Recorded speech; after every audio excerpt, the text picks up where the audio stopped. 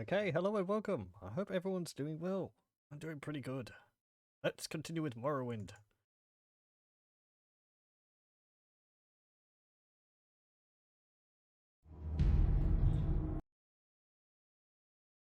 Let's see. Where were we up to last time? We had been doing even more of the quests developing Raven Rock, and we haven't finished doing that yet.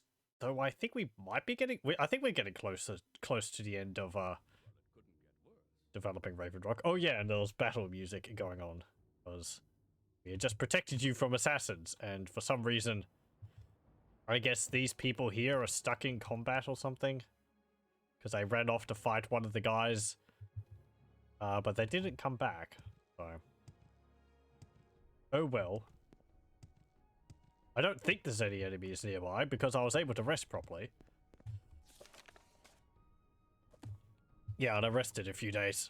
Right, let's go see what job he has for us to do now.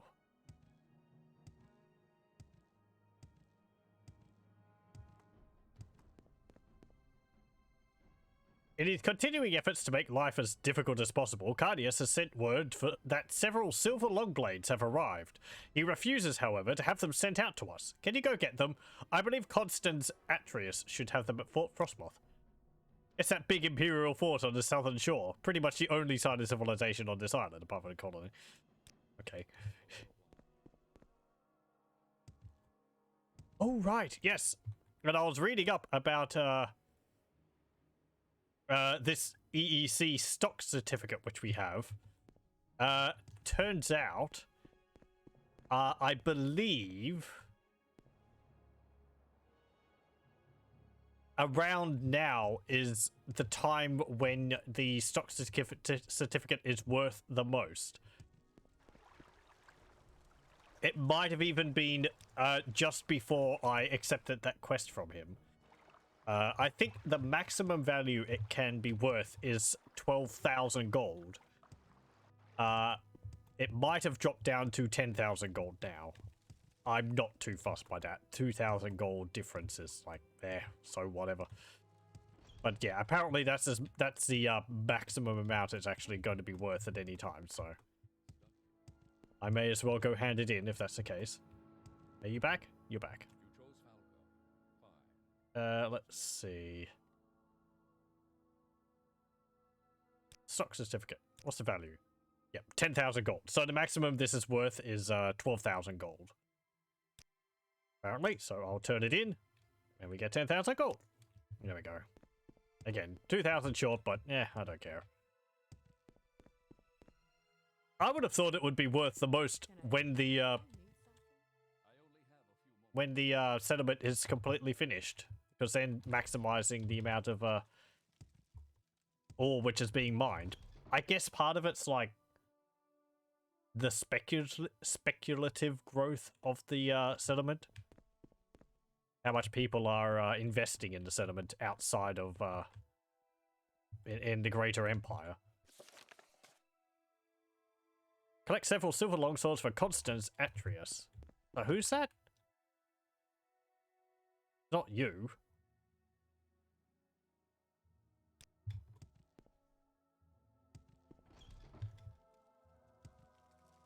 I ask you where this guy is? No.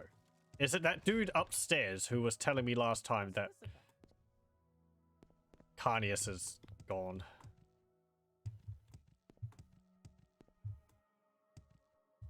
Yep. Eh? Oh, you hear about the swords? Very well, here you go. Though I don't know that they'll be much of a help to the likes of you. Only 3? Well, I mean, I guess we've only got 3 guards. Oh, great. I'm weighed down.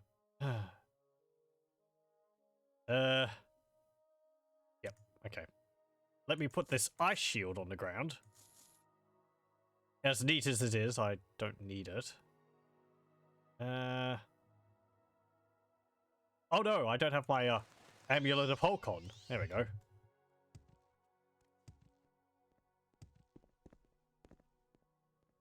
Anything I can do for you?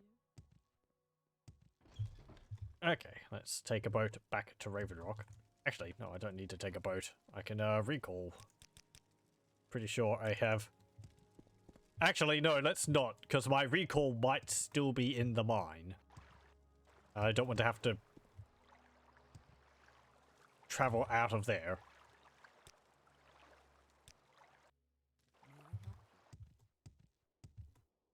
Okay. Do I have everything else organized? Belt of energy. It's on 1 point. Let's increase that by a bit. There we go, 6. That's fine. What's the rings I have on? Dense Dagmars and Ring of Azura. Okay, that's good. We'll cast a mark here. There we go. Hello, I have the swords. We're being victims of a skull attack. Yeah, I have... That's great. I have your swords.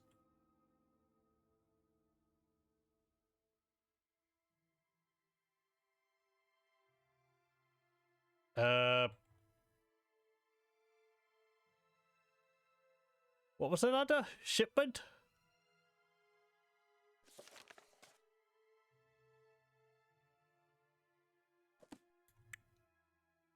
Okay. I guess I can't ask you about it. I don't understand it. We've never had problems with them before, but 10 or so of them attacked us almost immediately after you left. We put up a better fight than they were expecting, I think. So they took refuge in the mine. They are workers in there. I need you to go in and make sure they're safe. Kill all the Nords if you have to. My men are my top priority. Okay. My assignment? Yeah. Yeah, that's great. I want to give you these swords.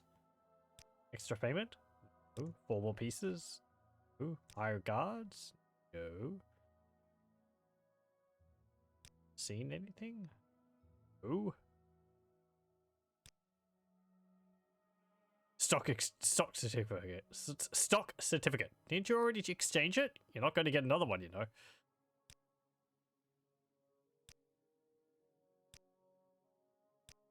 Werewolves, wolves, Starrooms, brigands, something. Take these friggin' silver swords from me.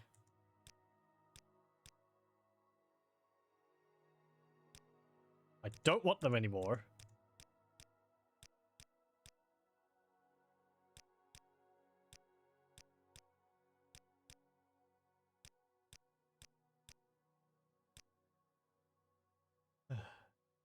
And all that.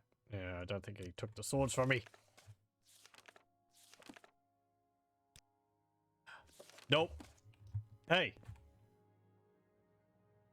Can I give the sword to you? I would assume it's for you. I mean, I understand it's kind of a quest just to get me out of the place so they can have the attack, but come on, man. These are heavy. Okay. Let's go into the mine and deal with this. It's funny how they, like, lose all personality as soon as they became guards. You will now say, I am an officer of the Imperial law, and nothing else. Ever again.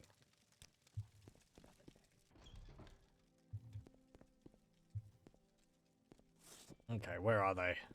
Oh, hello. Well, at least being cold, wet, and miserable all the time gives us plenty to complain about. You have a lot to say. That. Oh, gear. Okay.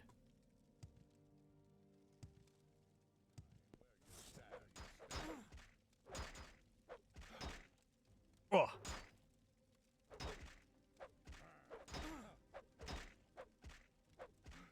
And there. I need to repair my sunder.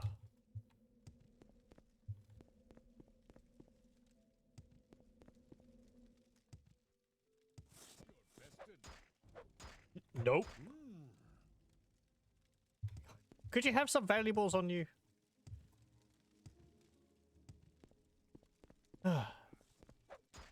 Don't even have the common courtesy of having good loot. It's not even worth checking their bodies. They're just like the goblins. Ow. I'm impressed you can hit me so often. Ow.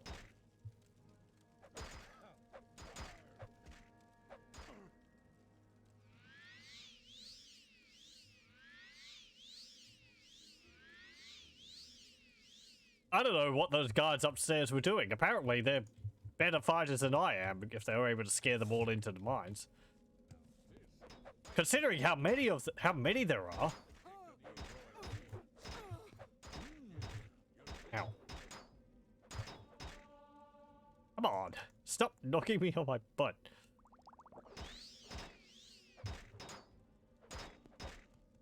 Oh. Well. Incredible. Okay, let's try that again. I am never too busy.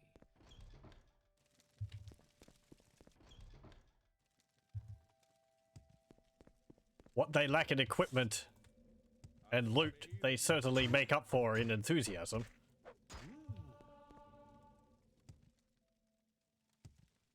And numbers. Let's see. 2.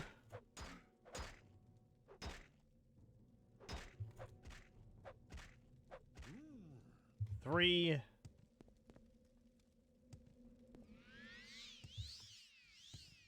This is too easy. 4.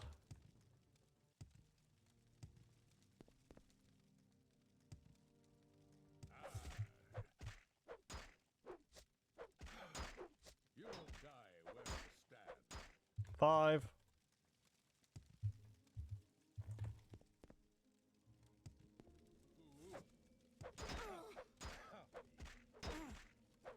6.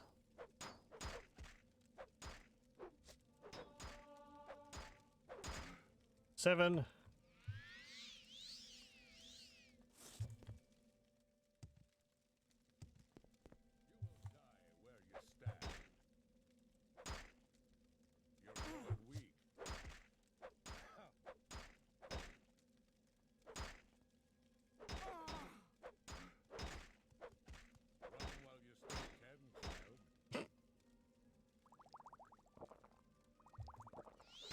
8. 9. I guess there's 10 of them. Oh. Oh, hey. He's got a note. Land somewhere northeast of the colony. Wait until a runner has left the site. The Dark Elf can be identified based on descriptions previously provided, i.e. armored to the hilt. Kill every living thing in the colony. Be sure to leave behind some skull armor and weapons. There needs to be evidence readily available should the Empire choose to investigate. Payment will be delivered at the designated meeting point once proof of the task's completion is presented. See. Oh, Cardius. Really? You're trying to make this place as profitable as possible. You're doing a terrible job of it. You killed them all? Wow, thanks.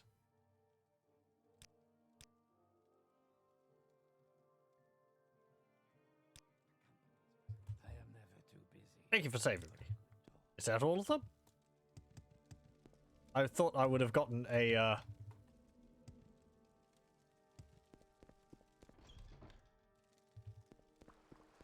what's it called? A journal update. Did you say how many there were? Oh, just go in and eliminate them. Okay. I'm pretty sure that's all of them since there's the miners there being protected, but let's just check down here. Just so I don't have to go back in here. Nope. Okay. Let's cast recall and get out of here. You know, you're gonna have to clean up these bodies at some point. They're not good for business.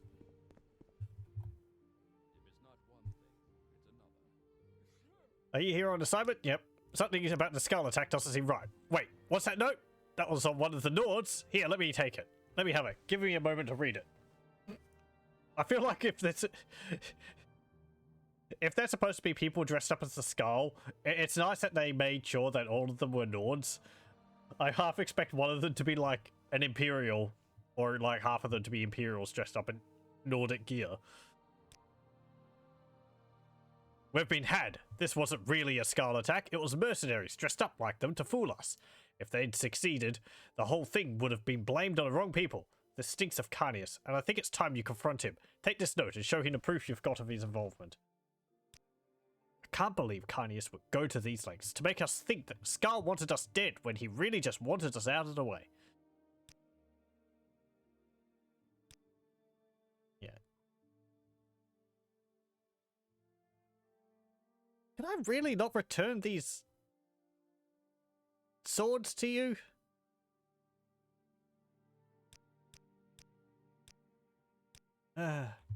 I'll keep carrying on to these until I'm absolutely sure he's not going to take them back. So, oh yeah, those swords. Thanks.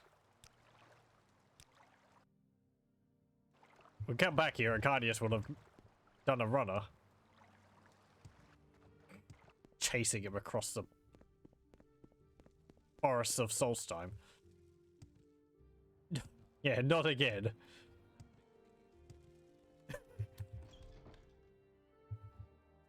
I don't actually know. I always thought the Olympic was like a Bunsen burner. Except with a pipe for like dripping liquids out of? Or gases? Gas transference? Well, officer, it's a bit of a surprise to see you. You weren't supposed to survive the Skull attack. Your note said to wait until I had left. Though I did die once trying to take her out. Don't worry, I got better. You've ruined everything! Do you realize that? All that work, all the money I spent to get that equipment and get those men here, all of it wasted, and it's all your fault! You're doing a terrible job of trying to make this place profitable, man. Ow! Ow! Wow, you've got a mighty base.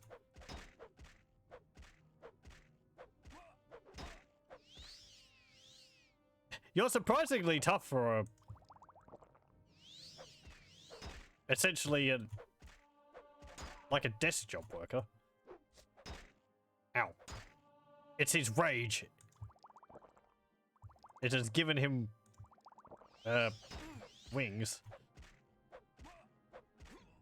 So I have a far larger stock of potions than I'm sure he has. You know those masons and the icy look to them would be much better in a more modern game. You'd be able to get the effect to look all shiny and reflective rather than just dull textures. Oh, no limitations. Well,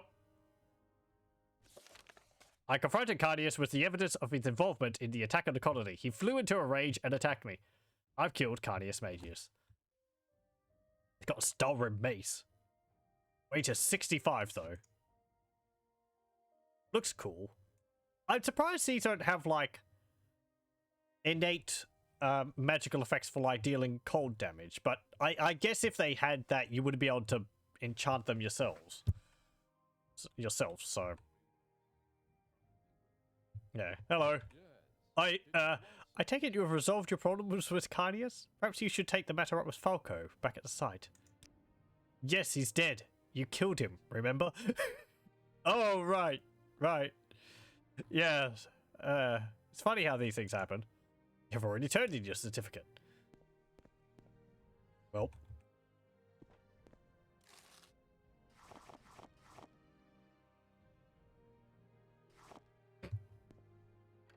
Ooh, hello. Let the looting commence. By rights of conquest, I claim everything in your room. Also, yeah, let me take that off and put that on. 5 gold! And a steel axe. Ugh. Piece of paper, a cup, and a vase. Common amulet. Ugh. Weak haul. Nothing else? Doesn't have like a lockbox underneath his bed or something? Something hidden under the pillows. Oh. It's got a tapestry of the, Oh, what is it? Oh. It's the magic thingy. The arcane something or other. I can't remember. It's called...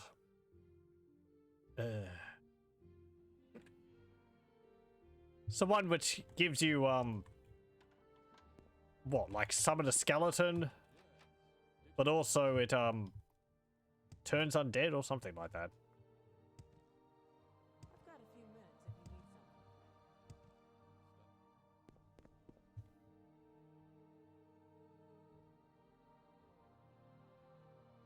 need something. There's not a book in here which I can use to jog my memory, you see.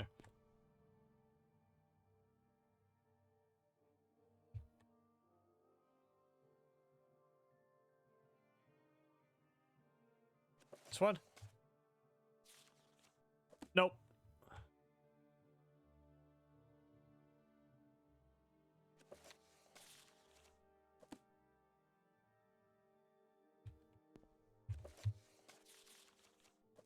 What's this?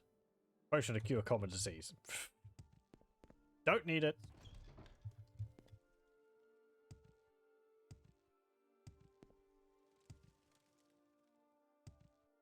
I'm actually kind of interested in knowing how many hit points Carnius had.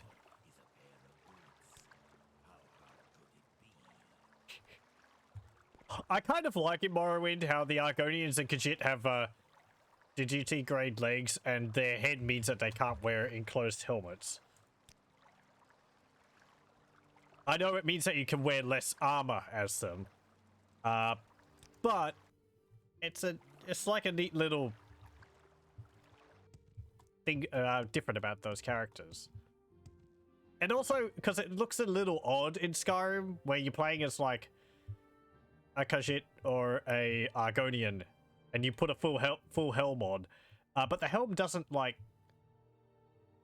it doesn't change shape, even though the Argonians and Khajiit have like a longer face.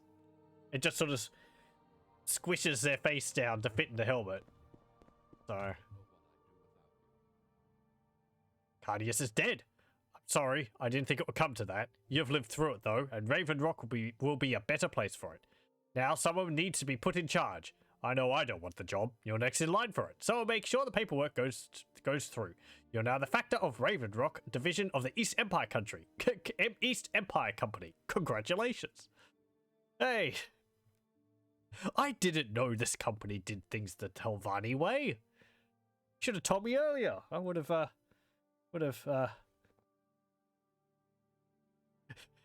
would have cut out a lot of running around. There's nothing that needs your attention right now, Factor. Perhaps when construction is finished, there will be something to address, but not now. Yeah, now, about these swords.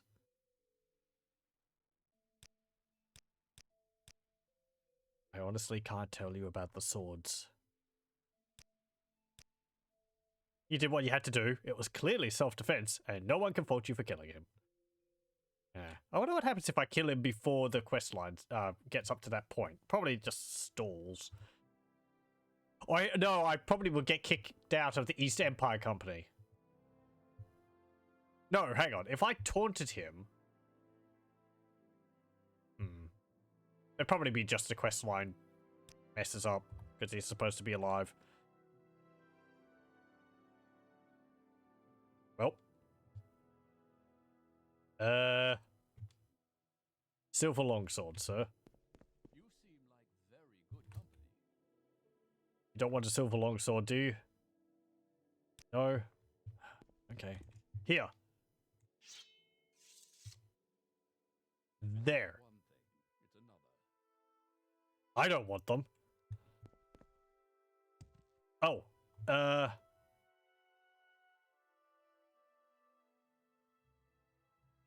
Right. I need to go to the armory to repair my stuff. I guess we just have to wait for time to pass. We'll have another roam around Solstheim. Have a look for some dungeons and go through them and all that good stuff.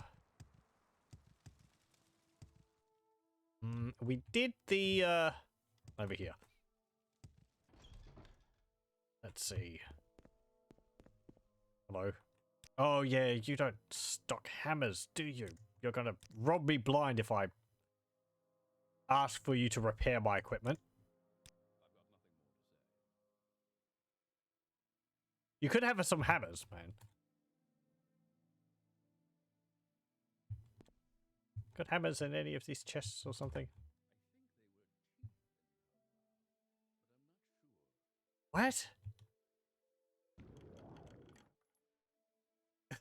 I kind of hope there were teeth in her mouth. Or is it like the terrible state of someone's teeth? No. Fine. Whatever. There's no hammers in there anyway, so it doesn't matter.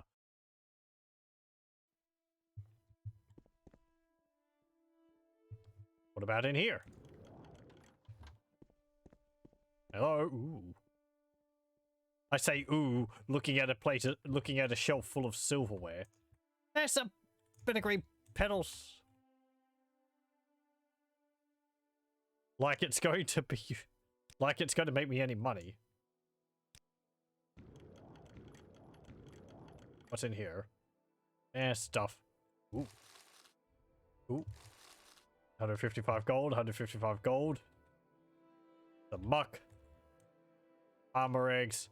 I'll be really annoyed if there's like 5 of the bitter green petals around here. Doesn't look like it.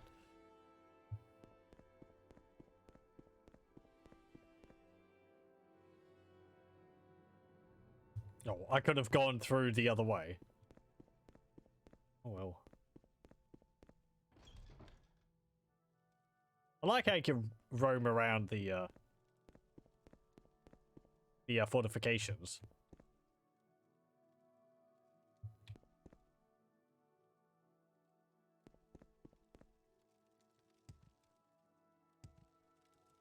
Okay.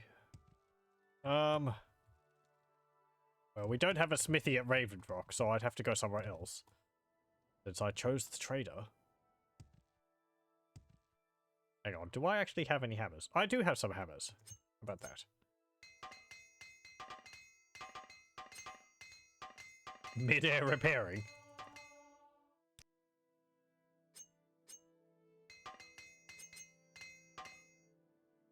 Oh. No more. Okay.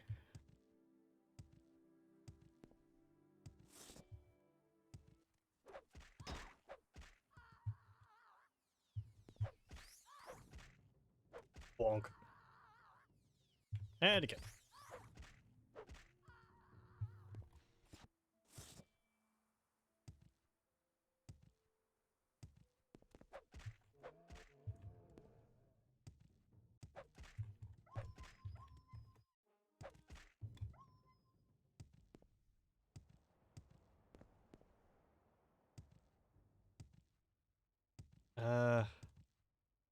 Right, let's yeah, have a look around for a, well, there's a cave right there.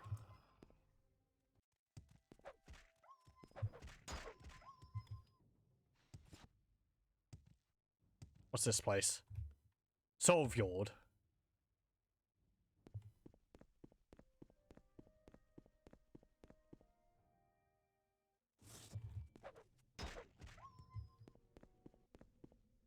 Rising Force Potion, invisibility. Don't really need those. Oh, it's a Vrackling. Hello. I don't think we've actually fought a Vrackling on foot. Here's a Vrackling shield and a Vrackling blade. Which looks pretty neat.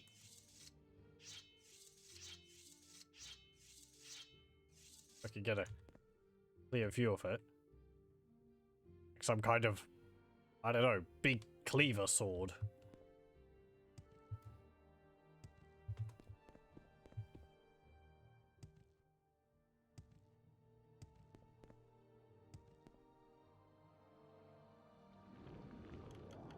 What's in here? Battle Axe of Wounds, Nordic Silver Short Sword, Nordic Mail Boots, Nordic Mail Right Pauldron, Expensive Ring, and a Quality Restore Health Potion. Oh. Some more barrels and chest crates down here. Bearskin Cuirass, Greaves, Left Bracer, Boots, Cuirass, Right Pauldron, Cheap Restore Health Potion, Sheen, 100 gold, 100 gold, 100 gold, and 10 gold.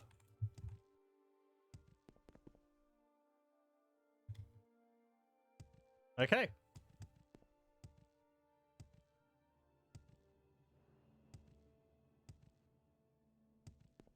I wonder whether during development they realized how broken the economy would get for the prices they were putting on objects. They must have realized. This is not the only game where the economy kind of goes really out of whack. Balancing that type of thing was, I don't really know. I guess it wasn't really something people thought of too much during development.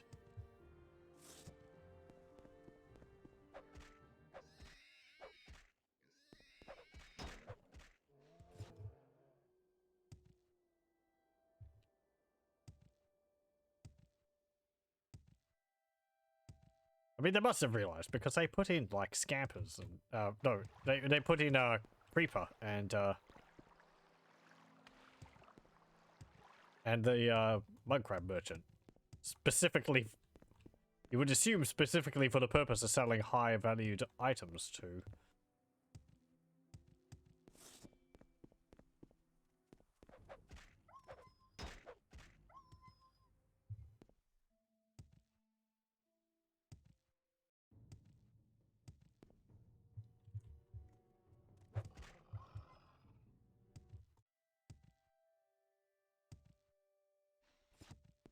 So you can spend it all on trainers. Oh, I guess so. But I feel like even then, you wouldn't be able to spend all of it on trainers. Unless their idea was that players would like max out every one of their skills. I have spent an amount on trainers. Mostly for alchemy and enchanting.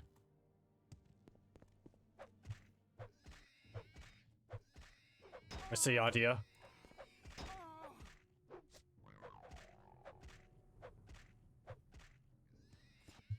I guess I don't really use trainers too often. I suppose it's because I have, like... Well, I tend to focus on combat skills. I mean, raising, like, heavy armor or block would be more useful. Armorer is something I could get training in. Because that doesn't get, trained myself that much when I'm repairing items.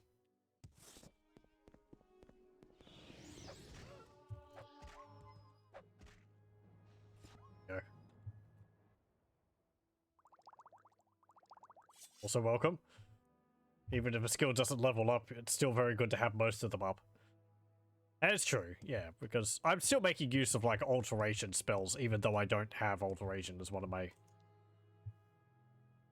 Well, got it as a minor skill. I guess, like, illusion or something, or conjuration I've been able to make use of.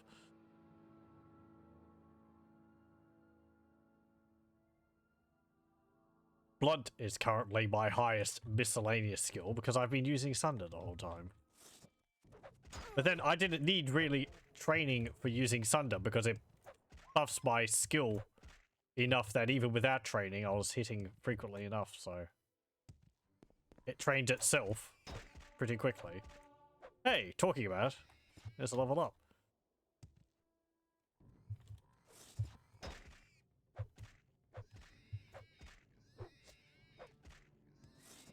Like if you have market recall and 5 skills of mysticism, good luck casting it. Yeah. I think for characters which I didn't have good mysticism in, I relied on like amulets and market recall. I'm pretty sure you can purchase those at stores. And they're not too expensive either. That is more inventory items, though, to worry about. And it's easier just to have it spell. Well, amulets aren't too heavy, but... I casted them, you do... Wait, you've got a glove? No. A left glove.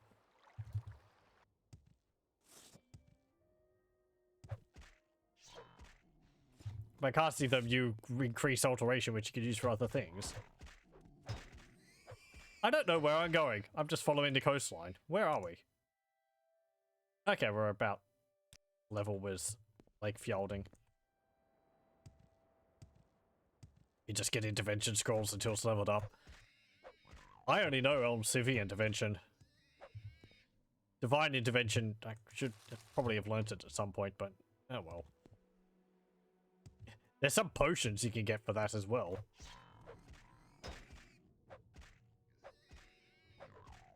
Though I don't think that's a potion you can make on your own, because I don't think any ingredient actually provides divine or Elm Civvy intervention as an effect.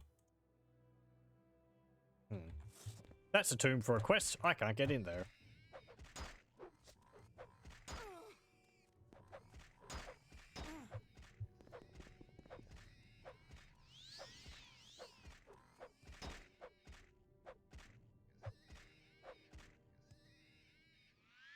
I'm gonna have to repair Sunder again.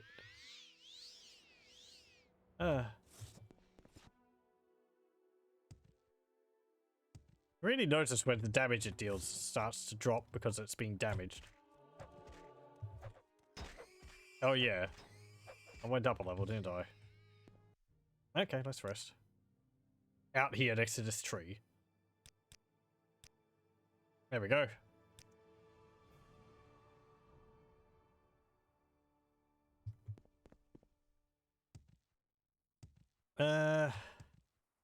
Right, what am I doing aside from running around beating up the local wildlife? I was looking for a dungeon. I was just hoping I'd come across one.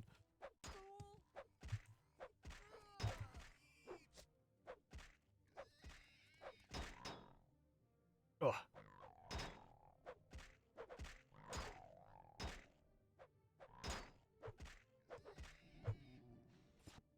I wish you dropped hammers.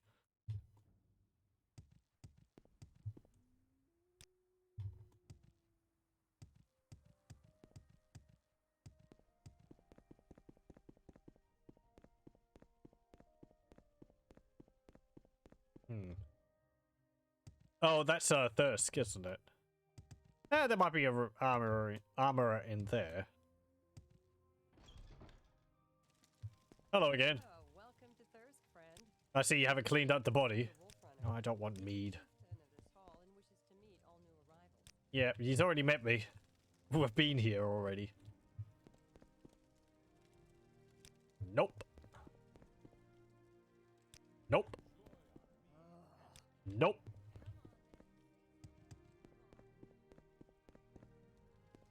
Don't actually provide any services here.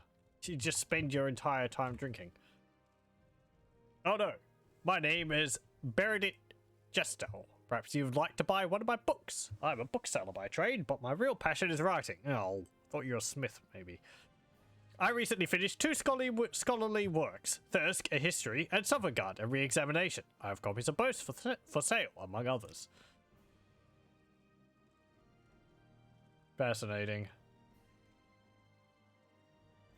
The Posting of the Hunt. The Song of Uncle Sweetshare. I've actually found one of those.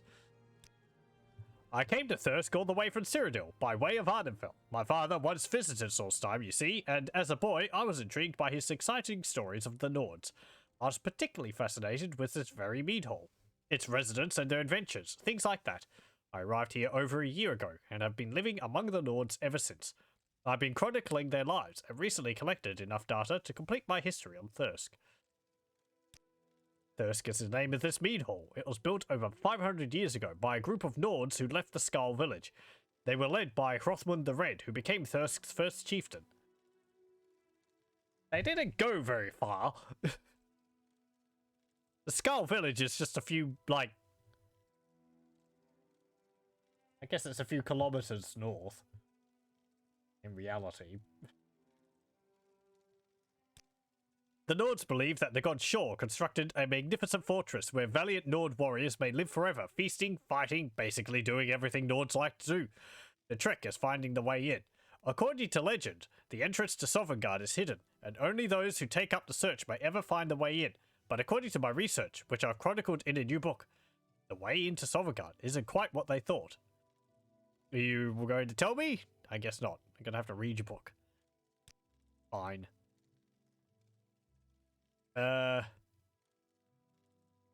Sovngarde re-examination. What's this? The posting of the hunt. And Thirska history. What's this then? Give me your books. Let's see. Thirska history. On the eastern bank of Lake Fjalding stands Thirsk, a grand mead hall that serves as the home and center of operations for a most valiant clan of Nord warriors. I might have actually just bought his only copy of this book. I can't imagine he's got a printing press up and running out all the way out here. Unless he's handwriting each of these, but that's going to be an awful lot of work. Approximately 100 years ago, a small group of Skull decided to leave the main village and free themselves of their brethren's strict adherence to nature worship.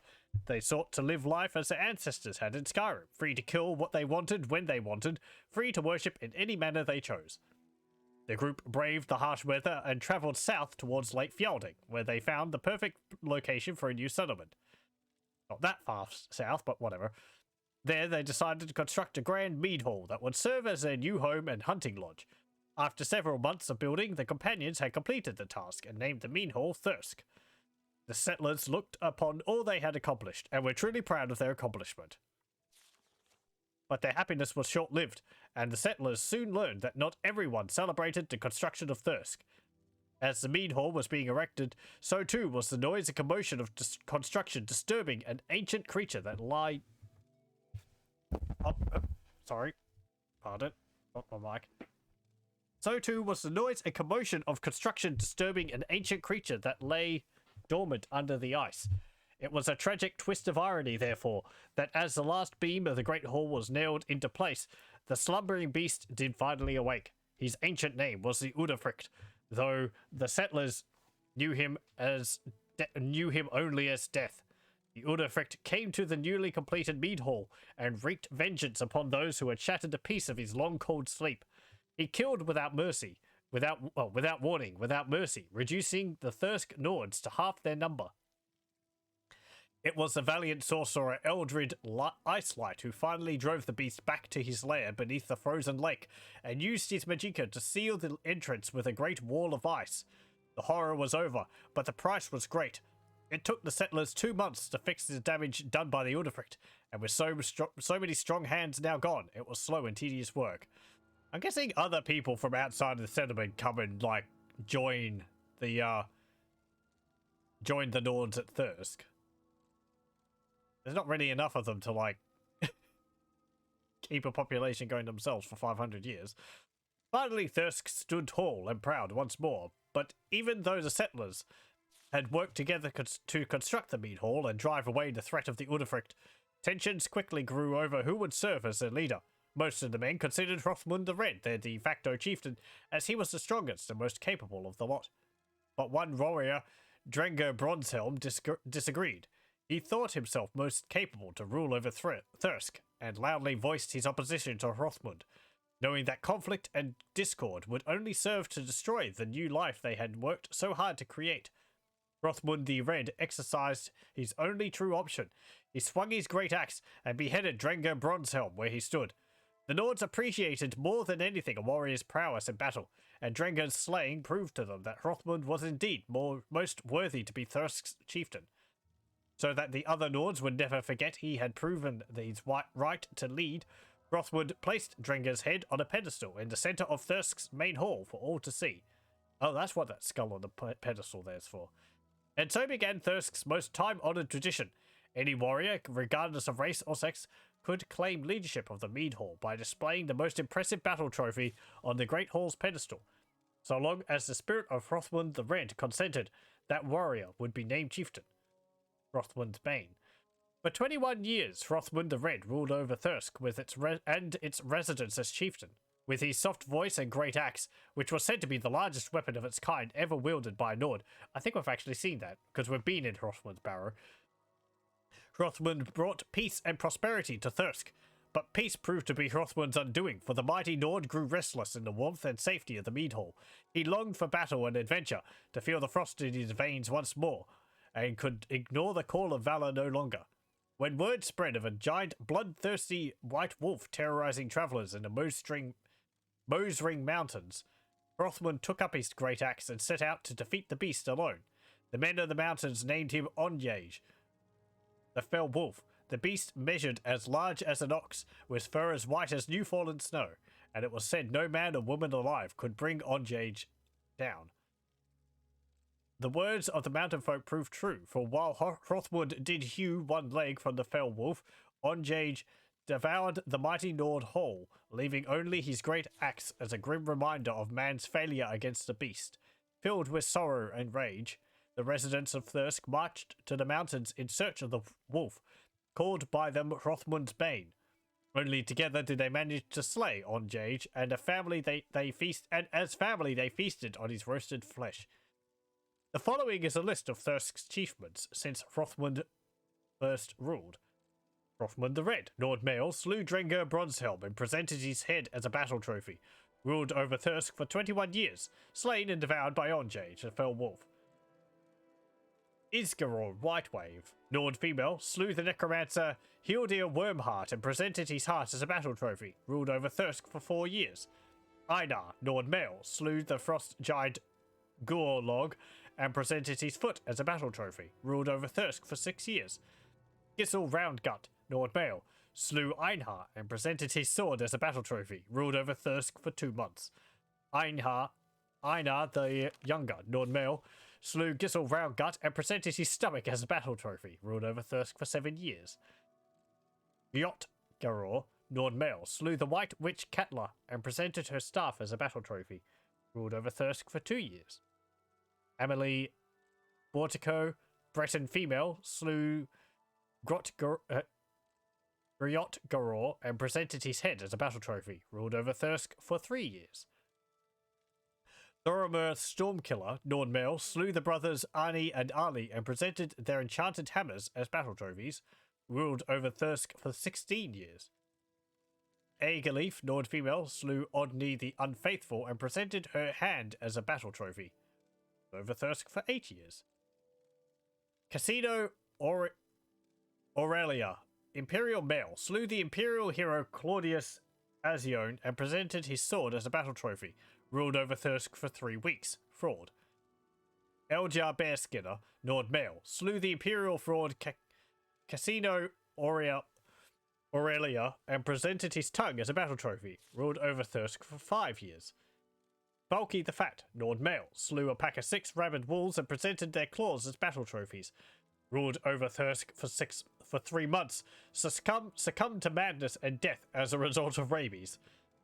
Savannah the Knife, Nord female, slew Greta Wolfchild and presented her sword as a battle trophy. Ruled over Thirsk for 4 years.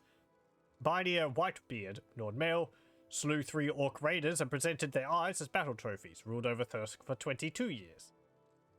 Skilda Wolfrunner, Nord male, slew the wizard Gris the Yellow and presented his head as a battle trophy. Ruled over Thirsk for 3 years thus far and still chieftain as of the writing of this book.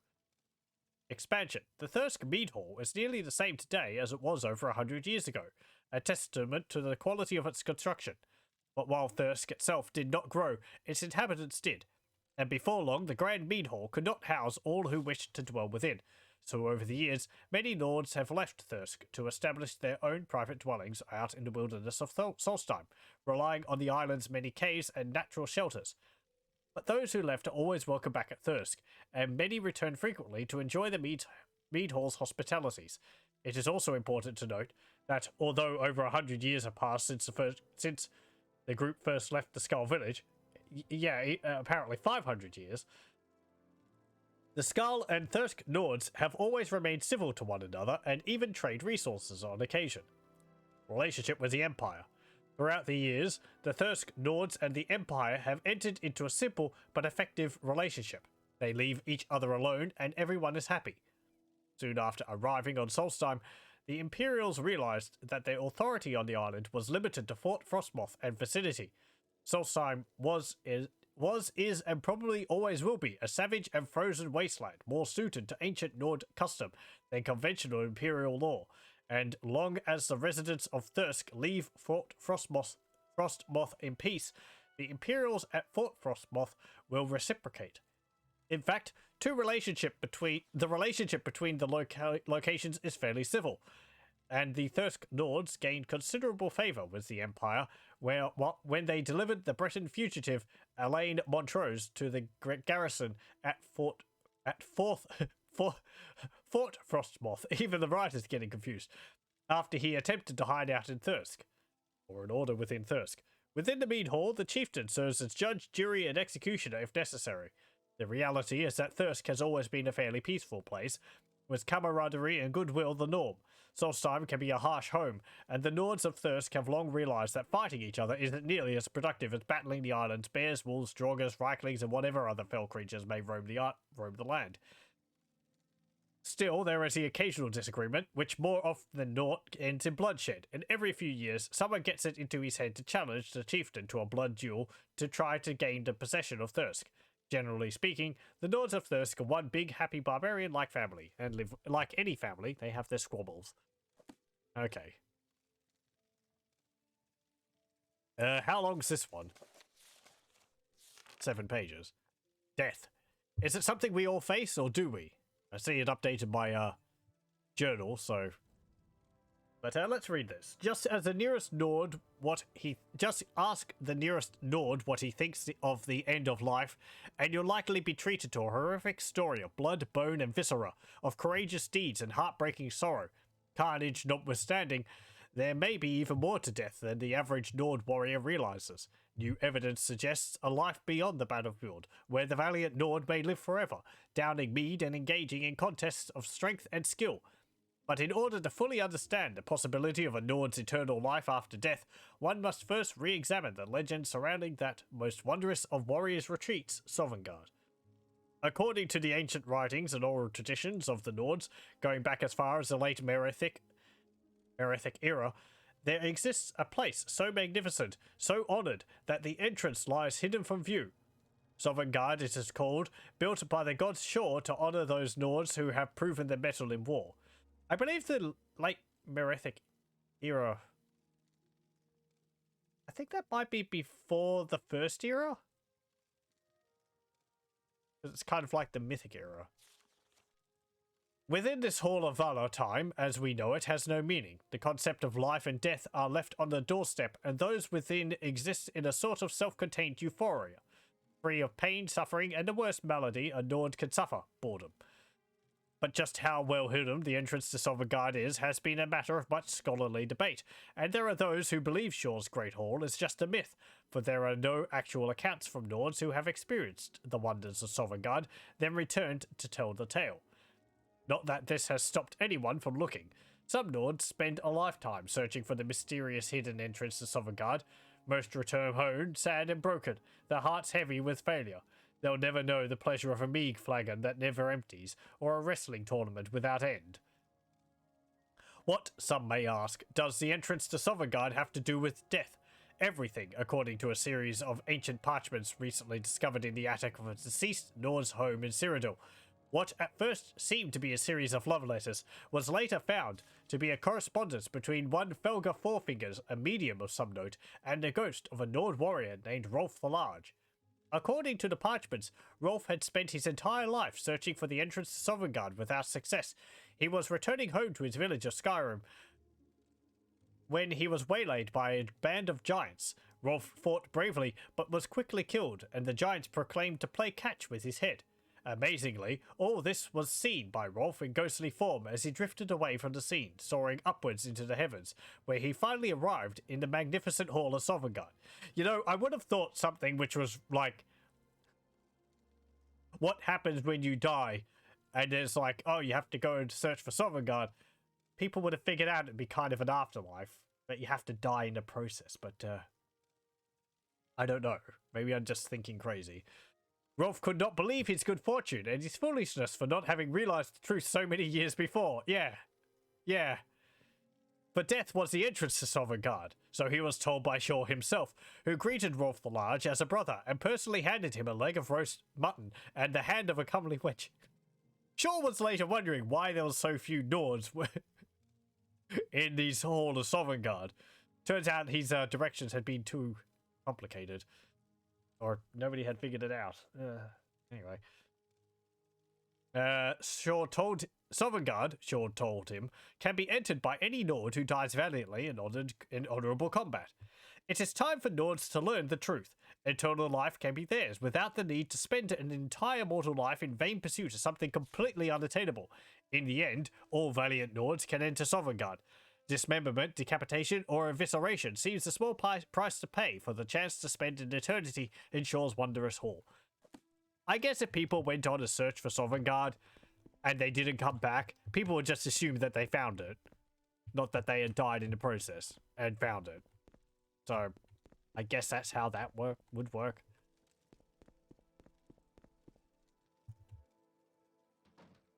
Let's just rest here. But you'd think after a while they'd be able to put 2 and 2 together, but yeah, well.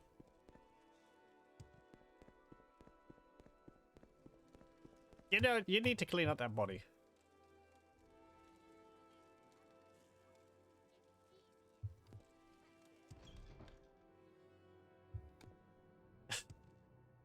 Such logic.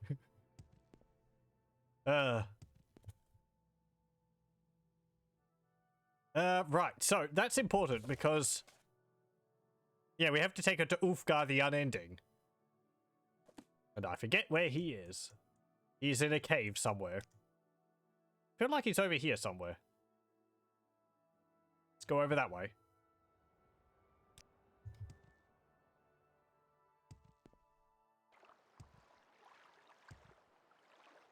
I wonder if there's any confusion about Sovngarde in Skyrim.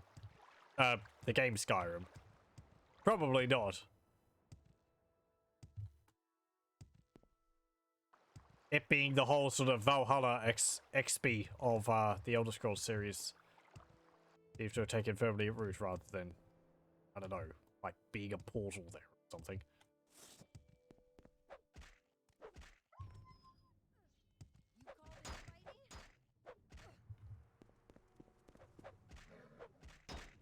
You know, I don't actually know what happens for some of the other races when they die. What they consider to be their afterlife. Like the Ultima. I think the Argonians, they merge again with the histories. Not really sure about Khajiit. Dark Elves, I don't really know. Though I know that they have the whole ancestor worship.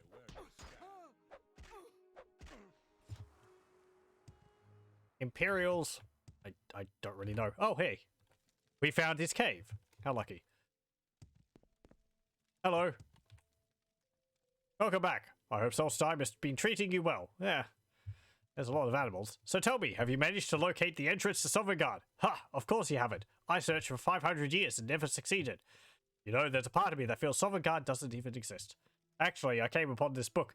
It's called Sovngarde: A Re-Examination. It seems to offer new theories on how one may enter Sovngarde. I think it may have the answers you seek.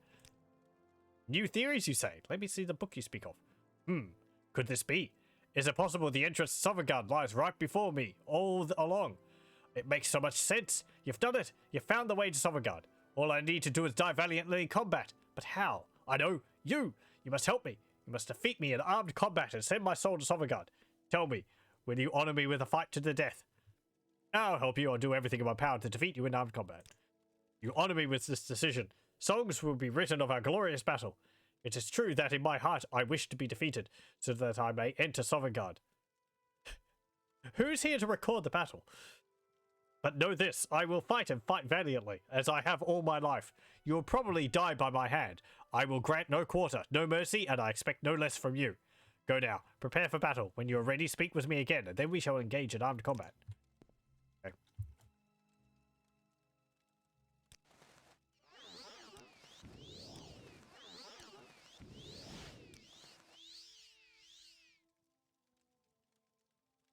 Let the buffing commence.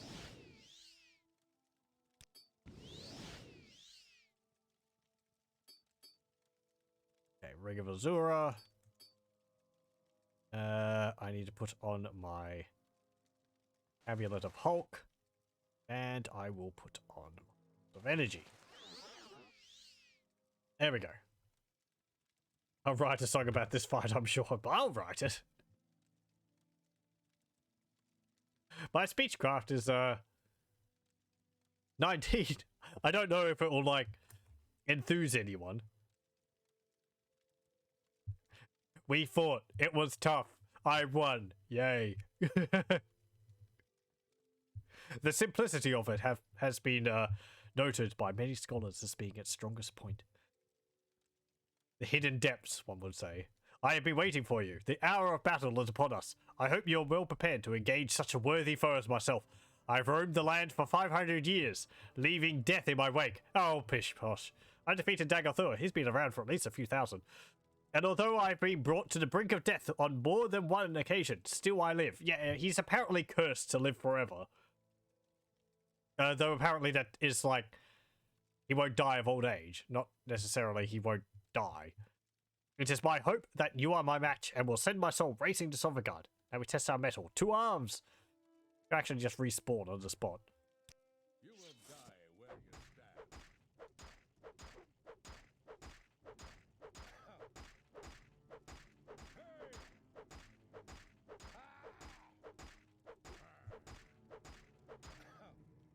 stand. Hurrah! You did it! You defeated me! You have opened the gates to Sovngarde. I can see them before me. My brothers are there. I must go now, my friend. Go to Brody's Grove. If I can, I will return to you there. I will reward you for everything. Must go now. I'm coming, my comrades. I'm cough. There. Good fight. Stormfang. Ooh. Oh, he took the book. A glorious battle. I bonked him on the head, then I bonked him again, and again, and again, and again. He got like maybe one swing in. Sure. Yoink. Oh, I'm levitating.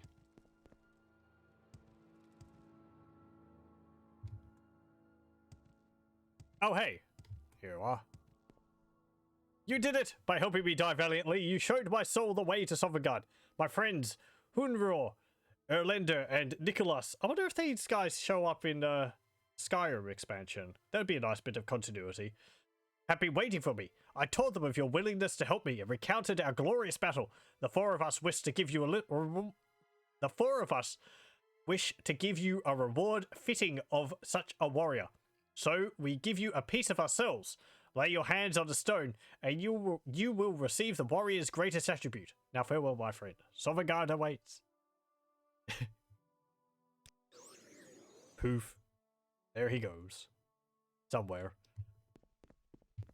Should have told me how long it feels like, how much time has passed. Oh well. Granted the gift of Erlender's speed. How long does that last for? Oh yeah, I can't see. 10 points of speed. Ulfgar's strength. 10 points of strength. Nice. Hunror's agility. I guess 10 points of agility. Yep. That's pretty nice. Hang on. Oh, there's actually 4 stones here now. Or was there 4 before? I think there was 4 before. Nikolaus's personality. Yeah, personality, 10 points. Hey! Rather nice bonuses. More strength. 154 strength.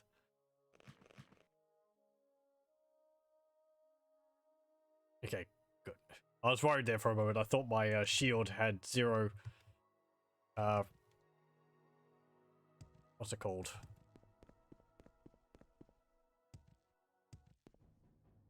Zero... repairedness. Durability. There we go.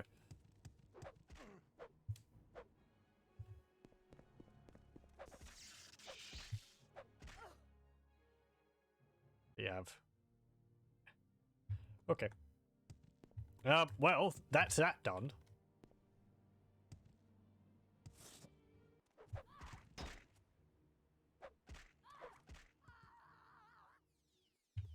I guess we sort of just wait around till Raven Rock updates. Which shouldn't be too much longer.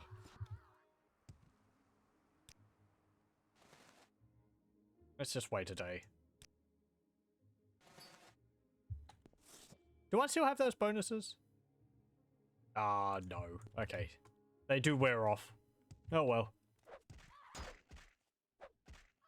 think I could actually see Raven Rock just over there. Looks like they've built a wall around the settlement.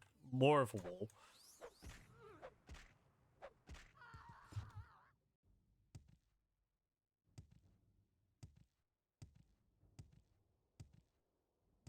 Yeah. I mean, the wall's getting there.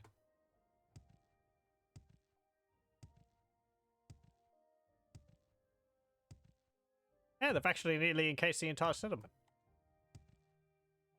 Cool. Okay. Let's go back out into the wilderness.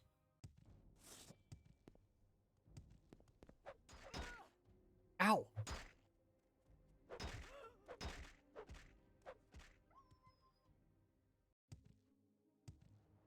I might have to go to, like,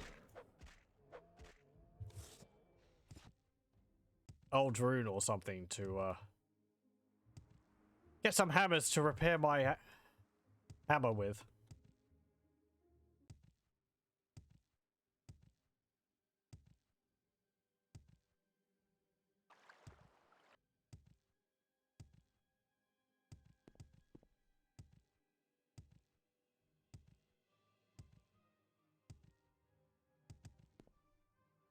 Nope. Don't care. Just going to go to Fort Frostmoth.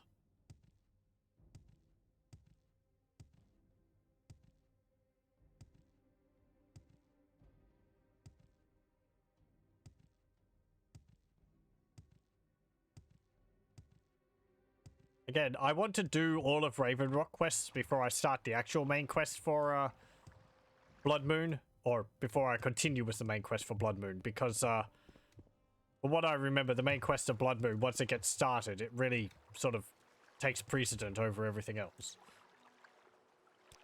Go to Cole. Will mean time will pass.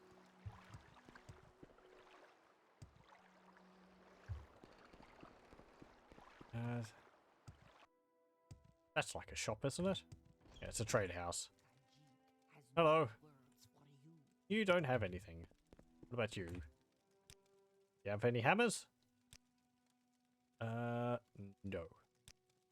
Okay. What about you? You have training? Who are you? Oh, you're a member of the Imperial Legion.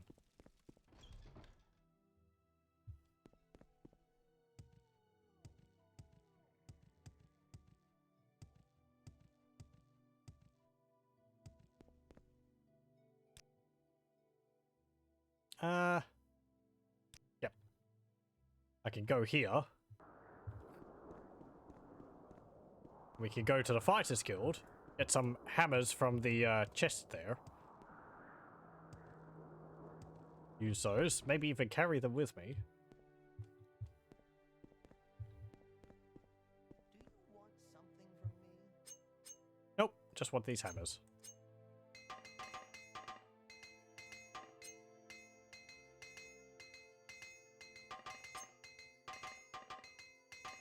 There we go. I will take them with me.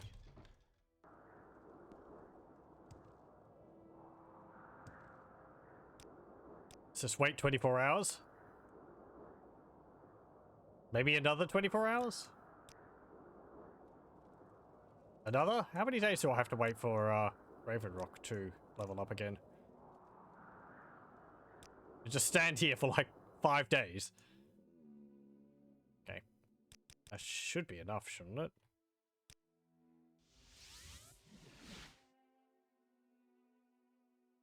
Hello? Have anything more for me to do? This is hardly an assignment, but I do have one last thing to ask of you. There's a matter of your estate that needs to be settled.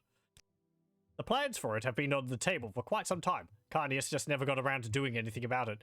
It was clear he never had any intention of staying. It's now your choice, however.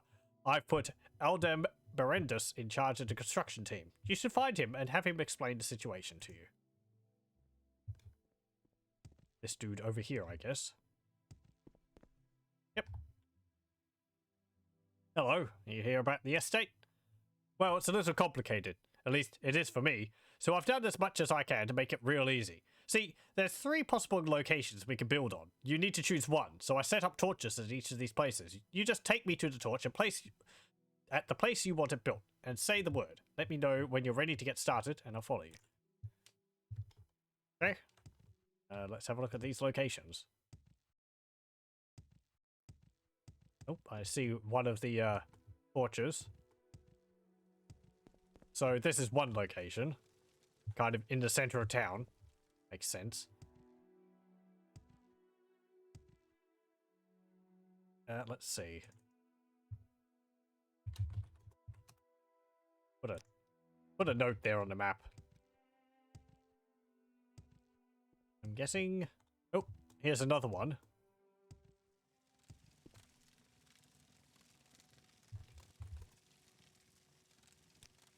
And let's see, is the other one like a bit further out of town? Maybe? Or is it down by the docks?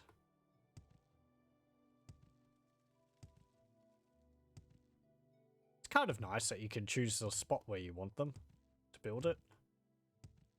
I wish I could have done that for the house mansions. Maybe that's why they added this. Oh, there we go.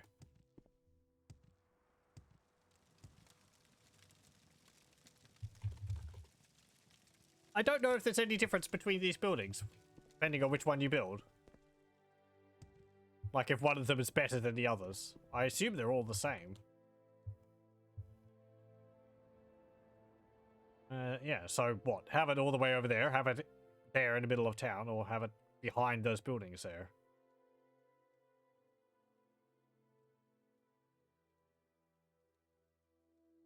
I think you could see the,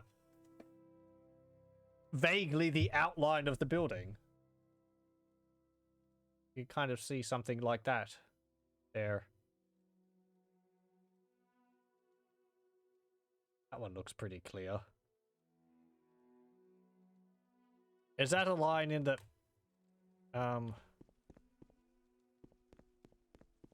snow? Kind of looks like it. I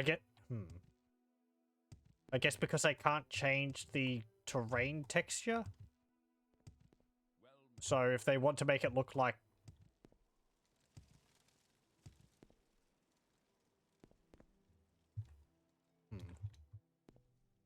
Yeah. Maybe.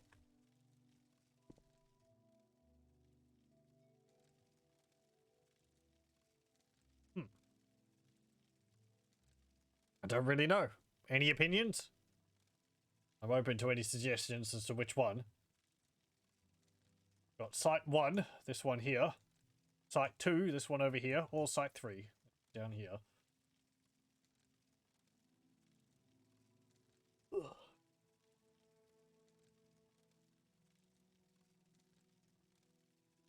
Otherwise I'll just like roll a dice because I don't really have an opinion.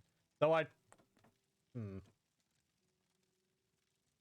Either Site 1 or 2 might be better than 3. I'd like my building to be... I'd like my estate to be, like, in view rather than tucked away behind the buildings.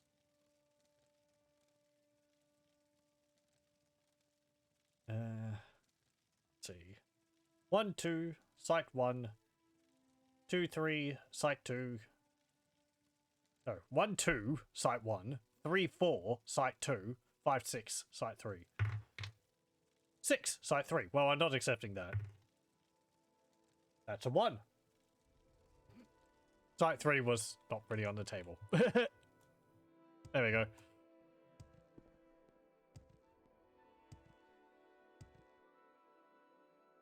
Okay. Yep, follow me.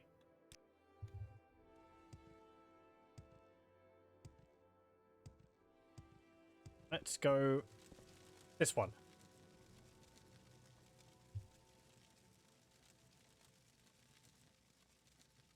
Is this where you want your estate built? Yep.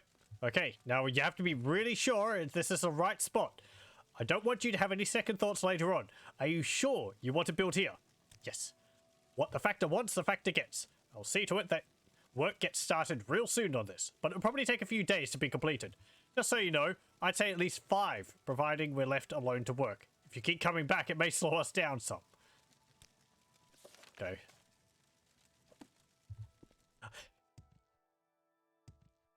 I guess it means it's like if you keep coming back, we can't update the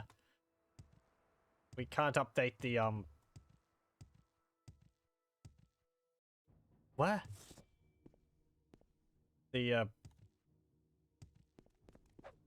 tile sector region zone, one of those words. Take your pick. No, there's a specific word for it in Morrowind area.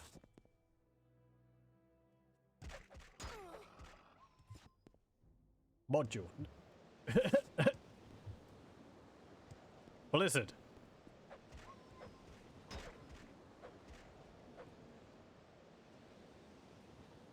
Okay, let's see. Yeah. Let's just keep exploring up this way. Let's go deal with these reavers.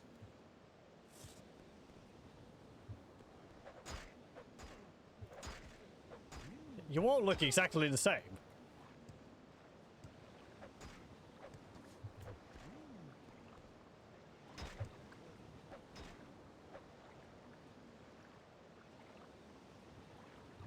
Good job.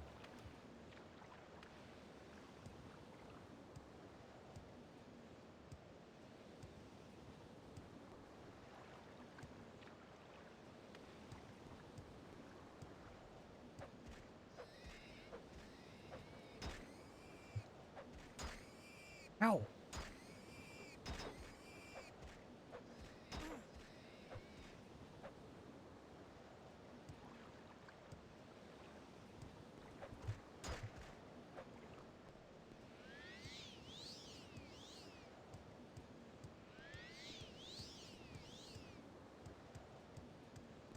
Okay, let's see. Is there anything up the top of this mountain here?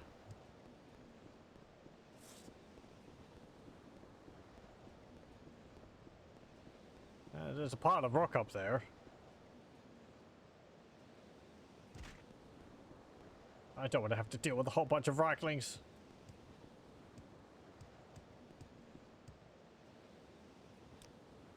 Let's actually have a look.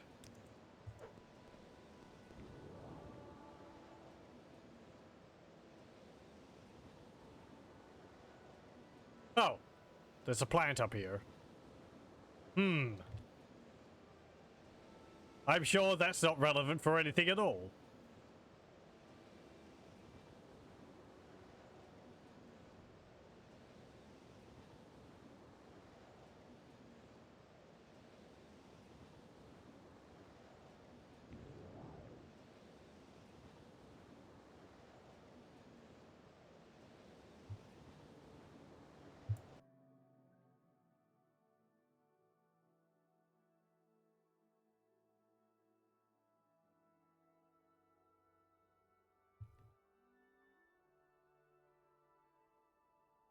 Okay, let's go have a look over here.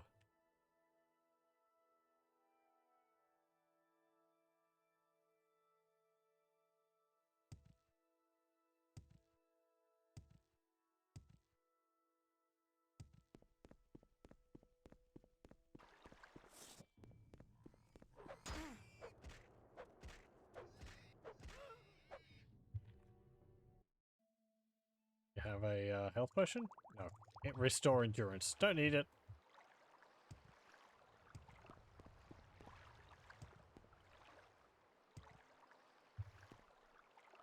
Ooh. Glacier.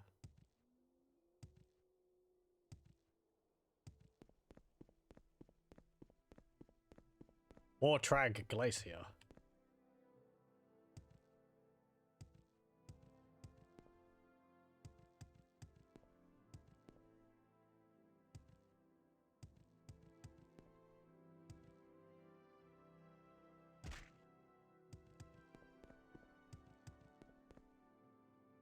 Doesn't look like there's too much which we could do around here.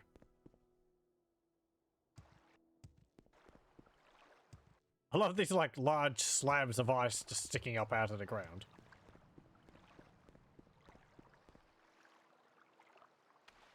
Oh, what do you mean it's not solid?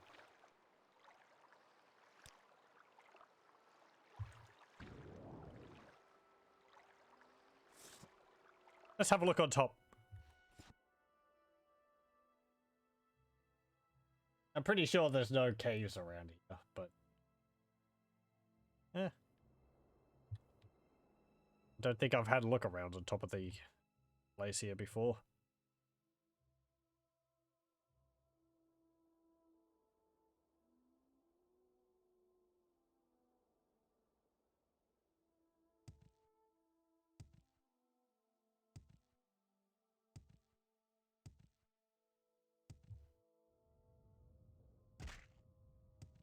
Yep. Okay. That is a lot of ice.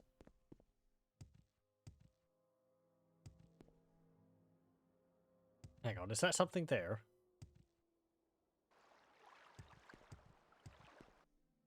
Nope.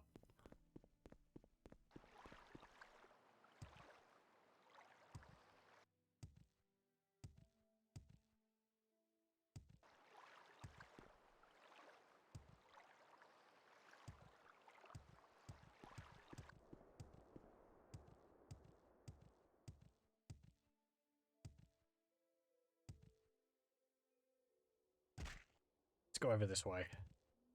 Because I know there is something else over here. There we go.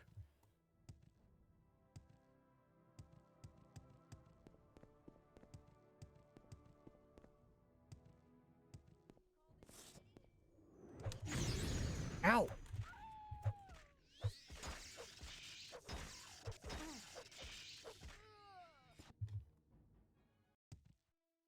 Castle Castdog. A big castle made out of ice. We can't open the front door, which is floating.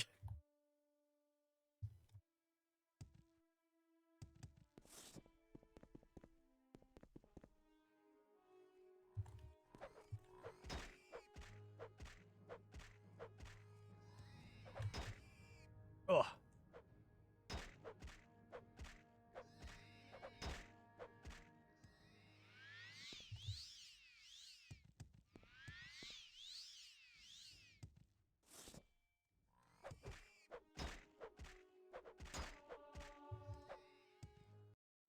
Hey, there's a cave. Let's have a look in there. What's this one?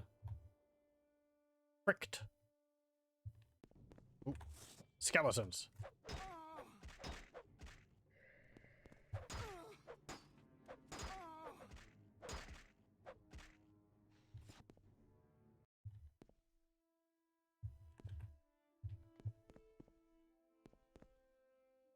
Skull. Ribs. Skeletons. Moving skeletons. Skeleton berserkers.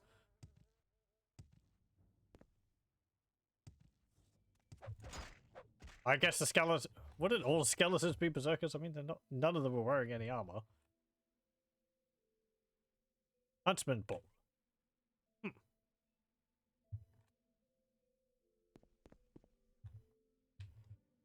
Oh, a chest.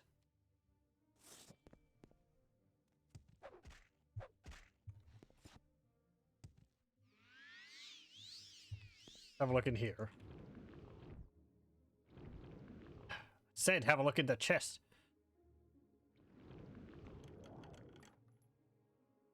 Dire Viper Sword Blade, Nordic Claymore, and a Steel Arrow.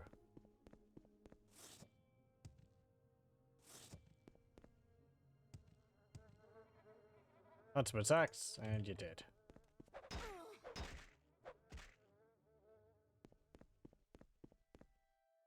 A spear.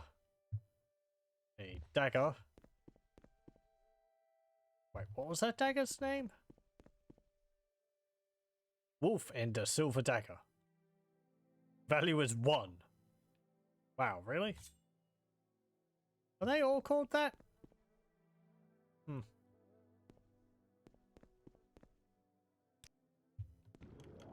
What's in here? Glass storm sword. Ring of aversion. Bargain, restore health. Quality, restore health. Scuttle. I don't need this friggin' silverware. Why did I pick this up in the first place?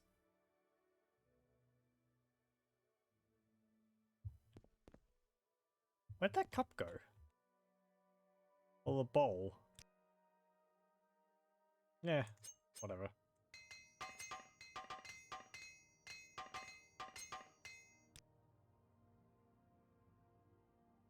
Oh, there it is. Hello.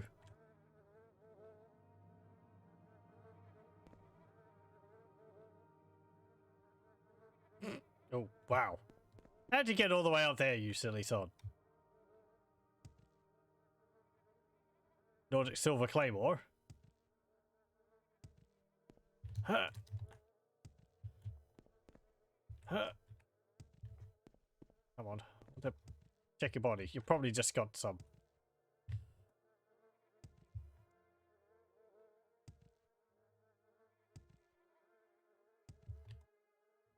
Oh no, you have actually got a name. Damn it.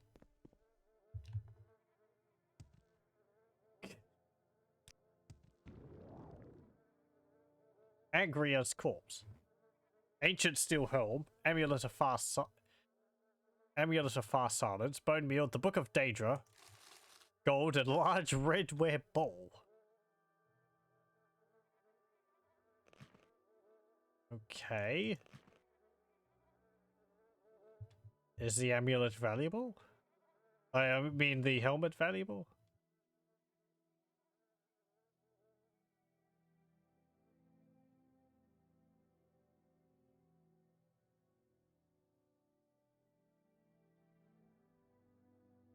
Is it valuable to someone? Because it's not valuable to me. This looks like a steel helm.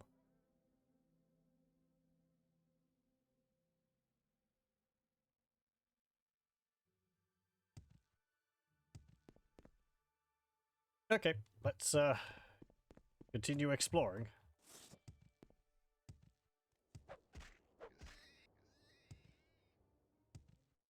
I think if we keep going this way, we can have a look in at Skull Village. I'll just be, like, careful not to talk to anyone. Or at least not talk to their chieftain, because I'm pretty sure that's what I need to do to continue the quest line. Yep.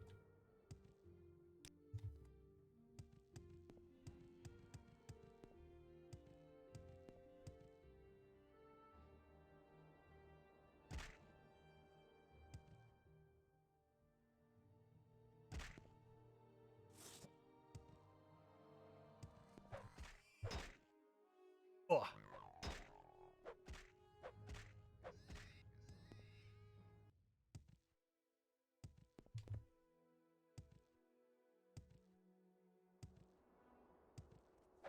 See a bunch more Reavers over there. Ow! You knocked me over and I kept moving. Ahem. I was sliding across the landscape there. I couldn't stop. Oh, there's a cave. Ow.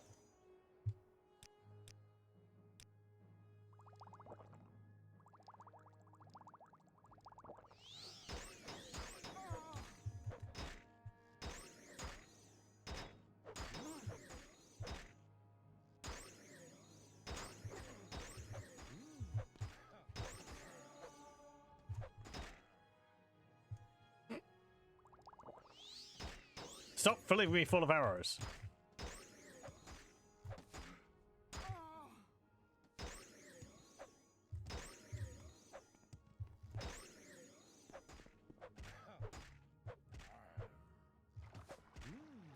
There we go. I'll take that potion. I won't take that potion. I won't take that one. You don't have one. And I'll take that. Okay. Let's go have a look at that cave.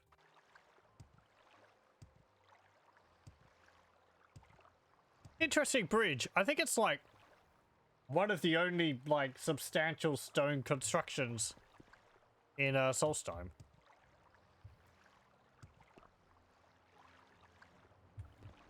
Some carvings on the rocks here.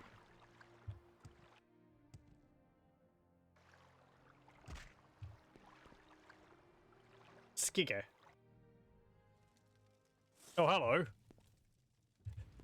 How's it going, Dunmer? Going dead, is it? Necromancer's apprentice. Oh. Oh, you've got a bone wolf. Yeah.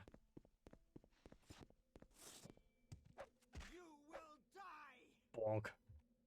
Nope.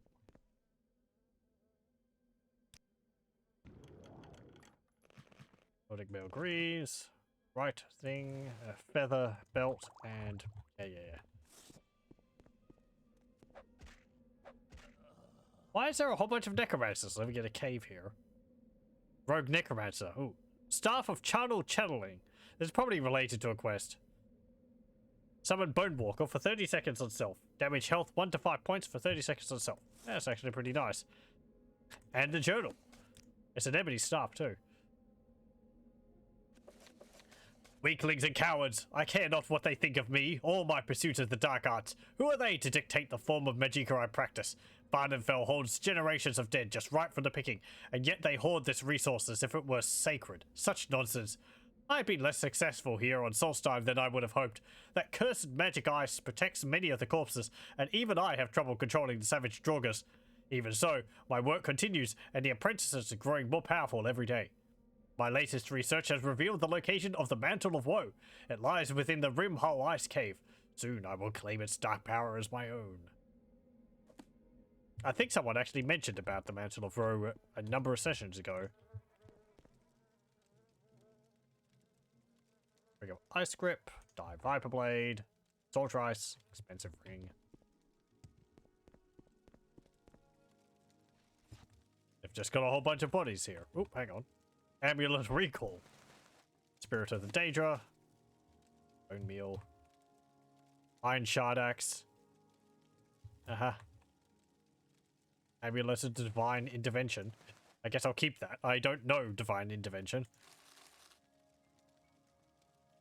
Iron Greaves and Armor. Skooma. Salt Rice. Only the essentials.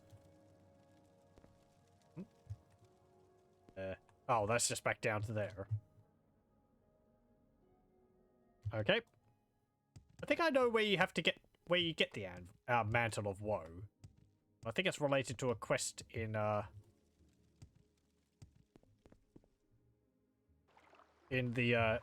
Skeggy village. Oh, Skull village, sorry. Skeggy. Hey, there's a boat.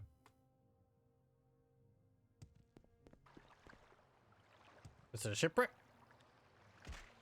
Anything of value? There's a barrel. A whole bunch of shoes. Great. Anything else?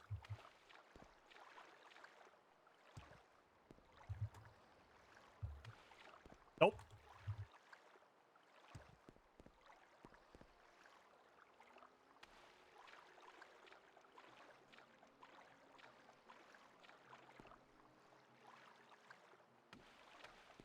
Okay, let's climb up here. Here we go.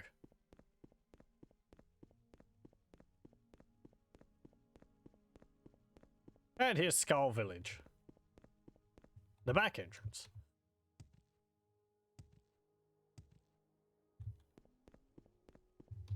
I'm gonna save. I don't want to jump ahead with the main quest, as I've said, so. Hello. You are not of the Skull. Speak with Tharston Heartfang in the Great Hall. He is our leader and will deal with you. So yeah, we're not going to be able to talk to them anyway, because I have to talk to their leader. And I am not going to talk to the leader, because that will continue the main quest. And I want to finish Raven Rock, as I said, before I do that. We're nearly there.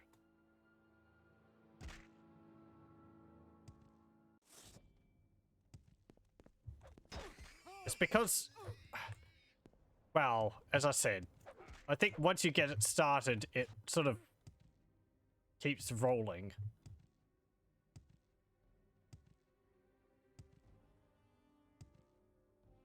I have vague memories of how the main quest line for Bloodmoon plays out. I know there is a decision during it, which you can reverse at a later point. And I don't really know which way I'm going to go. It doesn't really matter in the grand scheme of things.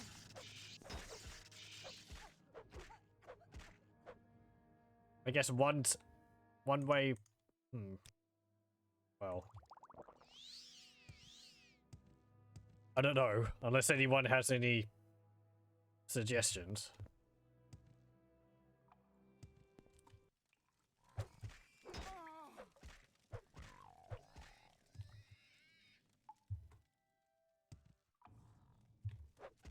Oh.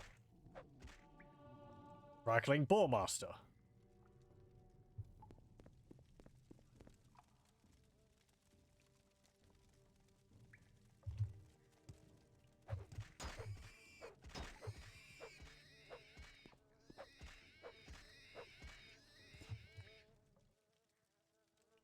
Another Iron Shard Axe, Nordic Silver Claymore, Corpse, Quality Restore Health, and a Journeyman's Lockpick. Bloody note. Boragon. Jacques put the stash in the Fiel Ice Cave, and Lucien has been notified. I got my cut, and I'm heading back to Somerset Isle. I'll see you there. That's quite a distance. One more thing, do me a favor and forget about your obsession with bristleback meat. Yeah, it probably tastes like pork, but it's not worth it. Those things are deadly, and their creepy little riders are more vicious than they look.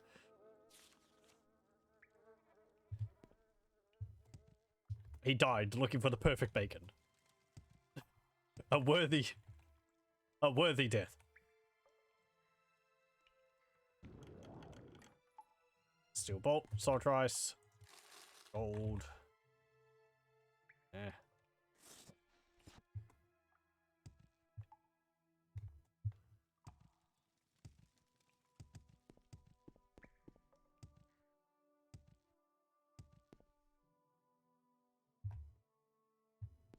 Maybe they were part of that ship which was wrecked off the coast there. I kind of only imagine them saying we'll meet up in Somerset Isle if they were going by boat.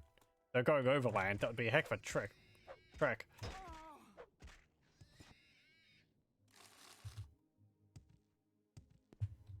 Man, a single player version of like, there's another cave which we can't go into. Single player version of like Elder Scrolls where you could explore the entire setting of Tamriel would be great. Something like World of Warcraft, but single player. It just kind of makes me boggled at how were Blizzard able to like make all of World of Warcraft. I mean, Warcraft 3 came out in 2002, 3, something like that. Was it a bit earlier? And if they got started on it straight away, World of Warcraft came out in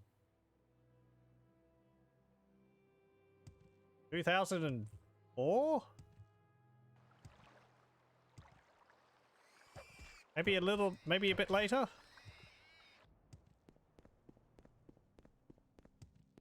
It must have been working on it, like, I don't know, like crazy people for like 4 or 5 years of development. Though, of course, it wasn't completed. It wasn't fully finished when it was released. I remember that. There was empty zones. And they were certainly adding things over the whole time period. But still, that's like...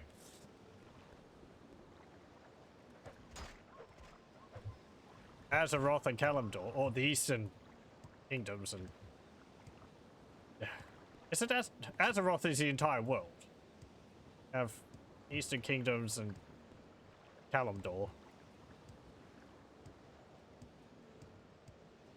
That'd be a lot of work.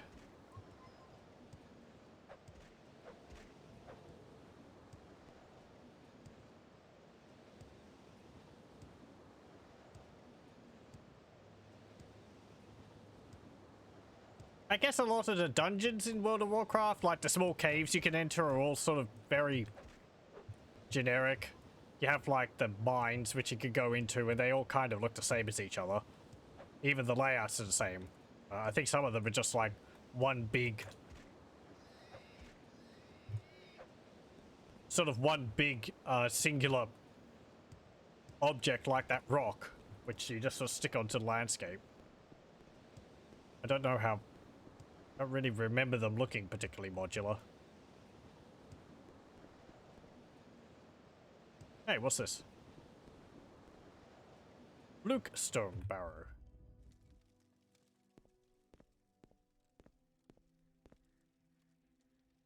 But there are so many, like, specifically unique objects in World of Warcraft. The entirety of, the old city, seeing as I played as a Forsaken almost. Oh. Then you've got Stormwind.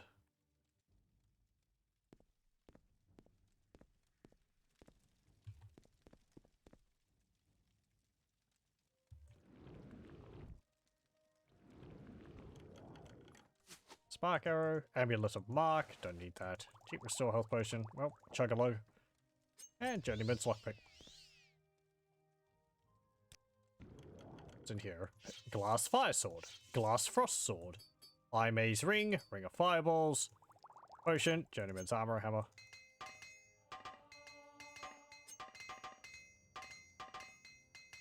There we go.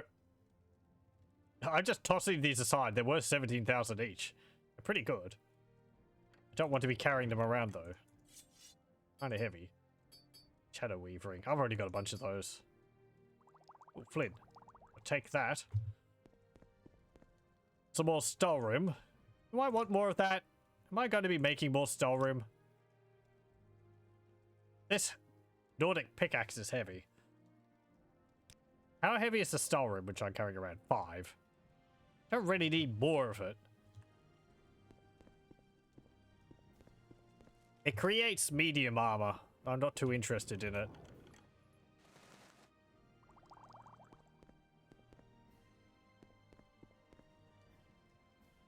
Okay.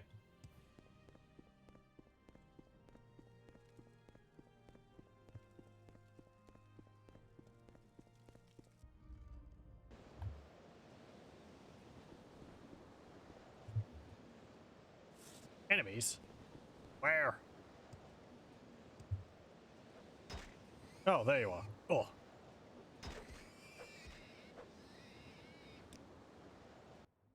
Ugh.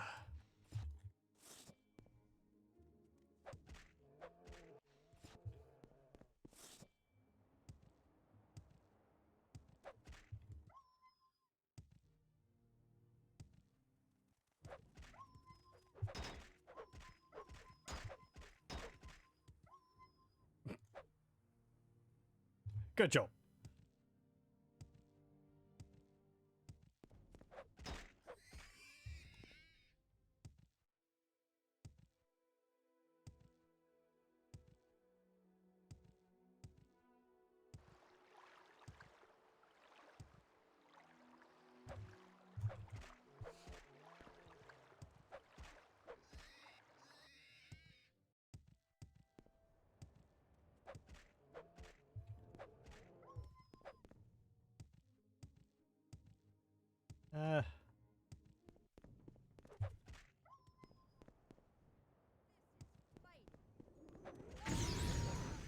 No.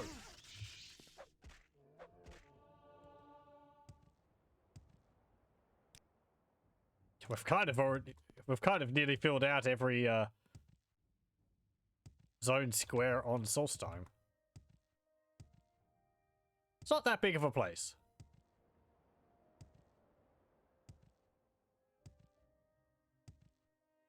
But it's been a lot more interesting to wander around than in Tribunal.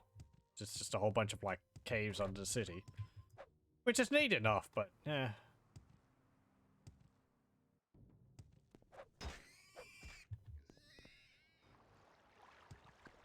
Yep. Okay, let's rest.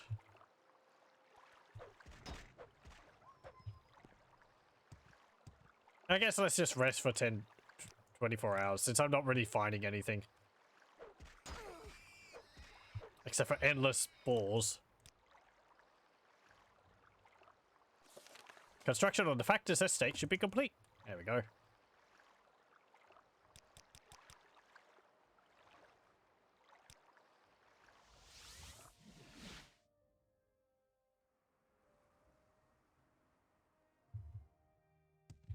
What can I do for you? You outrank me, Factor. I cannot give you assignments. Oh, can you give me a promotion? I'm already a Factor. There is no higher position. Yeah, okay. Let's see our mana. Ooh, there it is. Hello.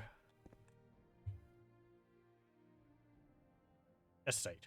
I put a lot of work into it. I hope you like it. Yeah, neat. Let's have a look around our house. Cauldrons, cups, bottles, sacks with stuff in them, drums.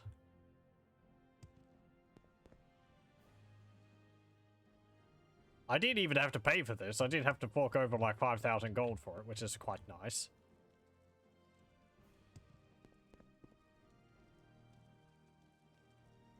No. Can't use a hammock? Well, I guess I've got a better bed somewhere else.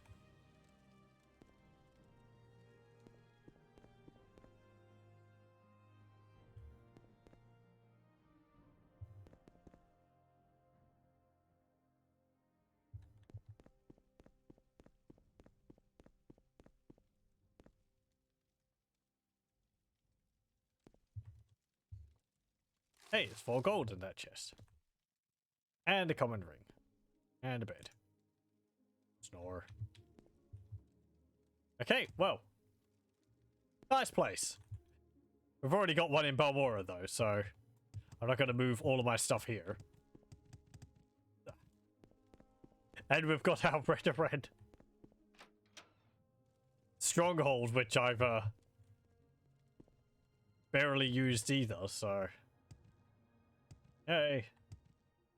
That's about owning property. Okay, I think that might actually be all for Raven Rock.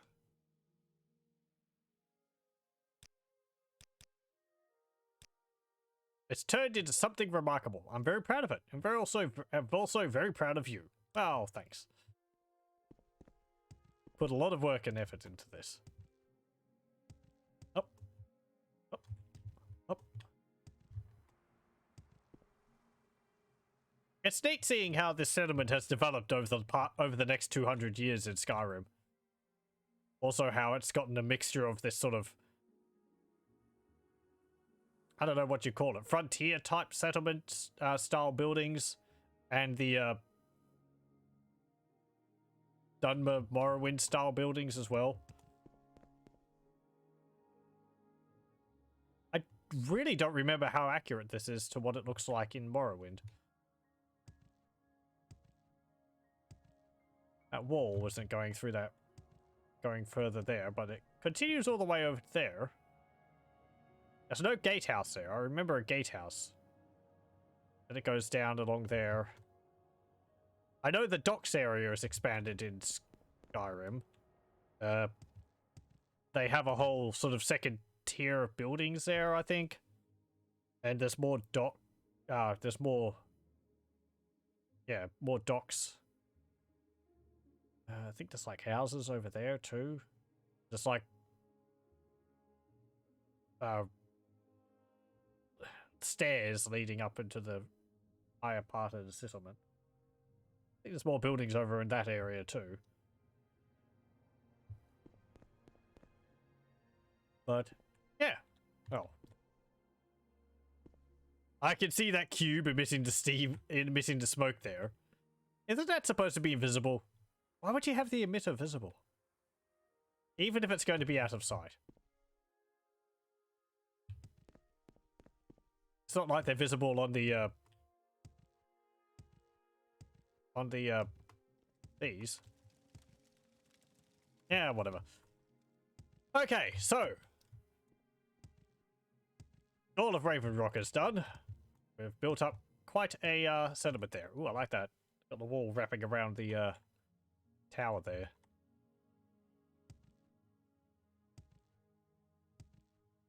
But yeah, the wall continues a fair bit around.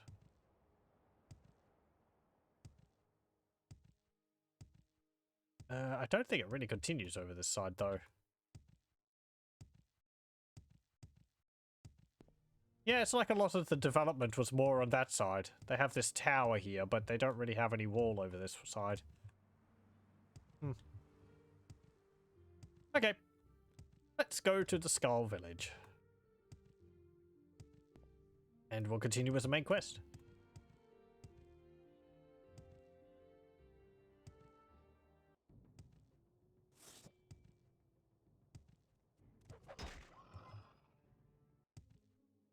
As a refresher on the main quest, we had just dealt with finishing off a bunch of smugglers in a cave near Fort Frostmoth. Upon returning to Fort Frostmoth, though, we had found that the fort had been attacked by monstrous creatures that looked like wolves. And the captain had been taken captive. So we were to go to the Skull Village to find out more about what was going on. And also to find the captain.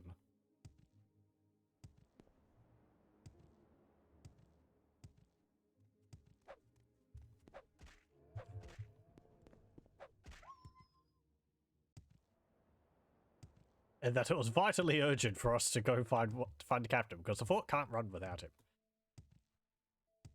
So that's why we're picking it up like 2 months later.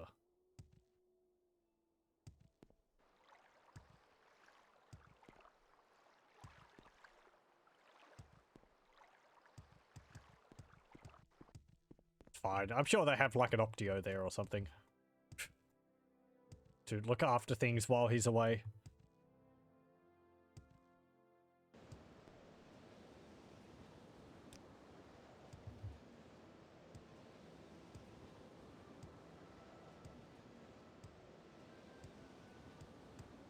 Nope.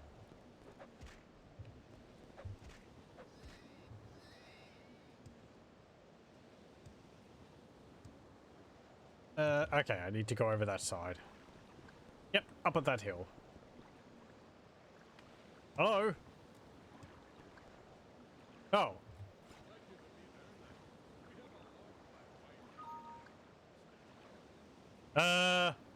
MP3 voice file not found. Continue running executable. Yes. Yes. Okay. Hello? Good for you.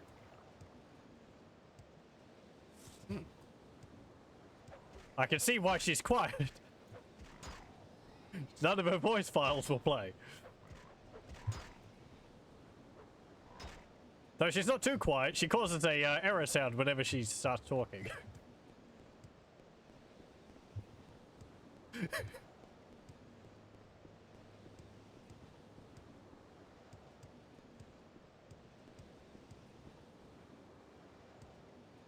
It's actually a different type of the dragon shouts from Skyrim, except every time you say something, it just causes an error to pop up, and the world stops until you press the yes button, which is very difficult when you don't have a mouse. Not many contractors will include food and drink in the build. That's true. We had a nice assortment of like extra foodstuffs around our house.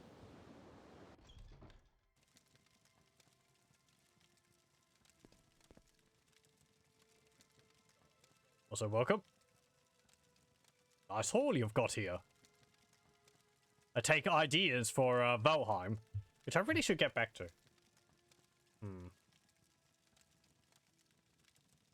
left off before I'd attacked the large blob-like boss. So some people are born dumb, like me, for instance. Irridelic Brandy. There's been a big update to that game, actually. I haven't actually even had a look at it. Yep, I'm looking around your house. You don't have a chimney, though, so you're going to be dying of smoke inhalation.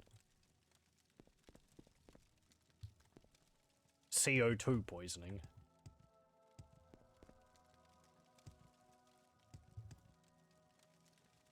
Ow. Okay. Hello. Thus and Heartfang.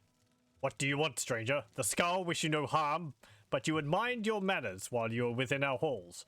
We will make no exceptions. Now what is this I hear about an attack on the Imperial fort? We are the skull.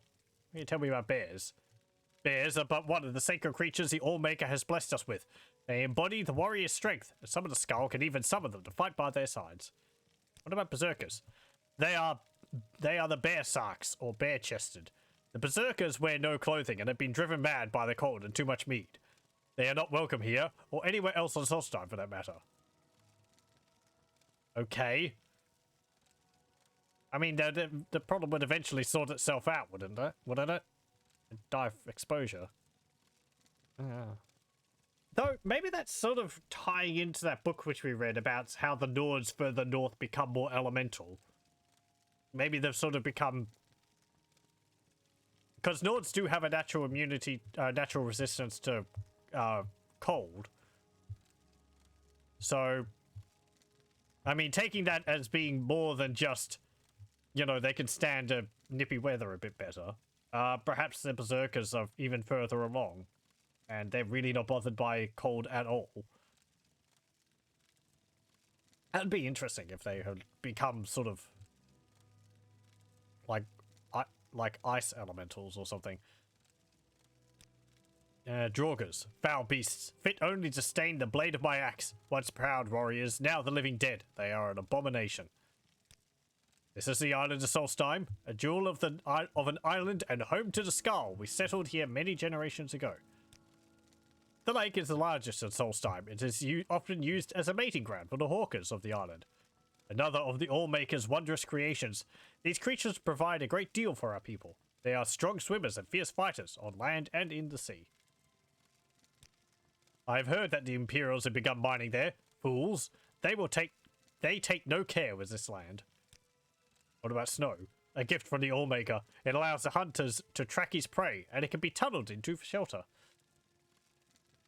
Apparently, also underneath Solstheim, there's a lot of ice. Not much earth. What about Spriggans? The tree spirits of this island. When the Allmaker breathed life into the creatures of the land, his breath blew through the trees as well. Some of those trees kept a part of this life, and these are the Spriggans you see today. What about the tusked bristlebacks? They're a mystery to us. It is a natural being created by the Allmaker, but it is a cruel and vicious animal. The Reiklings use them as mounts, and have bred their creatures to be even more warlike and dangerous. I cannot count the number of them I have bloodied with my axe. They are creatures hardly worthy of a warrior's attention, mindless beasts. What about werewolves? They are perversions. Man was not meant to live a dual life as both rational being and animal. These beasts are evil and dangerous, but they are also very rare. More have been seen in recent times, though. Oh dear. Wolves. Wolves are one of the most blessed of the Allmaker's creations. They are fast and agile, and they are careful and clever hunters. By someone in particular. If you want armor, weapons and armor and need repairs, speak with Snedbrier the Smith. Find him in his house, usually. If it's a disease you've got, Brodrod the Roarer may be able to help. Okay. So what was it that I'll have to say? Attack on the Imperial fort. Those soldiers, they cut their trees and dig their holes and have little to show after a day's toil. They do not respect this land or its creatures, and for that I find them offensive. But though I have no love for them, the skull would never do such a thing. We prefer to let the Imperials kill themselves slowly, but these creatures that attacked, these were not wolves of this island. Now, have you finished your business here? You say you've brought the bones of one of our ancestors? Stupid Imperials. They need to learn to leave things as they are. Still, it is good that you have returned this to the skull. Perhaps there is hope for you and your kind. You're welcome here for the moment, but there is much to atone for. The Imperials in their fort have brought nothing but harm to these lands. They cut the trees and dig the earth. They are wasteful, lazy, and careless. They have no comprehension of the oneness of the land. It is this oneness from which the skull derive our strength, and the Imperials have defiled these lands. This is what gives the skull power. It is the balance of our lands, the trees and the waters, wolves and bears. The Imperials have no respect for this balance, and we pay the price. Through their carelessness, the Imperials have upset the natural order, the oneness of the land. This is their nature. It must be balanced once again, and the Allmaker appeased. I wish for you to make things right. You will be the one to restore the power of the skull. It is right that you do this, as it is your people who have caused the damage. I think my people are more Morrowind's people, but speak with Corst Windeye and Shaman's hut. He will give you further instructions. I guess I am an outlander there, but the shaman, he spends more time with steel. He should spend more time with steel and less in studies. Still, he provides good advice. Okay, what about Growl? I have heard them called that. We do not know what they really are. Perhaps an evil spirit, perhaps a great beast. Whatever they are dangerous. Their claws and tusks rend armor and tear flesh. They will attack alone or in packs. Take care when they are near. We've fought one of them. That was like a large... kind of like a troll. Except it had large, large tusks. And glowing red eyes. What about Almalexia? Who? Oh, don't worry. She's not important anymore.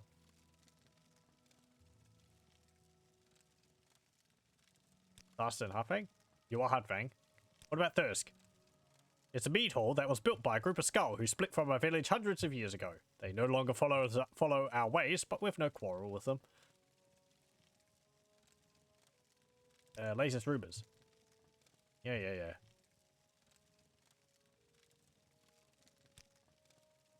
That name is not known to me. Carnius Magius. Yeah, okay. Well, he's dead now anyway, so it doesn't matter. Okay. Let's go. Talk to the, shaman. Ingmer. Rodrod. Ringmores. I want to find the, smithy. This looks like the smithy. Hello. Snedbeer. I'll just rub a little bear grease on it. Be good as new. Hello. Barter? You only sell one hammer. You've got one sword, one pair of boots, one hat, hammer and repair tongs. Ugh. What can this smith do for you? Not much. Weapons? Some conversation? You got a book? How long is that? Yeah, okay. Not gonna read it. You're just selling what you've got scattered around on the floor, are you?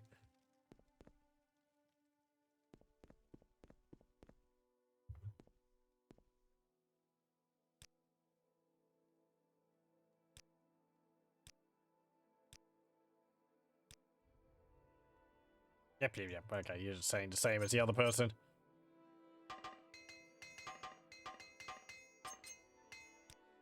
Okay. Let's go find that...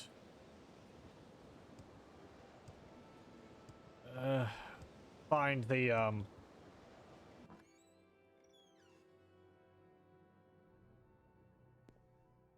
No, you're not the, You're not the shaman. What about you? Nope. Nope. Here we go. Hello. Why have you come to our village? I can tell you no more about this. If there is information, Heartfang will have it. Yeah, okay. What can you tell me about Growl? Yeah, okay. Same thing. Heartfang wishes for you to do this, does he? Then I will assist you. There is a ritual that must be completed. On Solstheim, you will find 6 standing stones, each representing one of the 6 gifts of the Allmaker. At each of these stones, a ritual must be completed. Once the ritual of the gifts is complete, the oneness should be restored. There is a careful balance that lies in all things of this world. The animals, the trees, even the rocks and the winds. It is a harmony that the skull draw power from. By the grace of the Allmaker, he who gave us these gifts, when this power is upset, when this balance is upset, our power is lessened. It must have been mightily upset by the time of Skyrim. I don't think this is a thing at all in Nord culture in Skyrim. It's just specific to Solstheim, which is rather interesting.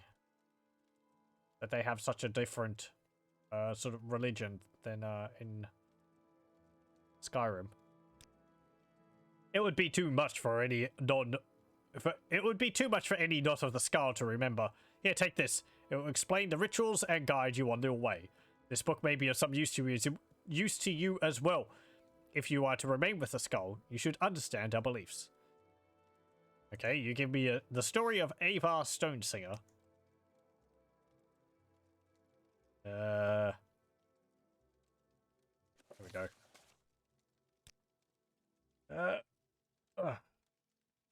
Sit quietly, child, and listen, for the story I tell you is the story of the ages. But what is it, grandfather? Is it a story of heroes and beasts? The grandfather looked patiently at the child. He was growing into a fine boy.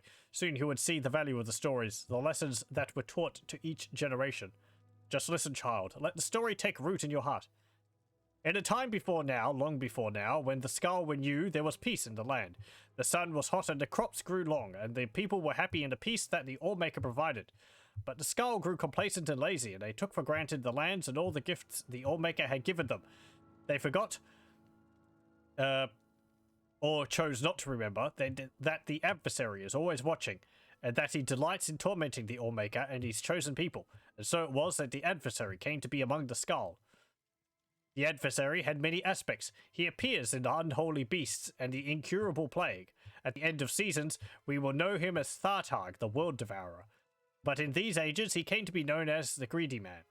The Greedy Man, that is what we call him, for to speak his name would certainly bring ruin on the people, lived among the skull for many months. Perhaps he was once just a man, but when the adversary entered into him, he became the Greedy Man. And that is how he is remembered.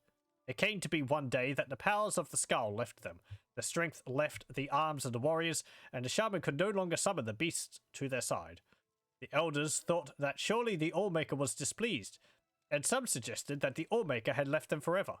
It was then that the Greedy Man appeared to them and spoke. You of the skull have grown fat and lazy. I have stolen the gifts of your Allmaker. I have stolen the oceans, so you will forever know thirst. I've stolen the lands and the trees and the sun, so your crops will wither and die. I have stolen the beasts, so you will go hungry, and I have stolen the winds, so you will live without the spirit of the Allmaker. And until one of you can reclaim these gifts, the skull will live in misery and despair, for I am the Greedy Man, and that is my nature. And the Greedy Man disappeared. The members of the skull spoke for many days and nights. They knew that one of them must retrieve the gifts of the Allmaker, but they could not decide who it should be. I cannot go, said the elder, for I must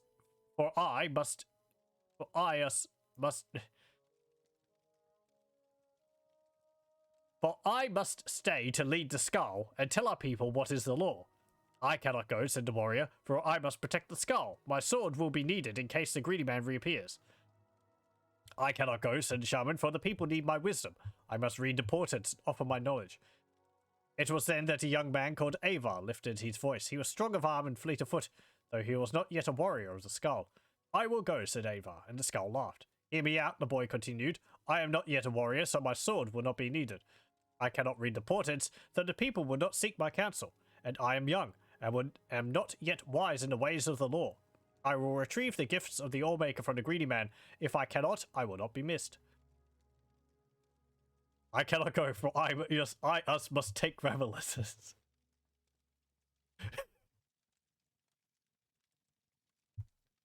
This spelling mistake is an integral part to the story.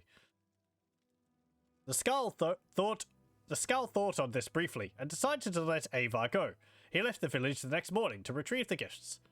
Avar first set out to retrieve the gift of water, so he travelled to the Waterstone. It was there the Allmaker first spoke to him. Travel west to the sea and follow the swimmer to the waters of life. So Avar walked to the edge of the ocean, and there was a swimmer, a black hawker, sent from the Allmaker. The swimmer dove into the waters and swam very far, and far again. Avar was strong, though, and he swam hard. He followed the swimmer to a cave, swimming deeper and deeper, his lungs burning and his limbs exhausted. At last he found a pocket of air, and there, in the dark, he found the waters of life.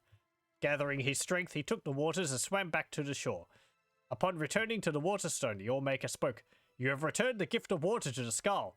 The oceans again will bear fruit, and their thirst will be quenched. Avar then travelled to the Earthstone, and there the Allmaker spoke to him again. Enter the cave of the hidden music, and hear the song of the earth. So Avar travelled north and east to the cave of the hidden music. He found himself in a large cavern, where the rocks hung from the ceiling and grew from the ground itself. He listened there, and heard the song of the earth, but it was faint. Grabbing up his mace, he struck the rocks of the floor in time with the song, and the song grew louder, until it filled the cavern in his heart. Then he returned to the Earthstone. The gift of the earth is with the skull again, said the Allmaker. The lands are rich again, and will bear life. Avar was tired. As the sun burned him, the trees offered no shade, and there was no wind to cool him. Still he travelled on to the Beast Rock, and the Allmaker spoke. Find the good beast, and ease his suffering. Avar travelled through the woods to the Isinfir for many hours until he heard the cries of a bear from over a hill. As he crested a hill, he saw the bear, a falmer's arrow piercing its neck. He checked the woods for the falmer, for that is what they were thought. Some say they are, for that is what they were, so some say they are not. What?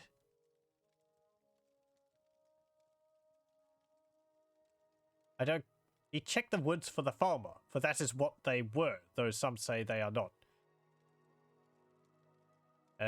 Okay. And finding none, approached the beast. He spoke soothing words and came upon it slowly, saying, Good beast, I mean you no harm. The Allmaker has sent me to ease your suffering. Hearing these words, the bear ceased his struggles and laid his head at Avar's feet. Avar grasped the arrow and pulled it from the bear's neck. Using the little nature magic he knew, Avar tended the wound, though it took the last bit of his strength. As the beast's wound closed, Avar slept. When he awoke, the bear stood over him, and the remains of a number of the falmer were strewn about. He knew that the good beast had protected him during the night. He travelled back to the Beast Rock, the bear by his side, and the Allmaker spoke to him again. You have returned the gift of the beasts. Once again, the good beasts will feed the skull when they are hungry, clothe them when they are cold, and protect them in times of need. Avar's strength had returned, so he travelled on to the tree stone, though the good beast did not follow him. When he arrived, the Allfather spoke to him. The first trees are gone and must be replanted. Find the seed and plant the first tree. Avar travelled again through the Hirstang forest, searching for the seeds of the first tree, but he could find none. Then he spoke to the tree spirits, the living trees.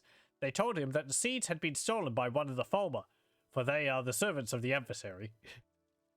They've worked this, hatred of the falmer in there pretty well. And this falmer were hiding them deep in the forest, so that none would ever find them. We haven't even seen any falmer. Avar travelled to the deepest part of the forest, and there he found the evil falmer, surrounded by the lesser tree spirits. Avar could see that the spirits were in his thrall, so that he had used the magic of the seeds and spoke their secret name. Avar knew he could not stand against such a force, and that he must retrieve the seeds in secret. Falmer, snow elves. Avar reached into his pouch and drew out his flint. Gathering leaves, he started a small fire outside the clearing where the falmer and the ensorcelled spirits milled. All the skull know the spirits' hatred of fires, for the fires ravaged the trees they serve. At once, the nature of the spirits took hold, and they rushed to quell the flames.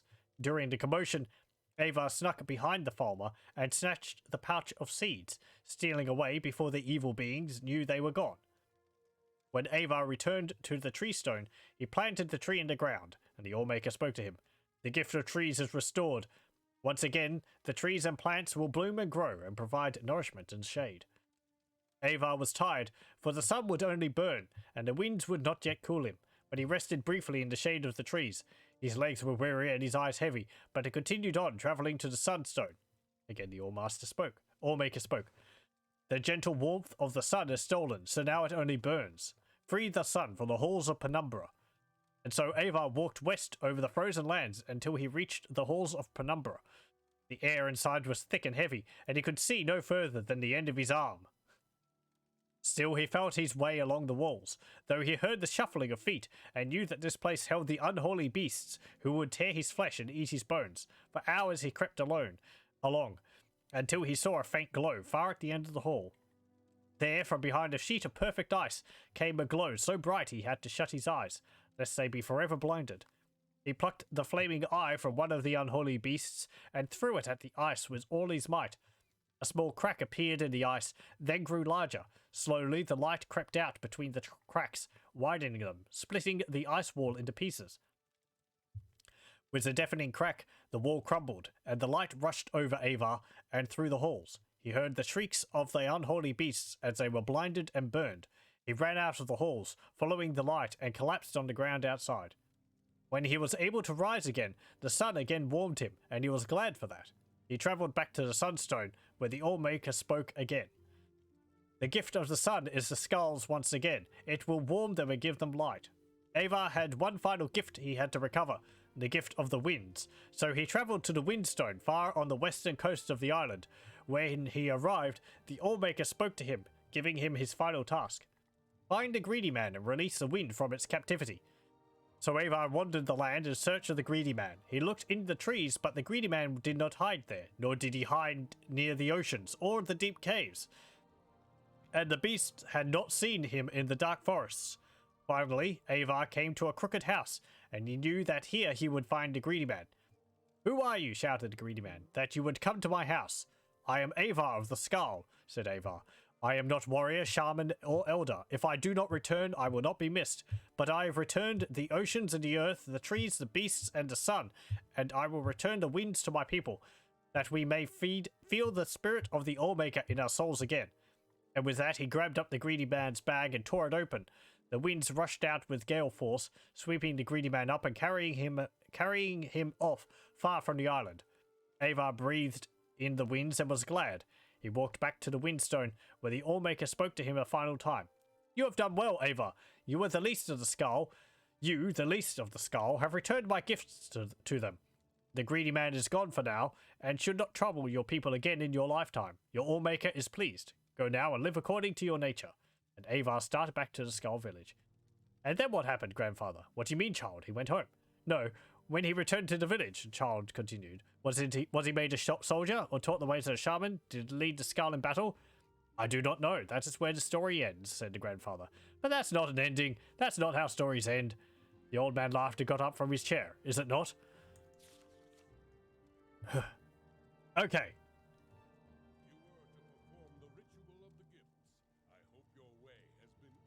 I've just been sitting here reading the piece of paper you gave me, which, I have a strange feeling is what we're going to be having to do. Oh, you got a book here. Why do you have a series of Ashlander thingies? Oh, well. So, yeah. I think, actually, I'm going to save it, and I'm going to take a brief break after that reading. I need another drink, so let's see. I'll save it there. And I will also recording, and I'll have a brief break. So I'll be back in a moment. Okay, we're back.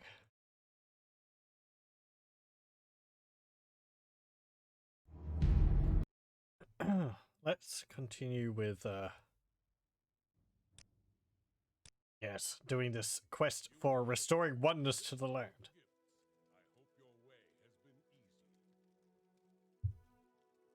Not yet.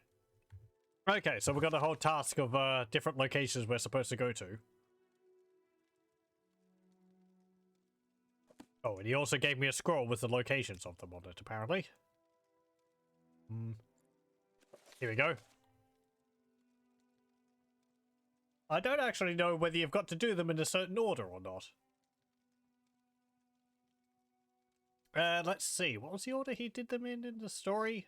It's like the water one first, then the earth one, then the beast one,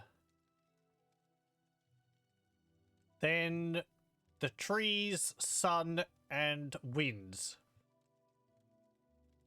So it was like that something. May as well do it in that order. I don't know whether you have to or not, but okay, so let's see. Where was the water one? Exactly. That was at the end of the mountains there. Okay.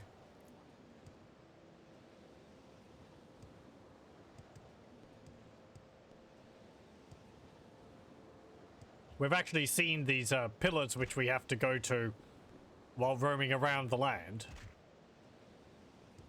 But I couldn't do anything with them until we had the...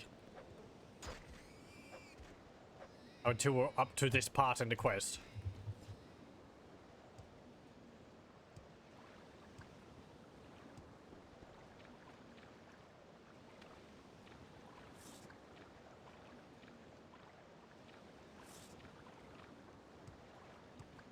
What's this? Oh. Leg. Have we been in here? Nope, apparently not. Hold up. Diversion.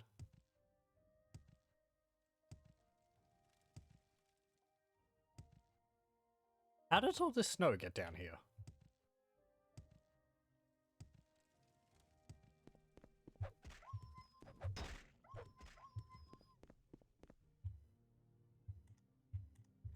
Mm-hmm.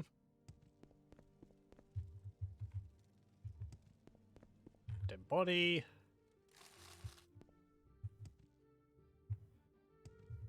Ice caves. Anything back here? Nope. Okay. Let's go have a look down the other side.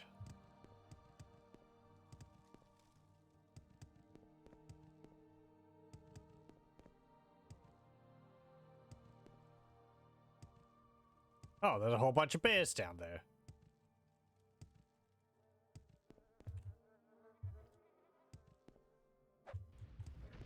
I'm sorry, what? Who chucked that fireball?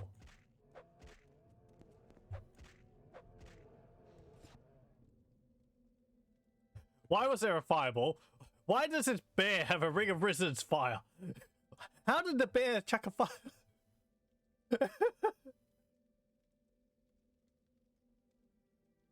Oh, I'm sorry. It was drained health. It wasn't fireball. Still though. You have that wrapped around your claw or something. Okay.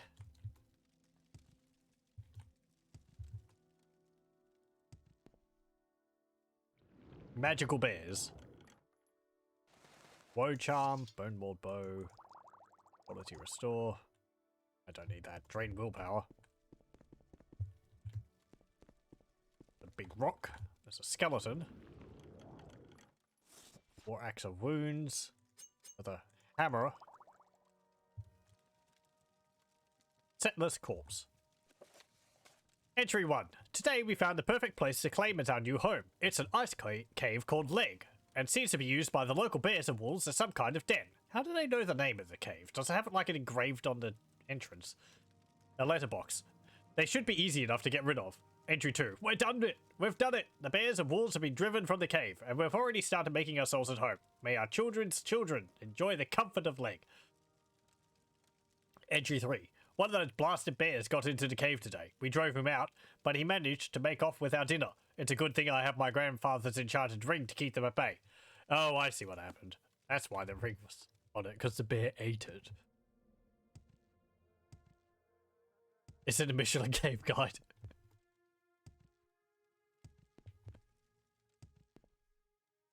Everyone gets their, like, complimentary, you know, tourist pamphlet for visiting Solstheim. I didn't get one. Clearly I didn't stop by the,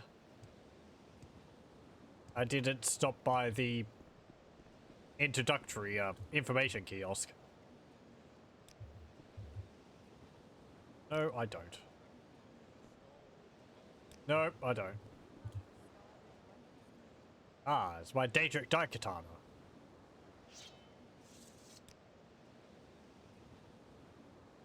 I could take that. Use a Daikatana for, or not.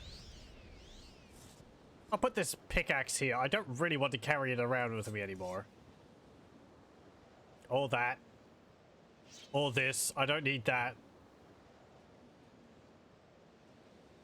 I don't know whether some of these things are used in quests. Hang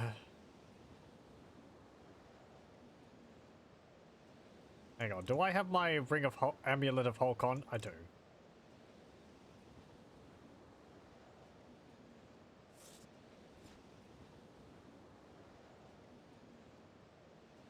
Fine, I'll drop Sea Splitter as well.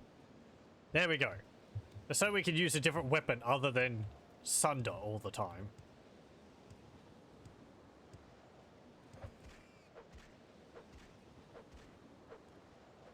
Other weapons just don't deal as much damage as it. What can I say? The choice is made for you, pretty much. Okay. How to cross over here.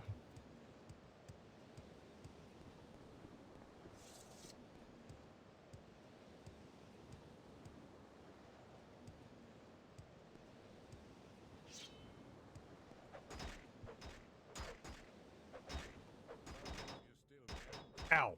Hey.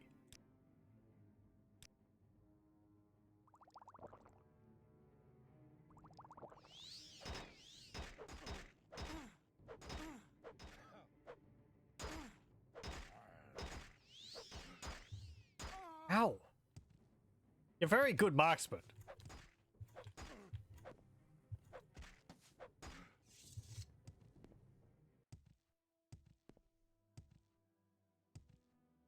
Oh, here's a wreckage of the flying machine.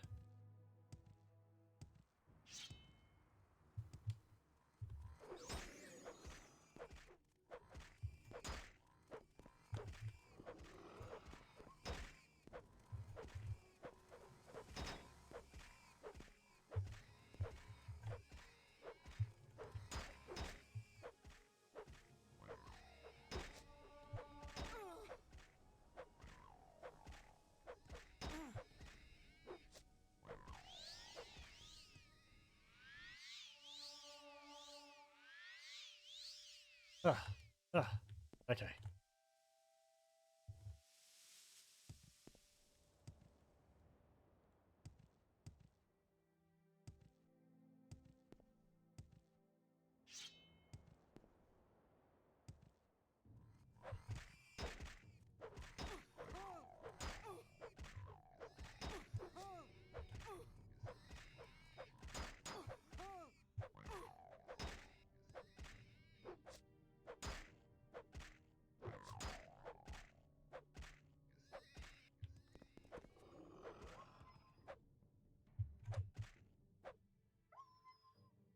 This is where I should just enchant my weapon with, like, drain health on hit. But,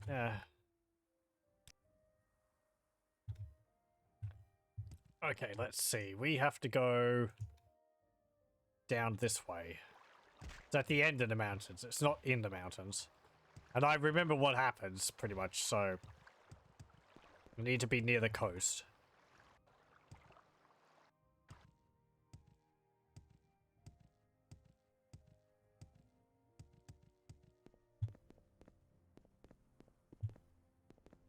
Who said it's too easy?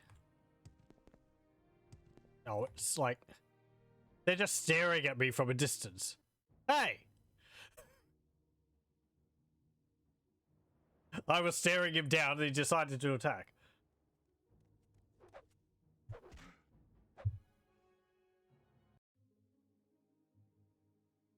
That was a heck of an aggro radius on you, sir.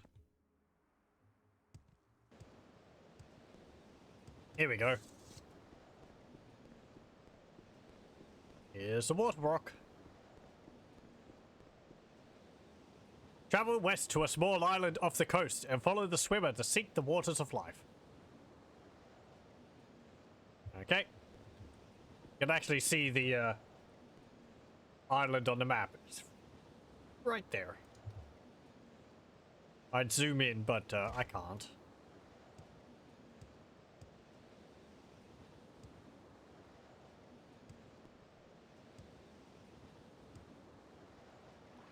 You can actually see the Black Hawker. Okay, actually, let's just swim over because I'm going to have to cast water breathing, I think.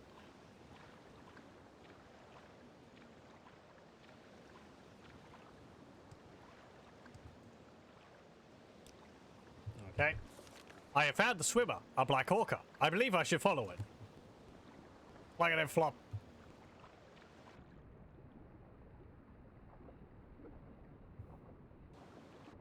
Actually waiting for me.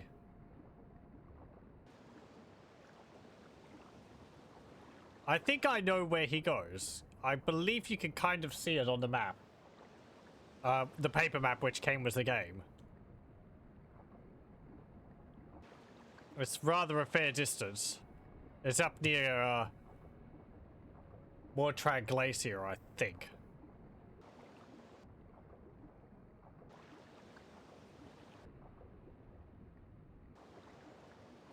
This has got to be extremely cold. What's that frost resistance?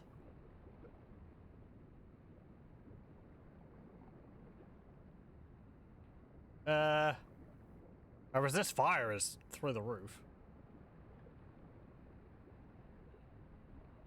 40. Okay. Could be higher.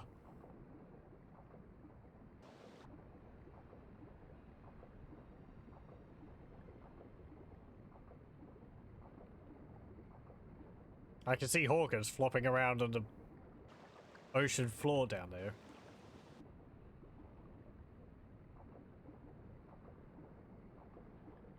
Do seals do that? Do they, like, move around on the ocean floor? I thought they just sort of swam around near the surface. Because they don't have gills. Maybe hawkers have got gills. Yeah, here it is. You can see there's a patch of ice above on the surface where you need to dive down. We are up here.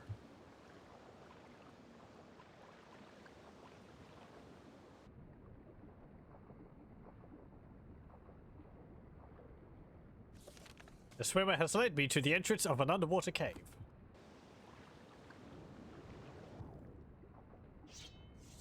Okay.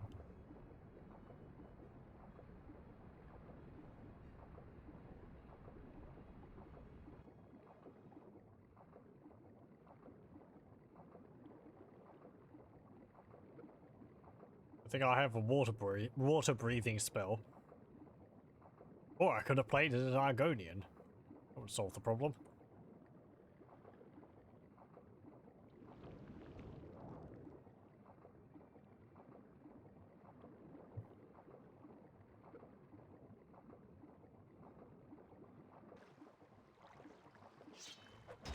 Ow! That's a rude welcome. Same to you, Mr. Bones. What's how good is this compared to my Daedric clay Daikatana? 60, 52, 30. Yeah, nowhere near. Hey, waters of life. After a long, dangerous swim, I have retrieved the waters of life. I should return with them to the water stone. There's a potion of swift swim and a potion of water breathing. Yay!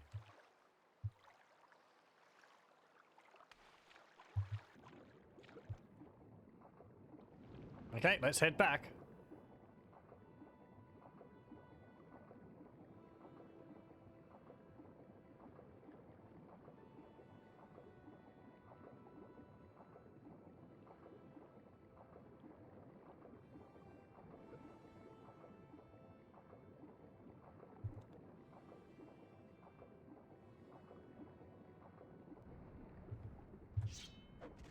Friggin' slaughterfish.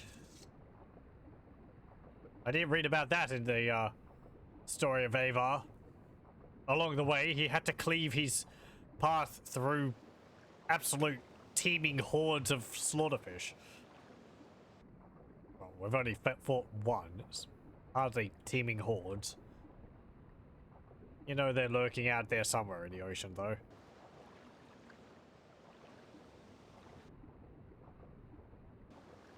Kind of want to just stay underwater because I don't have to hear the storm constantly.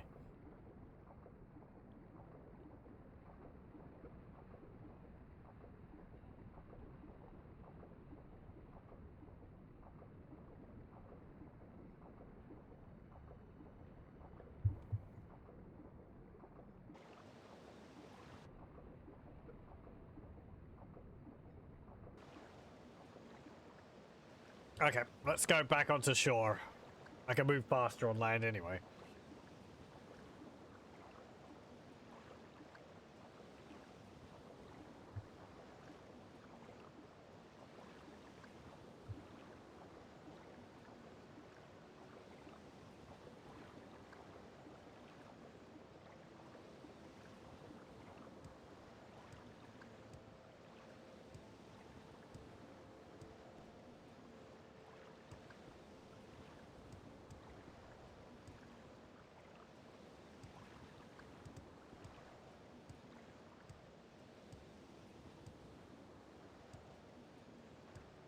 I think the rock was down over there.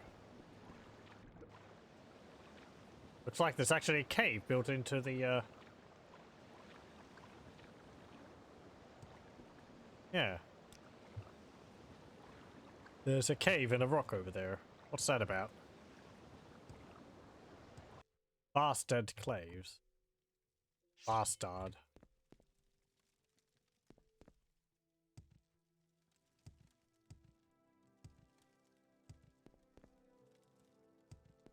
Hello? Any Draugr?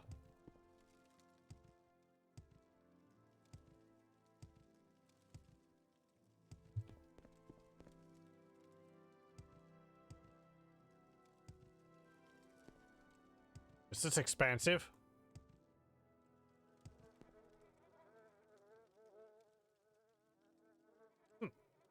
Huntsman's longsword. Haven't seen one of those either. Looks very rusted. Ebony mace, wow. You should have been using that instead of the Huntsman's longsword. No wonder you died.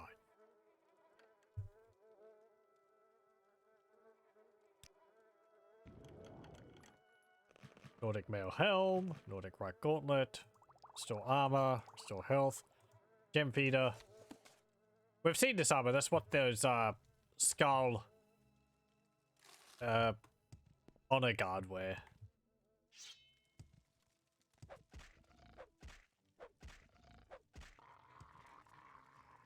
I like the few tufts of hair they have on their heads.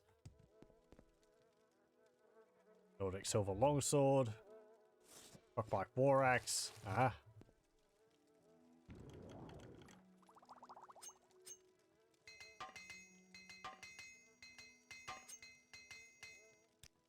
Cool.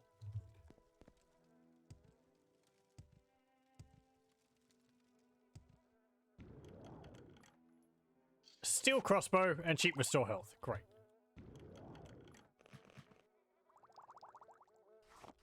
There's some hacklow. Why'd I pick that up? I don't need it. Bear shield. More mead. Aged to perfection.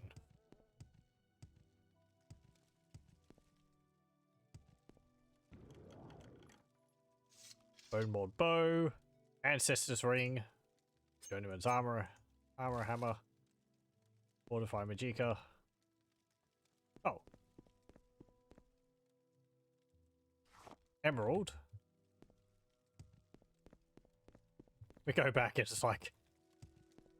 Well, you've restored balance and oneness with the land, but your raiding of our ancestors' tombs have upset the Allmaker all over again, so you're gonna have to go and do it again. Damn it. You really shouldn't put valuables in their tombs for some.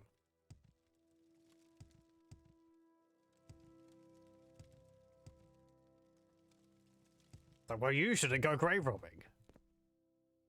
We are at an impasse.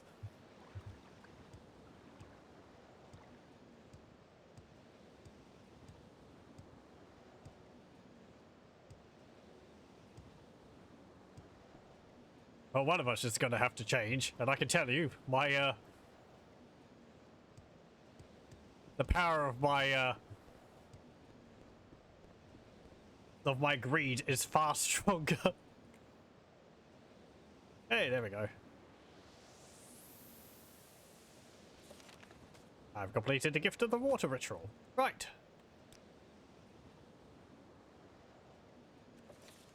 Now we need to go south to the Earth Stone.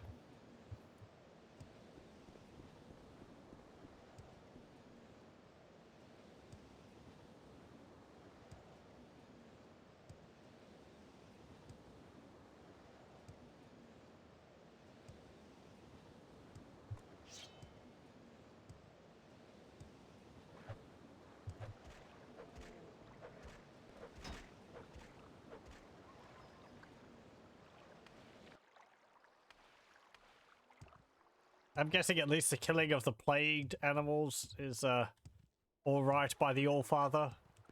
Sort of doing nature a favor by getting rid of the sick ones.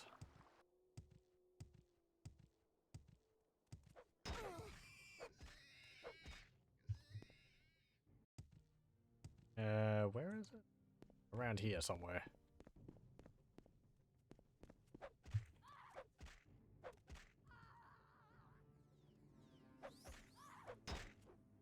Ow! Oh.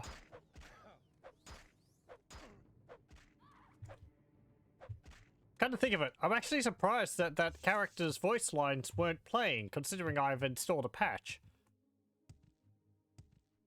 Maybe the files are just missing from the base game. There we go. There's the Earth Stone.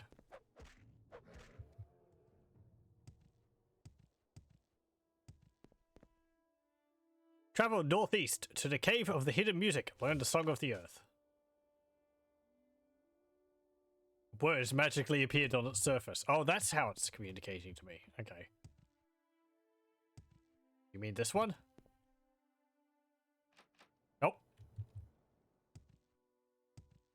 Hang on.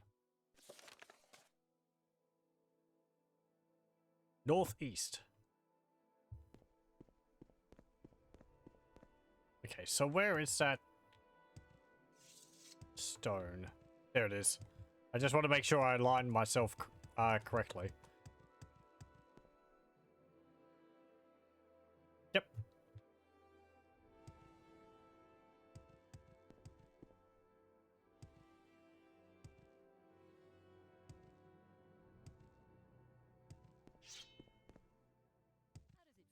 does it feel to know death is near?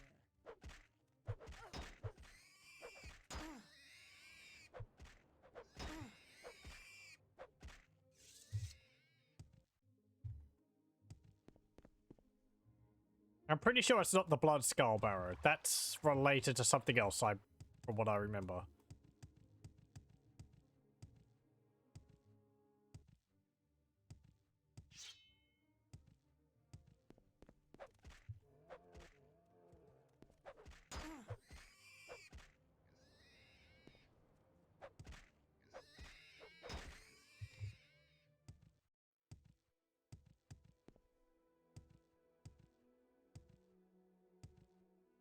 Is this it? Yep, here we go. I think this was the one which was covered by a large part of snow before. So you couldn't do things out of order.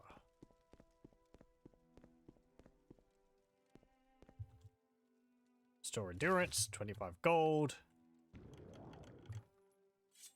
Dire Viper Sword, Shockbite Mace, Bone Mauled Bow, Silver Bolt, Devil Maul Crab Helm, Eye Maze, Shock Eater, Argon Restore, Cheap Restore, and a Journeyman's Hammer. I'm over encumbered.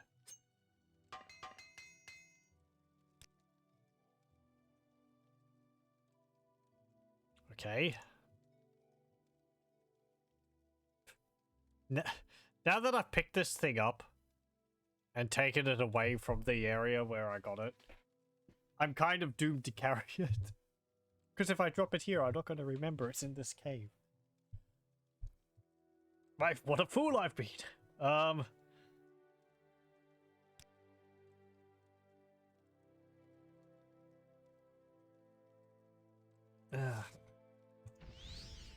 I guess let's return to using Sunder.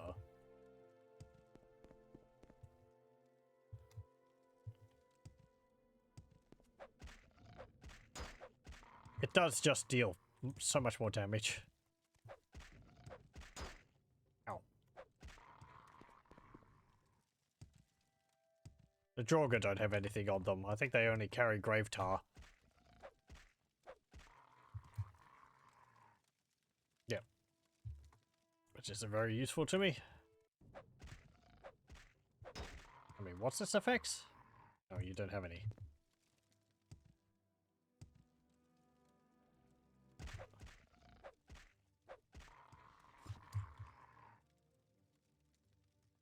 Fortify fatigue, resist frost. Okay.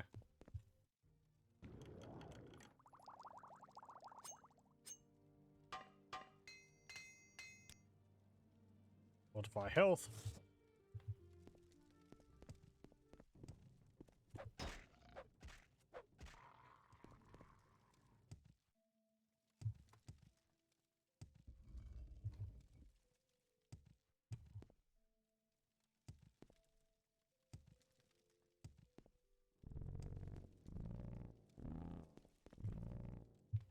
Okay.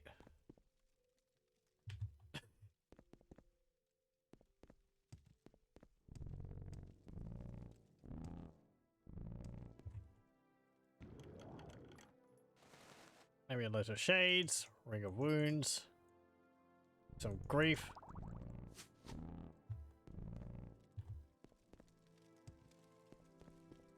Let's go find what's making that noise.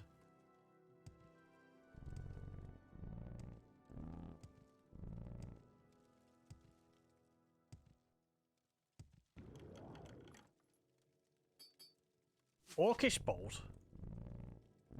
Huh. Doesn't look very orcish.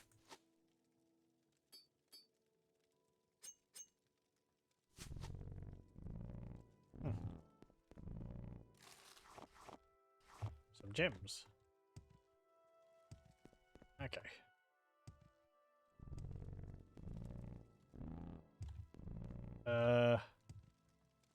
Over here? Nope.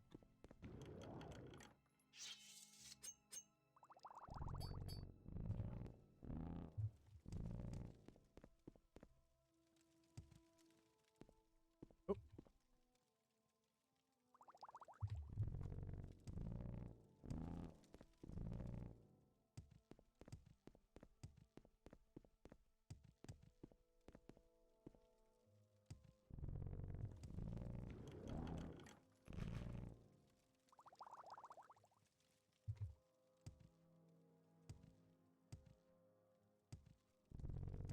Oh, there we go.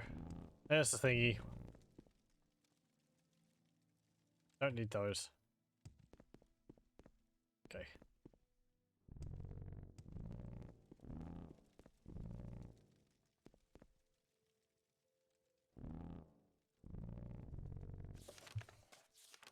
In the cave of the hidden music, I found a large structure made of stalagmites and stalactites, and odd music seems to come from them. I found that when one of the hollowed stalagmites is struck, it produces a musical note like the ones I can hear in the cave.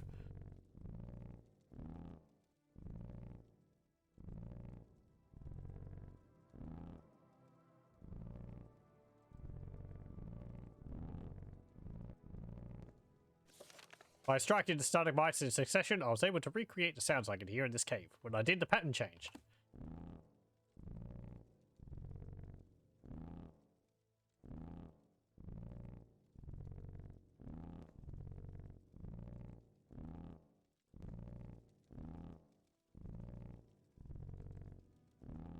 Whoa! After repeating the new pattern, the sound swelled and then grew silent, thankfully. I should return to the Earthstone. Hooray!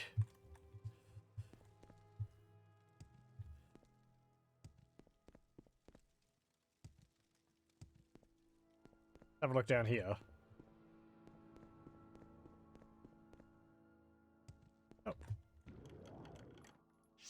Devil Katana. Another Journeyman's lock. Journeyman's hammer. Ancestor's ring. Grief.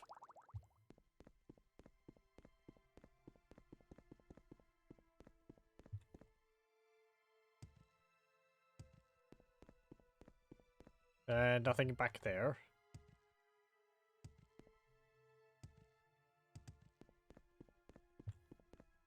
Okay.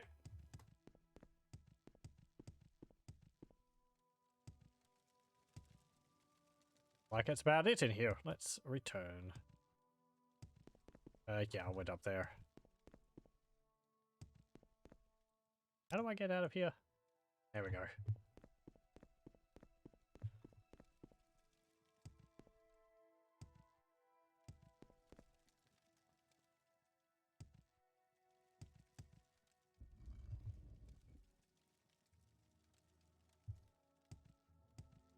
Looks like there was a path which I didn't take. Maybe?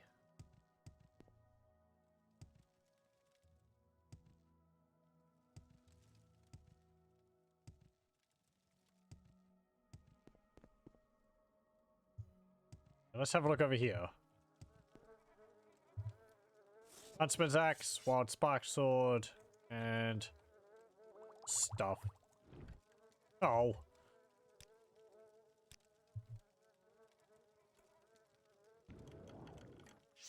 There's a longsword, flame eater robe. I don't need that. I'll take those though.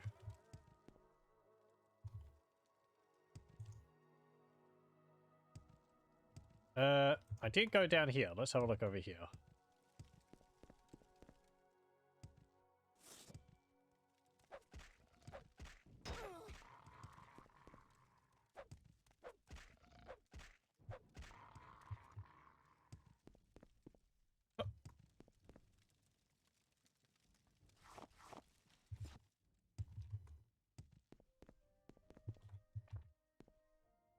Anything back there? Nope. Anything around there? Nope.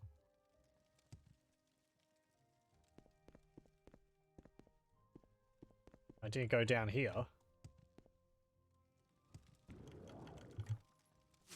Guard arrow, viper sword arrow, viper arrow,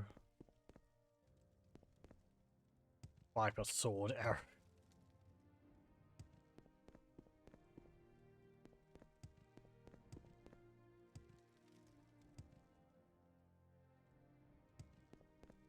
Am I going back to the other entrance, or is this a completely new area? No, this is a completely new area. Like that.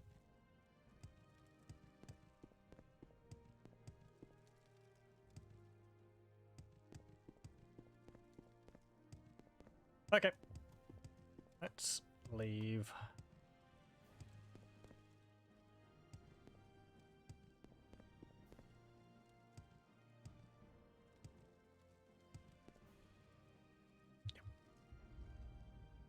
Okay, now we've got to go back southwest.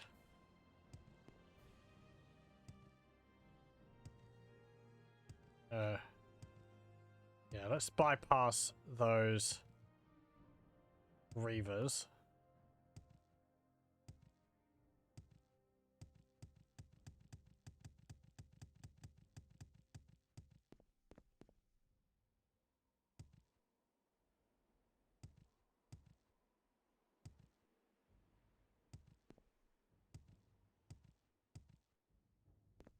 There we go.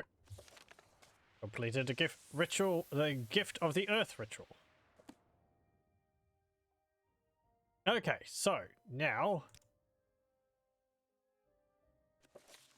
we will do I think it's the beast stone which is next. That is up near Lake Fjalding.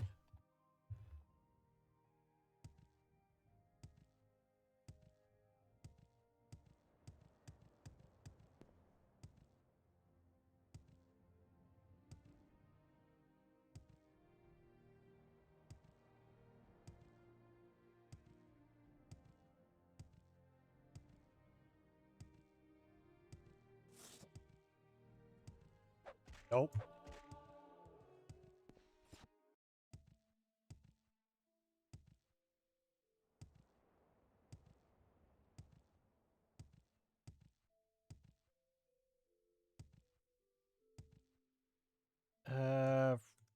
Right. Yep, okay. Just keep going this direction.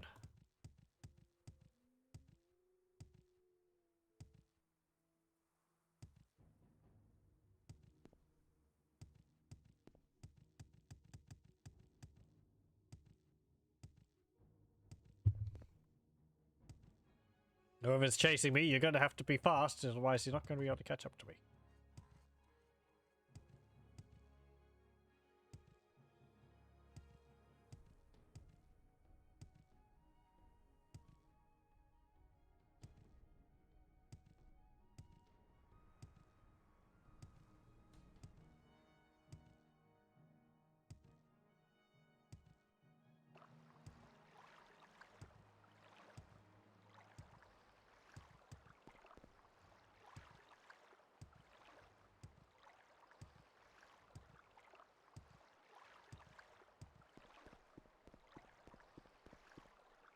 Okay, so the stone should be around here somewhere. There it is.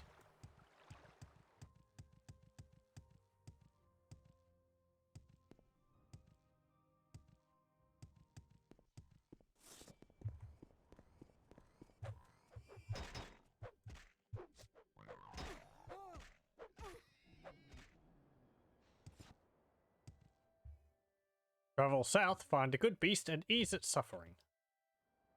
Okie dokie. I think there's actually some other quests you could do in Thirsk. But they're smaller, so we might leave those until, I don't know, maybe after the main quest. We'll see how I feel. I remember one of them being pretty interesting.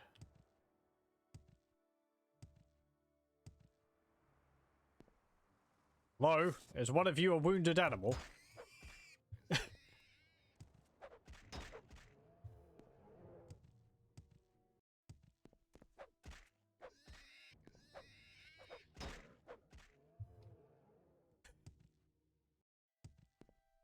Any of you? Might have gone too far.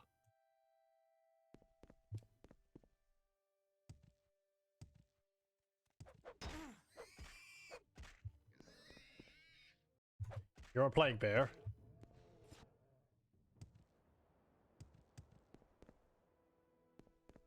Oh, there we go.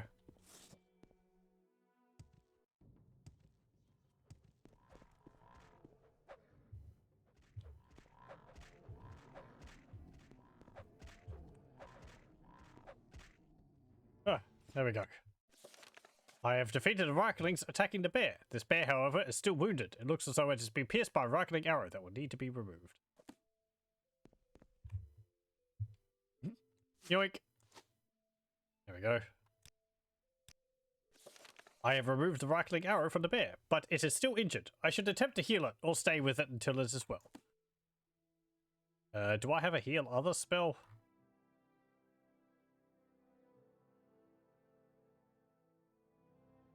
Really can't remember if I've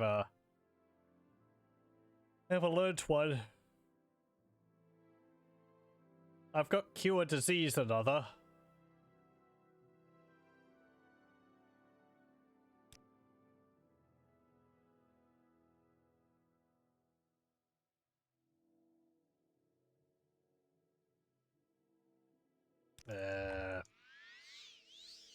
Doesn't count.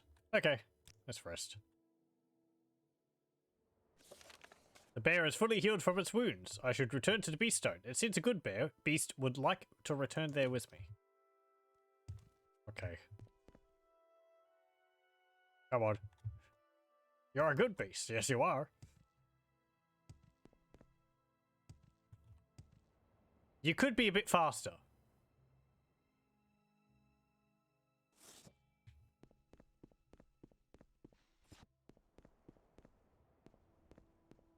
Oh. Wrong way.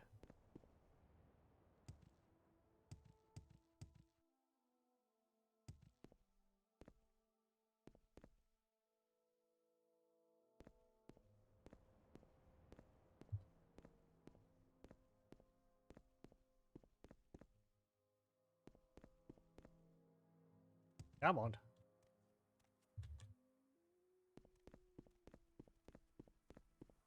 Doop doop doop.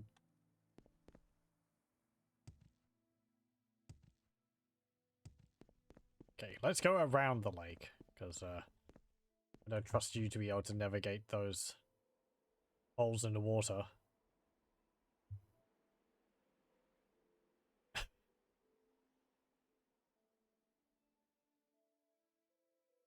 Do bears move like that? Like both back legs forward and then both front legs forward? Looks awkward.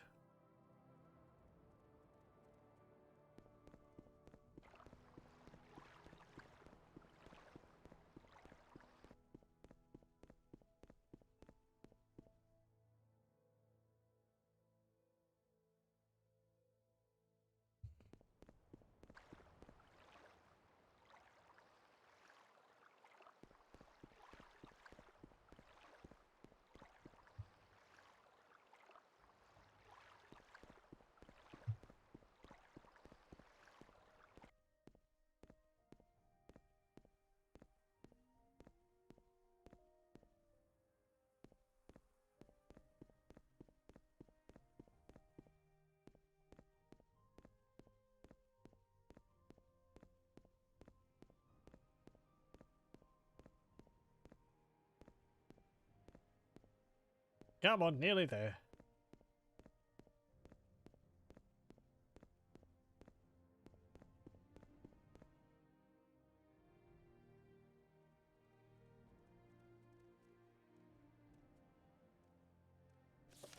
I've completed the Gift of Beasts ritual. Hey! Okay. Now, we need to go to, I think, the tree stone. That is that direction.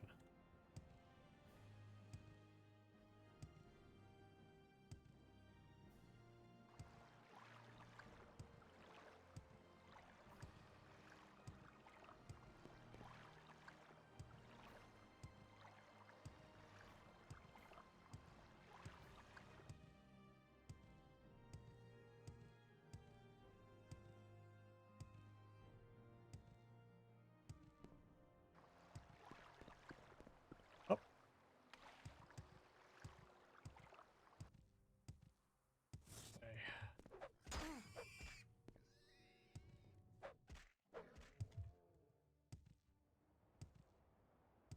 I remember the story for this one actually said something about stealing seeds from a pouch or something. Hope I don't have to steal anything. I'm not very good at that. Bonking something over the head should be, I hope will suffice. There it is.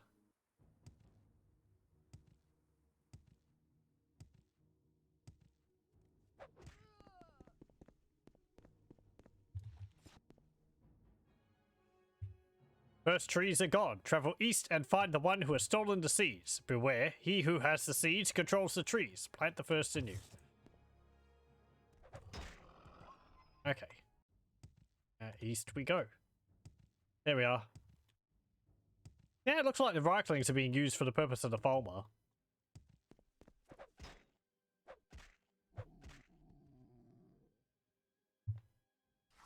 Yoink. I have recovered the seeds from the Reikling. There was a clearing northwest of the tree stone where they might be planted. Okay. Those spriggans really weren't a problem.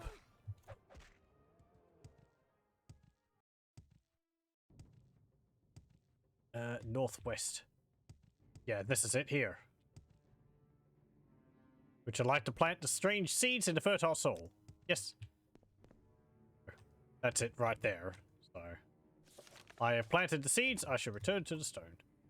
What's this? Yo. Have we gone in here? No. Okay, let's have a look. Oh. Looks like I might have. If that sword's any indication. Why is the map not dated? Ooh, hang on. What type of beast are you? You're a grill. Fearsome growl.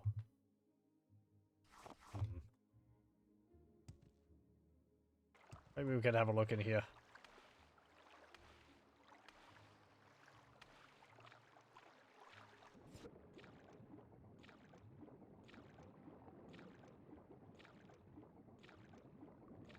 Yeah, I think this is related to a quest. Okay. I'm going to leave. I might read up on what quest it's related to so we can do it in the proper order. I think we've already killed one of these fearsome growl in here before.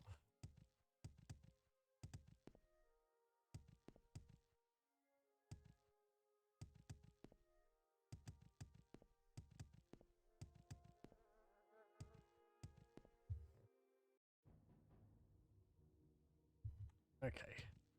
Turn to the stone. After planting the seeds, I approached the tree stone. It began to glow with a magical light. Hey, look. Oh no. I thought a tree had grown from the soil. But the tree was in the distance.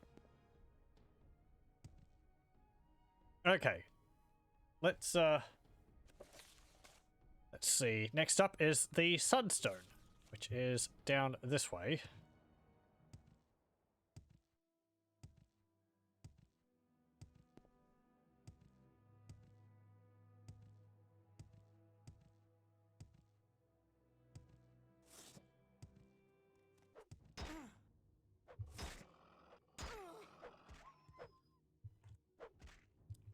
But the hit chance of these enemies must be really, really high. All of my armor really doesn't seem to make any difference in them missing me.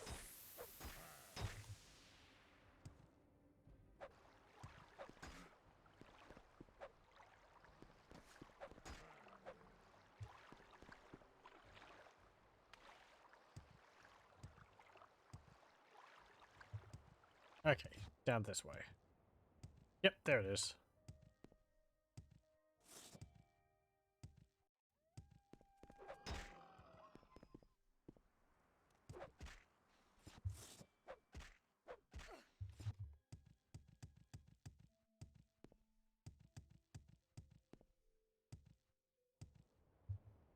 Sunstone. Go to the west and free the warm sun from the Halls of Penumbra. Okay.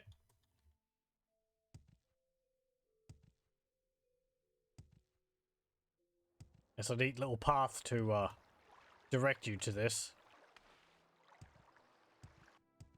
You think armor just reduces damage from weapons? Oh, okay.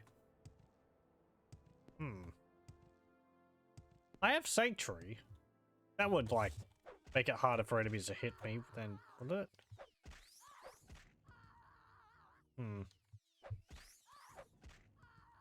What is my Sanctuary? 10. Right, because I've got the Ancestor Guardian, which increases it by like 50, but I haven't been using that. Get out of the way. Also welcome. Let's continue on.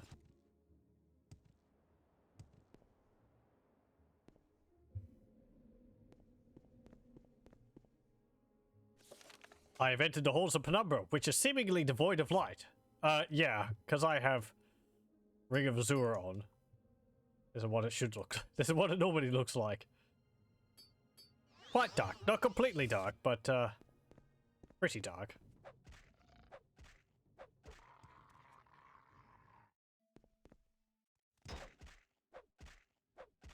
Pretty scary if you're fighting in the dark.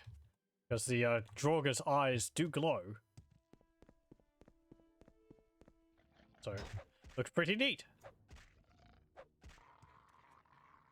Damn, don't worry, I'm gonna put that ring on again.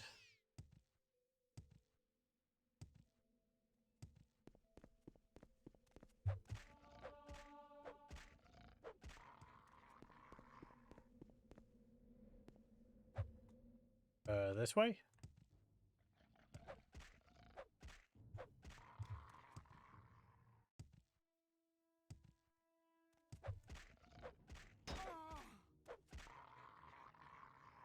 Hold on a moment. Go. I see a chest. there is a gauntlet in it.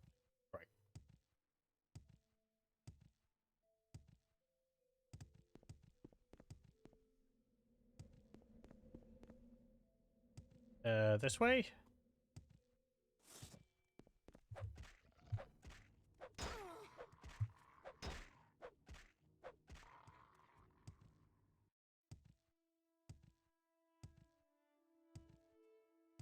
Whole bunch of sacks there.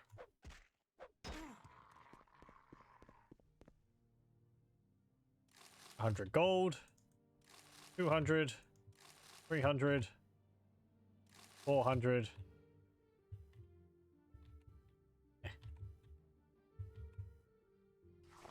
So Kwama eggs. Steel crossbow, bargain restore health, hack low, and another sack with Ashiam, black lichen, and some scales. Fantastic.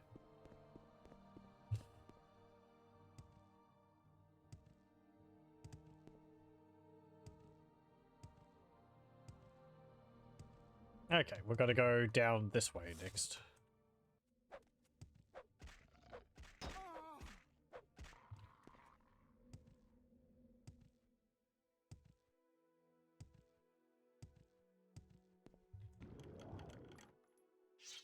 Last poison sword.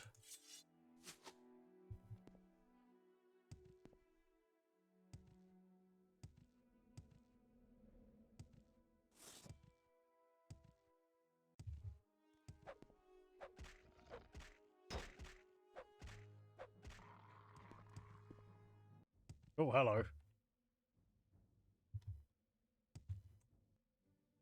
And again, you can see its eyes glow in the dark.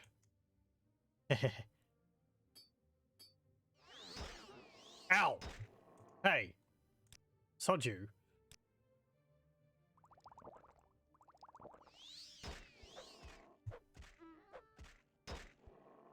Oh.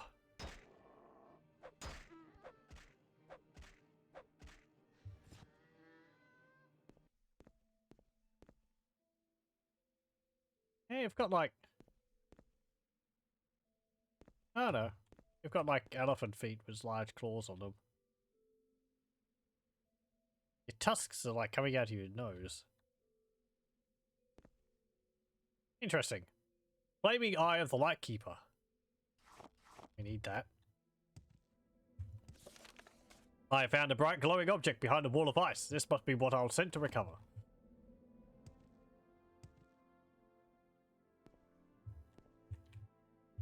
Would you like to throw the flaming eye at the ice wall? Yep.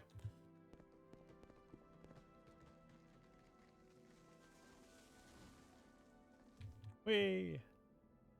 And all the torches on the walls are now lit up. Actually, go in here. The ice wall has crumbled. But I don't think there's actually anything in here for you to loot. There's just ice walls for you to get stuck on. Help!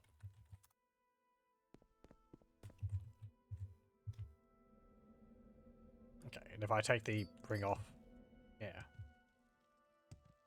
It's actually got a nice warm glow to the caves now.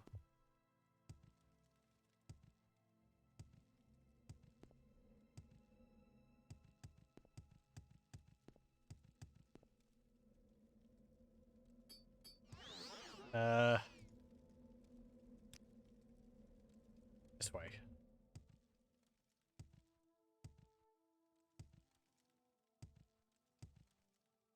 No, not that way.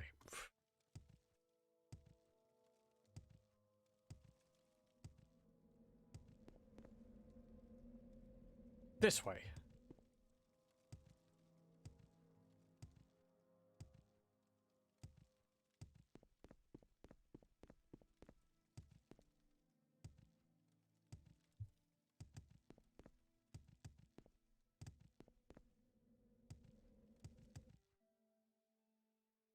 Ah.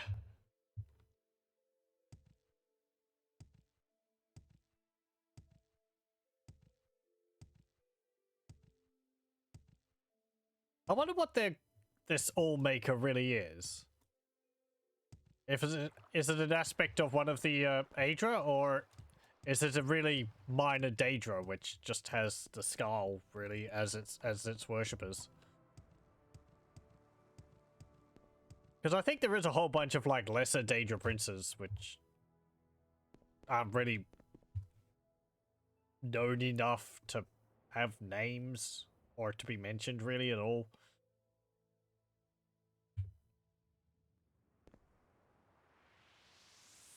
Aside from the main 18, 19?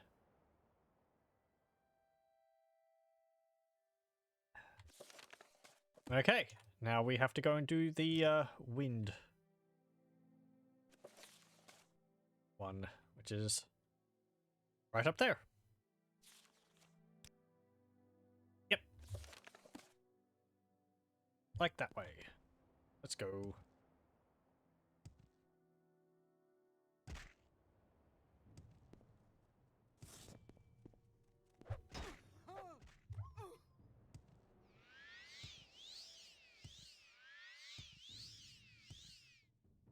I'll just keep running. I don't want to fight you all again.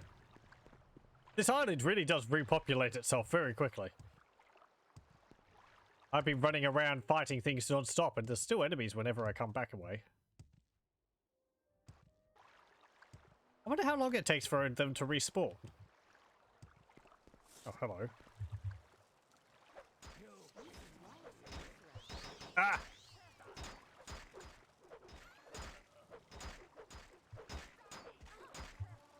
Oh. Thank you for trading my armor.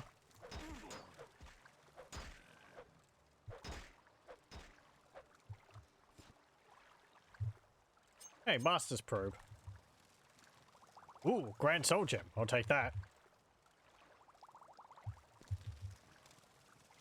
Okay. And you died on the fire.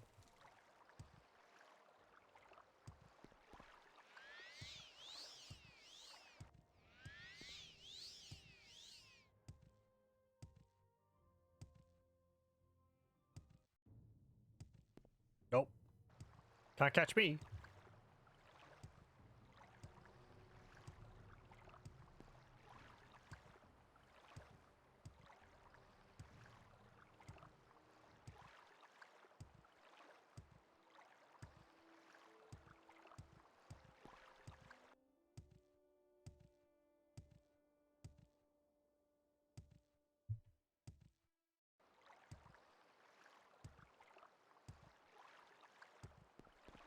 Oh.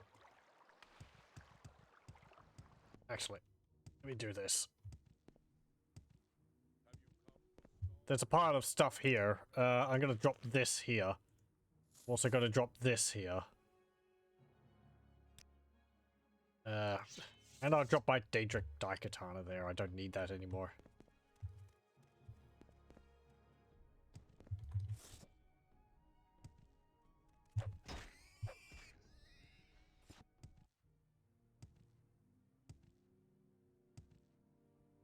Okay, so it is just around here somewhere. Oh, that's leg. Already been in there. Oh, there it is.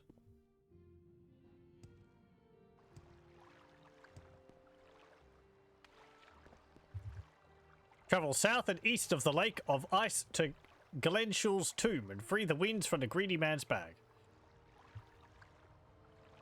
South and east of the Lake of Ice. Okay.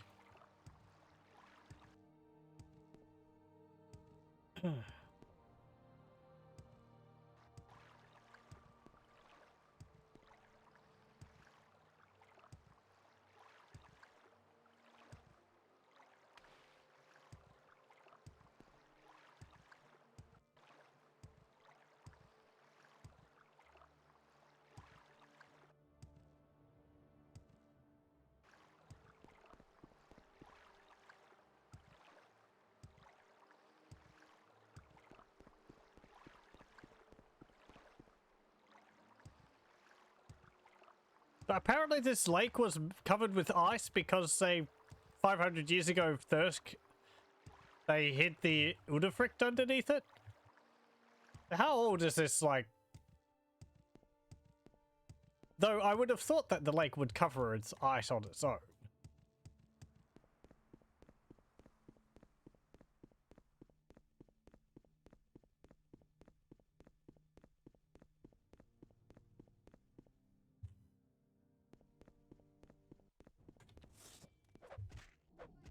Oh, is it that one in the valley there?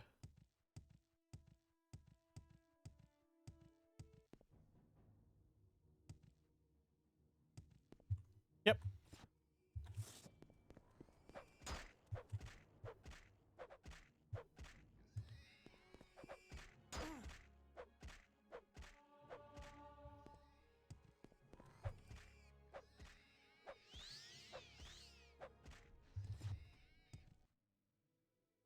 Okay, let's have a rest.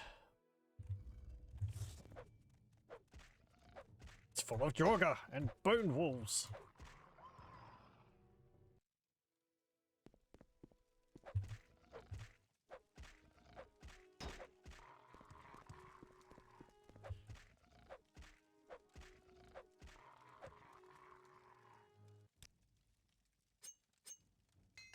I think the Jorga are really nicely creepy. It's the way they move really quickly. Sort of power walking at you out of the darkness of the tombs. Well, thematic darkness, which is ruined by my ring.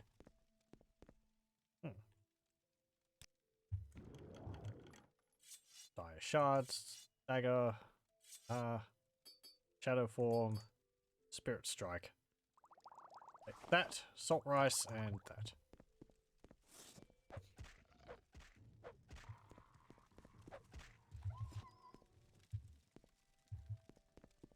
What's in here? Light amulet.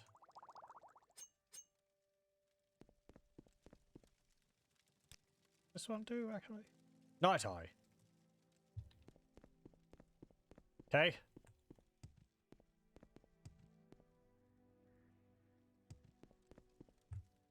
Greedy man's bag. Oh, you can actually check the skeleton, the corpse in the block of ice here, because it's not fully covered.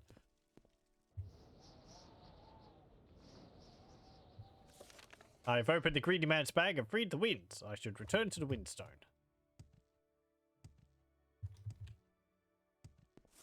All the torches went out.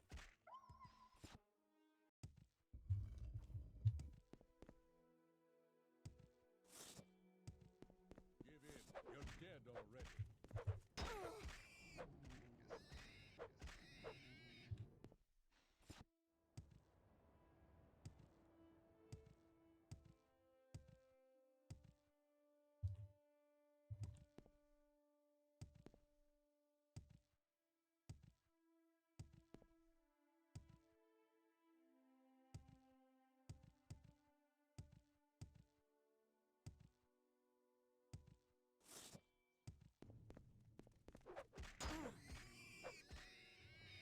This is fighting.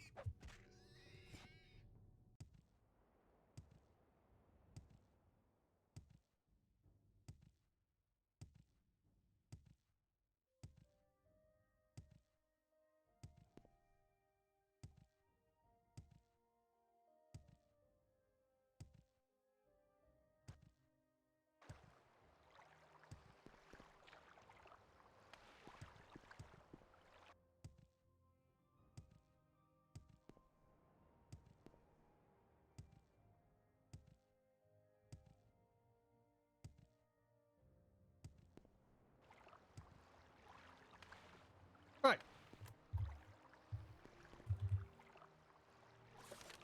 I have completed a Gift of Winds ritual. Completed all the 6 rituals necessary and should return to Heartfang. Yay! All is right was a world again. Or the island.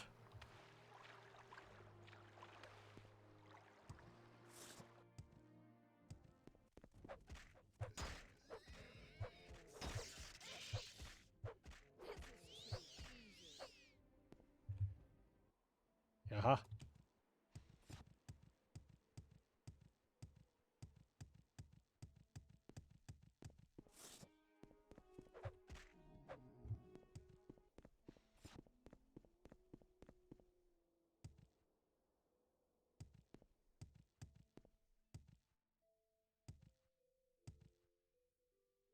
Okay. Why would we have to return to... Yeah. I can tell the ritual is completed. The oneness once again flows through the land. Can you hear it in the trees? Do you feel the humming of the living land? It is a good thing you have done here. Okie dokie. I'll take your word for it.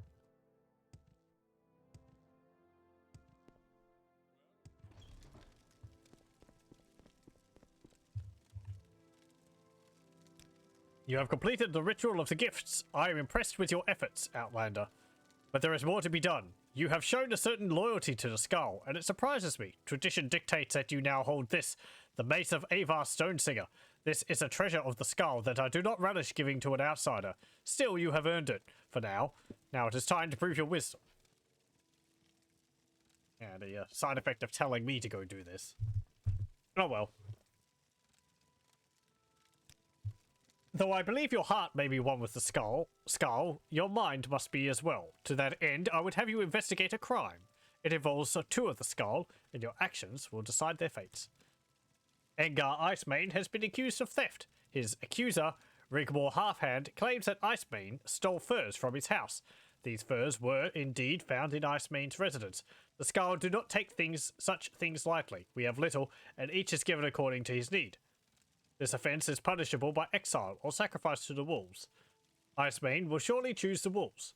Now speak with the skull, find out what you can, then report your findings to me, so the guilty may be punished appropriately. Okay. Hey, what can you tell me about it? He is a valiant warrior and no thief. Any of the skull can tell you that. Anyone who would say different is a liar. He has always proven to be brave and true, and it is possible to imagine that he would be capable of this crime. He is a clever one, he is wise and crafty, perhaps for this he is not well liked. Still, he is one of the skull, and we must take his accusations seriously. Yeah, okay. This seems like it's a really complicated situation.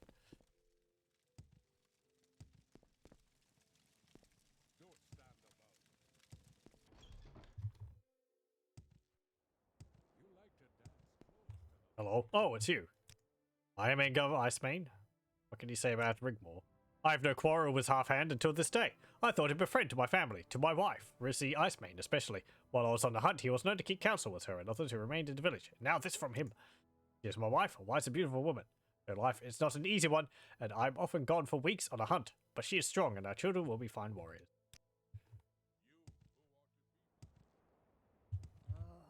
Hello. Come on then, say He's a valiant warrior and no thief. He's a clever one. He's a good woman. You okay? But you.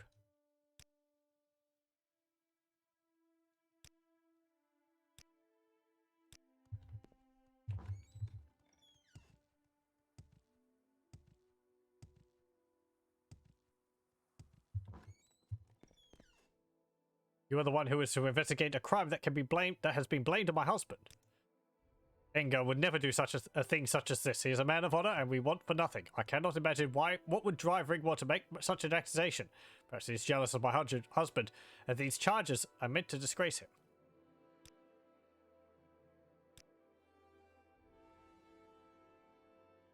He has been a good friend to me until this accusation. We have spent some time together, but now he has decided to ruin my family. Okay. What about you? You are you. Okay.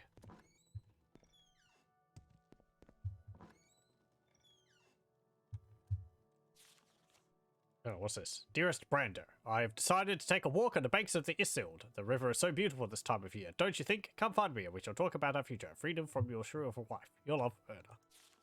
Yeah.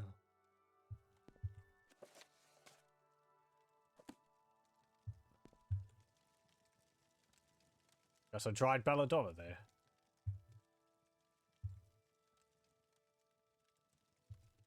My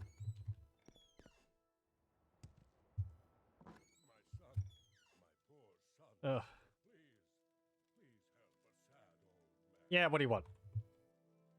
Timval, is that you, son? Oh, I'm sorry. Please forgive the ramblings of an old man, brought on by an old man's anguish.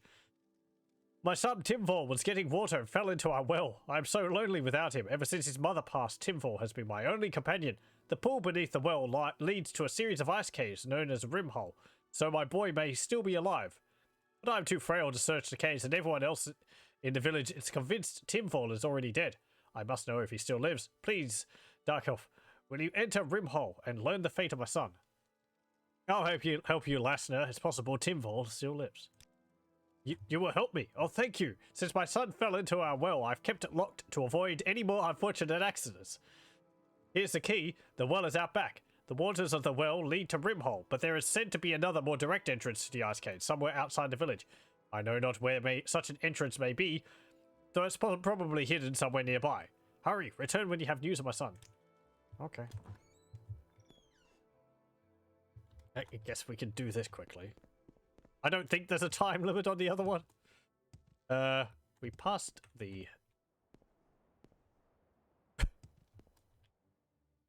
Where? Oh. Yeah, there it is.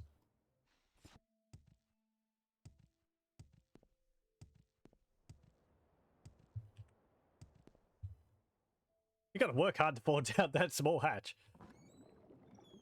Blob blob.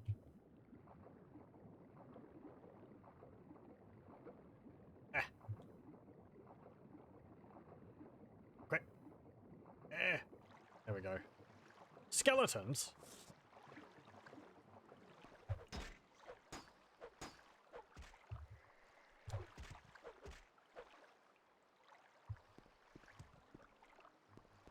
Anything back here?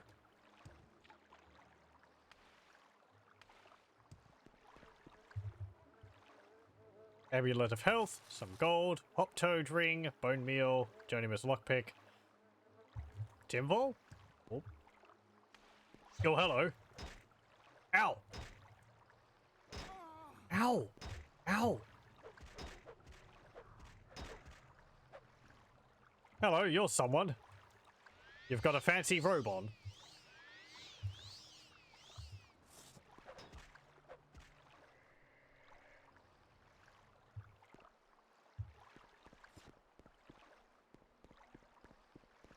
Timval. The forces of darkness are mine to command. All shall bow before the terrible power of Timval the Dark. Aha. Intruder who dares venture so deeply into the halls of Rimhole. The mantle of woe is mine, do you hear me? I have claimed the robe and its power. Right. Can I convince you?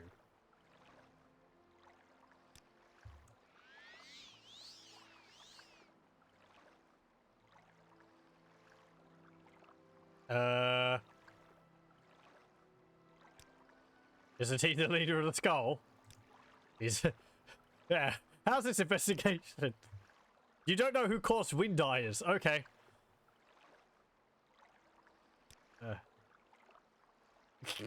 Yeah, it's a terrible situation.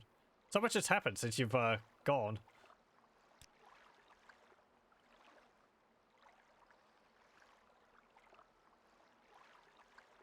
Mantle of Woe?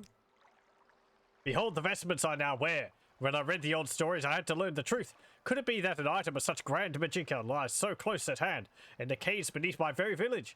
I could contain my eagerness no longer, and jumped into the well. I braved Rimhole's dangers, and as last my efforts were rewarded. Soon the dead shall walk, and Timval the Dark shall lead them. You're insane. You must die, and as all evil should. I've been sent... Your father. Take off that robe and end this madness. Your father loves you, Timval, and only wants you to be happy. Let me join with you, and together we shall bring death to the worms of Solstheim. Your affairs are your own business, Timval, and I will take my leave. Such power must never be wielded by one so feeble. The mantle will be mine. Yeah, your father. My father? Could it be that it still holds me dear to his heart? I only wanted to study magic free from the laws of the skull. Necromancy was quick and easy. The power it offers is so overwhelming. Here, take the mantle of woe. Destroy it. I brought shame to my father. I will leave Solstheim. I will find a place to study Magicka, true Magicka. Tell my father his love has saved me. I will return to him someday when I can truly make him proud. Okay. Do you want some clothes? Oh. Okay. That's good. Well, he gave us a robe. Where is it?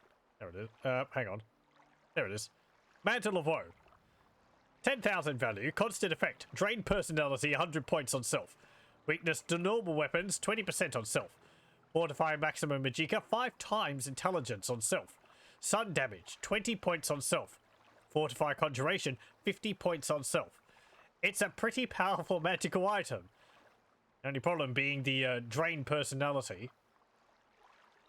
And the sun damage. Which is like what vampires have, in that it will just deal damage to you constantly whenever you're outside during the day, but... I mean, yeah. Actually, let me save before I do this, because I don't know whether whether I'll have to replenish my Magicka. We have 600 Magicka with wearing this. And you could even get that higher if you had, like, mark of the birth sign of the Atronach, but you've got a personality of 0. Oh good, it wasn't permanent.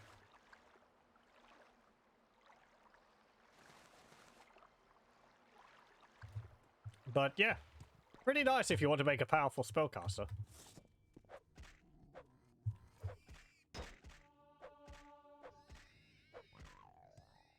I think it might be... I actually don't know. I don't know whether you could gift it to the Museum of Artifacts in Mournhold. You might be able to.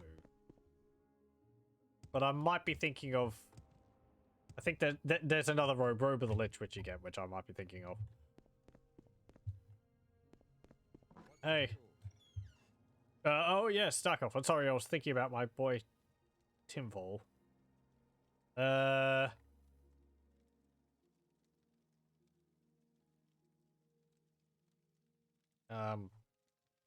I... Old Man's Anguish. Please, Starkov, what news of my son, Timval? Timval lives! He has given up his study of the dark arts and is leaving Solstheim to study legitimate Magicka. He says he will return someday and make you proud. I knew he was alive. Oh, thank you. Although I hate to see him leave, I know Timval will return someday and bring pride and honor to our family. I don't have much to offer as a reward, but I want you to have these. They are the pelts of a snow bear I killed many years ago. Brynjolf at Thirsk can forge them into special armor for you. Thanks again, kind Arana. Hey, thanks. You can keep these, though. I have no use of your, bear heads. What else is around here? Hanin's Wake. Oh, okay. I guess we could have gotten hints of what was going on by looking around the house a bit. There's some human flesh up there. Yeah, okay.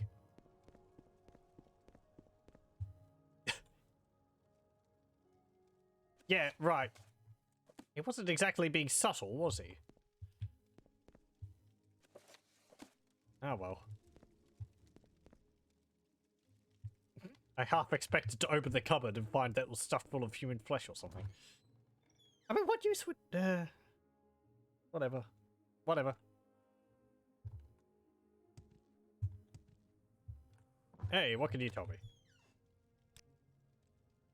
Engar has been a valiant warrior for the Skull for as long as I can remember. Both his father and his father's father were known to be brave and honest men as well. His wife, Risi Icemane, will be heartbroken if he is found to be guilty. Speak with her. She knows him well. Uh-huh. Yeah, okay. So I've pretty much just got to find proof that, Halfhand and actually did this. Well, we know what that calls for. Where's his house? Here it is. Oh, you're home. Yes, I understand you're investigating Engar Icemane's theft. A terrible thing, but you were sent to investigate a crime. What can I do for you? He has always been a valuable member of the Skull, but he is not a caring man. He leaves his lovely wife for weeks at a time while on the hunt. He probably stole some furs because he wasn't able to provide enough for his family. Such a sad story. I can't understand why he would do such a thing. We of the Skull give to each according to need. If Iceman had needed some furs, they would have been provided, but instead he stole them from my home. It's difficult to explain. I feel sorry for his lovely wife, who will be left all alone. I am. Yeah.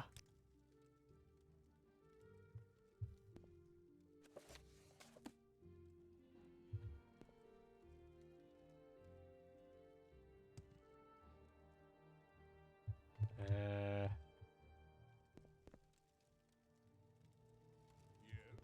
I understand you are investigating Angar Iceman. Yep, that's what I'm doing.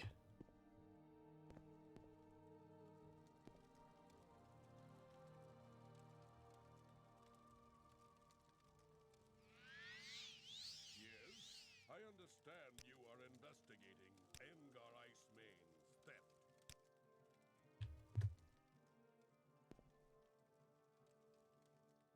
Okay. What say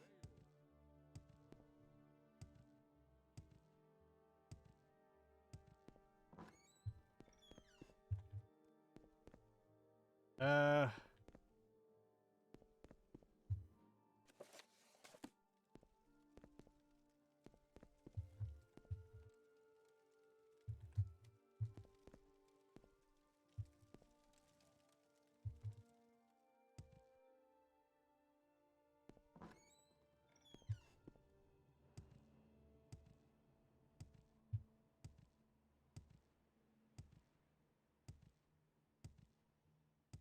Well, pretty sure that there's something which you can find.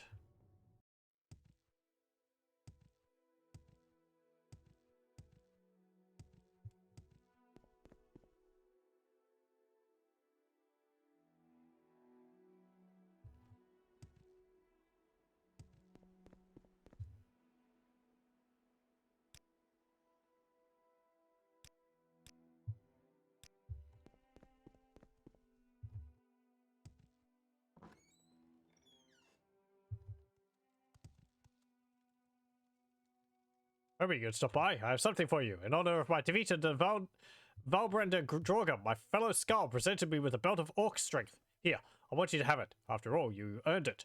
Thanks again for everything. Okay, thanks. We helped this guy defeat a Droga. Fortify strength 5 to 20 points for 30 seconds itself. Well, thanks. But I do have better, so you can have that. Nordic silver mace. Just got a bunch of clothes and all that stuff scattered around. Nice tapestries.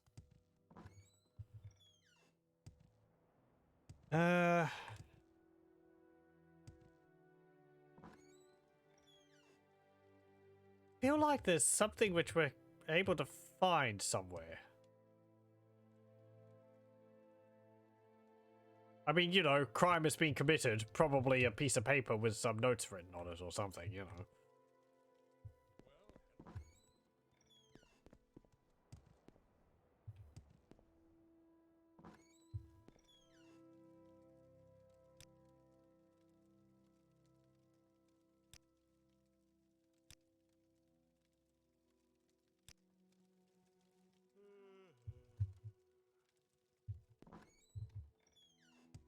You like to dance too?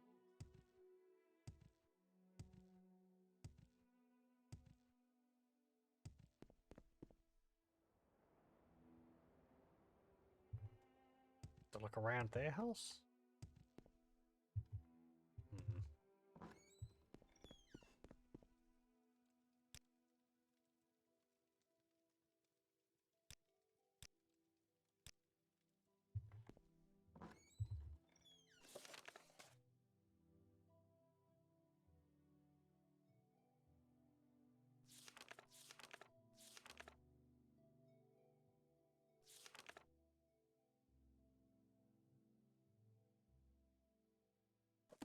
Okay.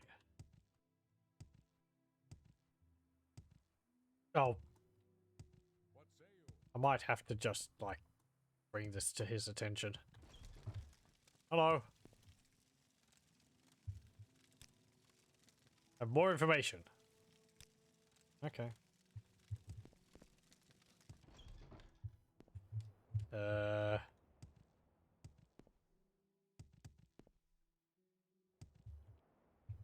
No. No.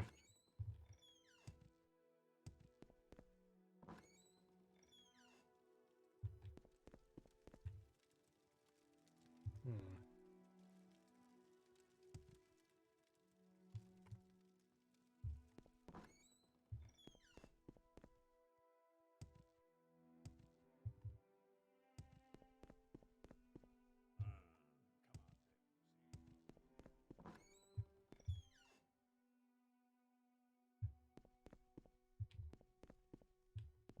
Ah.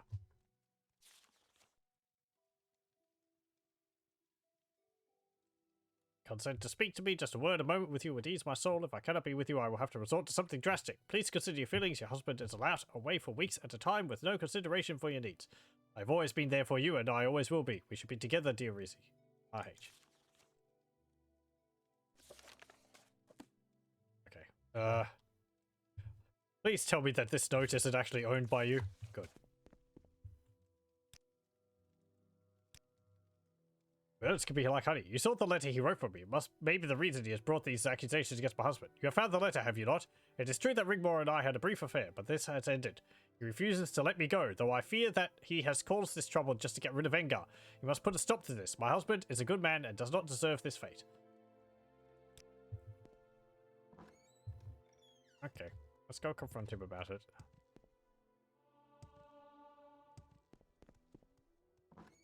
Hey! Right. Yes. You found that letter, but why would... This is an outrage. I only wanted a woman. Why did that fool have to choose the wolves? It could have simply left, and she and I could have been together forever. You know my crime, and I know you must tell Heartfang. Let us go to him, and I'll accept my fate. Okay.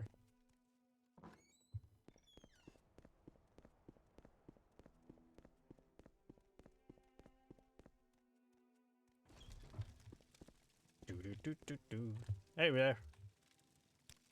So, Half-Hand had invented this tale of theft over a woman? By the Allmaker, this will not go unpunished.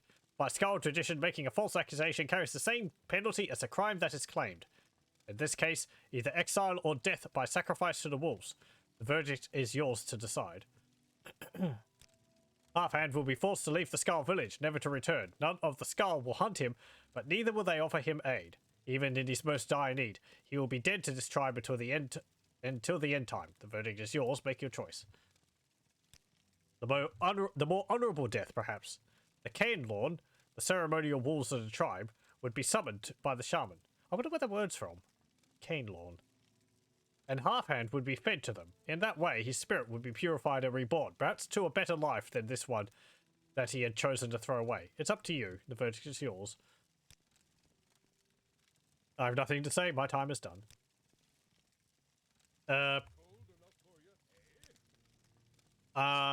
Feed it to the wolves. To the wolves then. You have shown mercy, allowing him to die with dishonor. Perhaps you have some wisdom after all. Lead the prisoner outside that he may accept his sentence. Shaman will summon the Cain Lord to perform their function. But first, accept this token. It's unlikely. Perhaps you too can be more like the wolves we revere. Helm of the Wolf's Heart. Fortify agility and sneak 5 points. Constant on self. Hey. Actually, let me take that. Oh. Oh, no, he's already over there. Is he?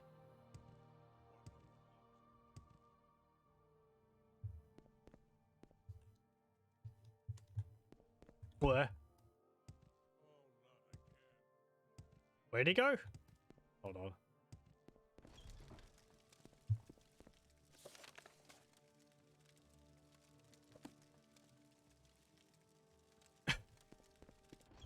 Where'd the blighter end up? It's completely vanished. Uh-oh.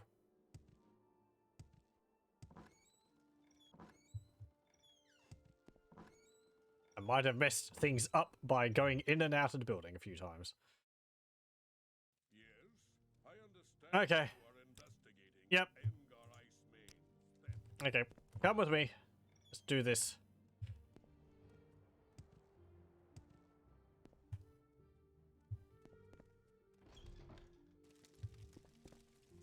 You're on, Your Honor. Don't press your luck. Yep. Wolves. Okay, Done well, showing your loyalty. come on. There you go. I don't know where you went off last time. You're on, Your Honor. Don't press your luck. Think this is the place which we have to go to? Yeah.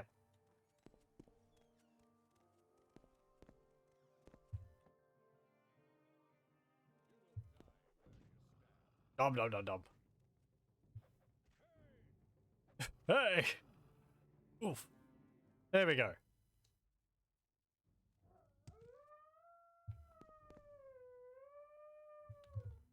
And the wolves disappear.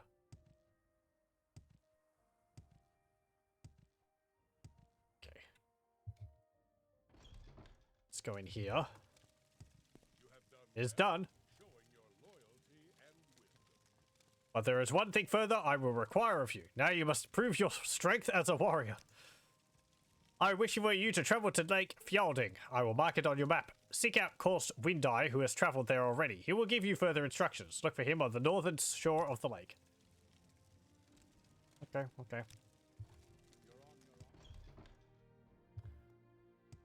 Do, do, do, do, do, do. Off we go.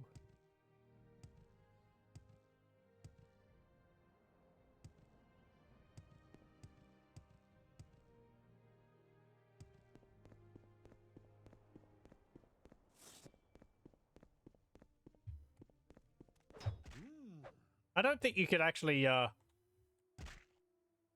watch that investigation up, since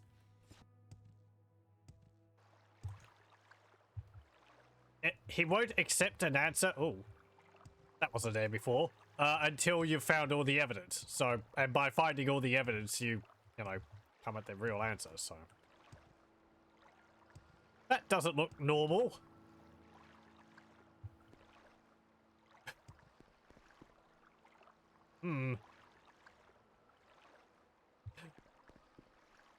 Where is this guy? Sir? I wish to talk to you, sir. Your lake appears to be on fire. Has there been an oil spill?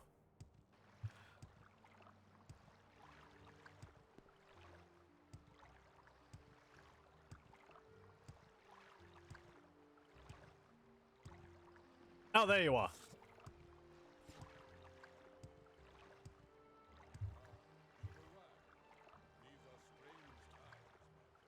Yeah, don't say. Ah, you've arrived, yeah. I am unsure what magic is being worked to cause such a disturbance of the lake, but you were sent here to prove your strength. Fire from water, fire, flame through ice. Strange indeed. Heartfang believes that a Draugr lord who lives beneath the lake is the source of this, but I am not certain. I fear that this could be a sign of the Bloodmoon prophecy, though I pray to the Allmaker that this is not so. It's an ancient prophecy, one that I hope is but a myth. Prophecy is great. It tells of a time when the moon above will turn blood red, and the wolves that walk like men will walk the land. The prophecy tells of other signs that precede the blood moon, but they are not all easily interpreted. Let us speak about this again at another time. For now, you are to prove your strength. Heartfang has sent you here to show your strength, your ability to survive in the harshest of conditions. Beneath the lake, there are a series of ice caves. In one of these caves, you will find Aslip, a Draugr lord. Heartfang believes he is the one responsible for the disturbance of the on the lake. From what I have read in the histories, Aslip was once a powerful mage who delved in necromancy.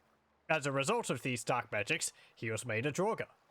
Is that true for all Draugr? I thought they were a byproduct of Nords preserving their dead. Oh well. But he retains much of his immense power. You are to kill this creature, and perhaps end this madness. take care with this task. The situation seems odd to me. Okay. I don't actually know why Draugr are found in the, Nord, tombs in Skyrim. I guess I kind of assumed maybe they were just there because of, what's it called? Because of necromancers. Or as kind of like guardians. Kind of like the ancestor ghosts and all that. For the, Dunmer.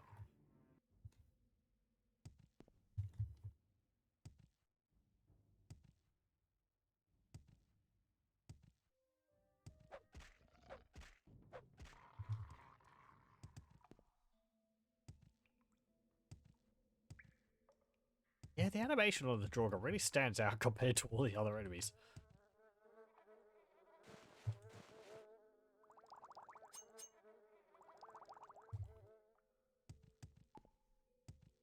Like, what would be closest to it in the base game?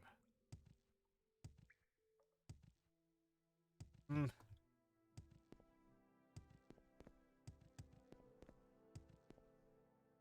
really know. I guess maybe some of the Dwemer constructs, the Sphere Centurions, perhaps. But they're not.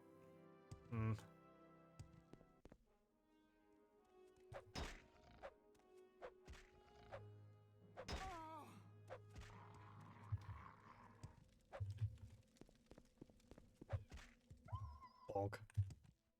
Oh, chest.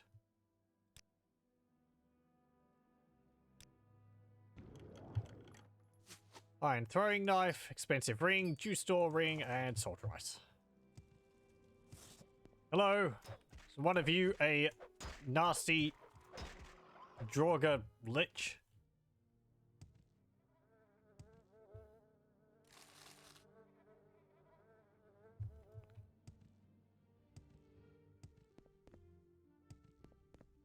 A slip slayer.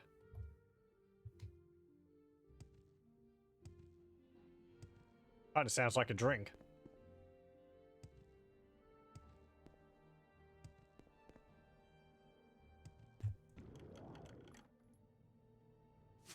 Orcish bolt.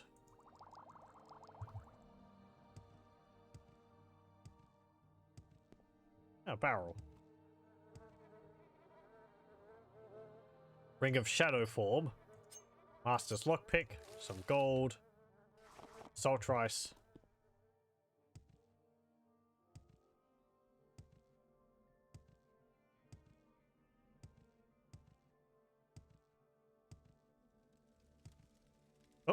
You are brave or foolish to enter this place, Dark Elf, but I sense a bit of weak wisdom in you. Perhaps I might kill you where you stand. Were you to try and keep me from my task, but there are more dangerous things in these caves than this poor soul. I have been in this cave for many centuries. The Draugr you met in this place are not my kin, mindless creatures driven only by their desire for living flesh.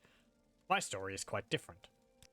I was once a mage, of the people who call themselves the Skull. They have heard of my literary crimes. Oh no!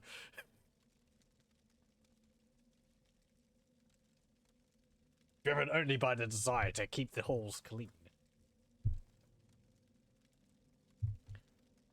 Powerful beyond their reckoning, but I strayed. I delved into the black arts,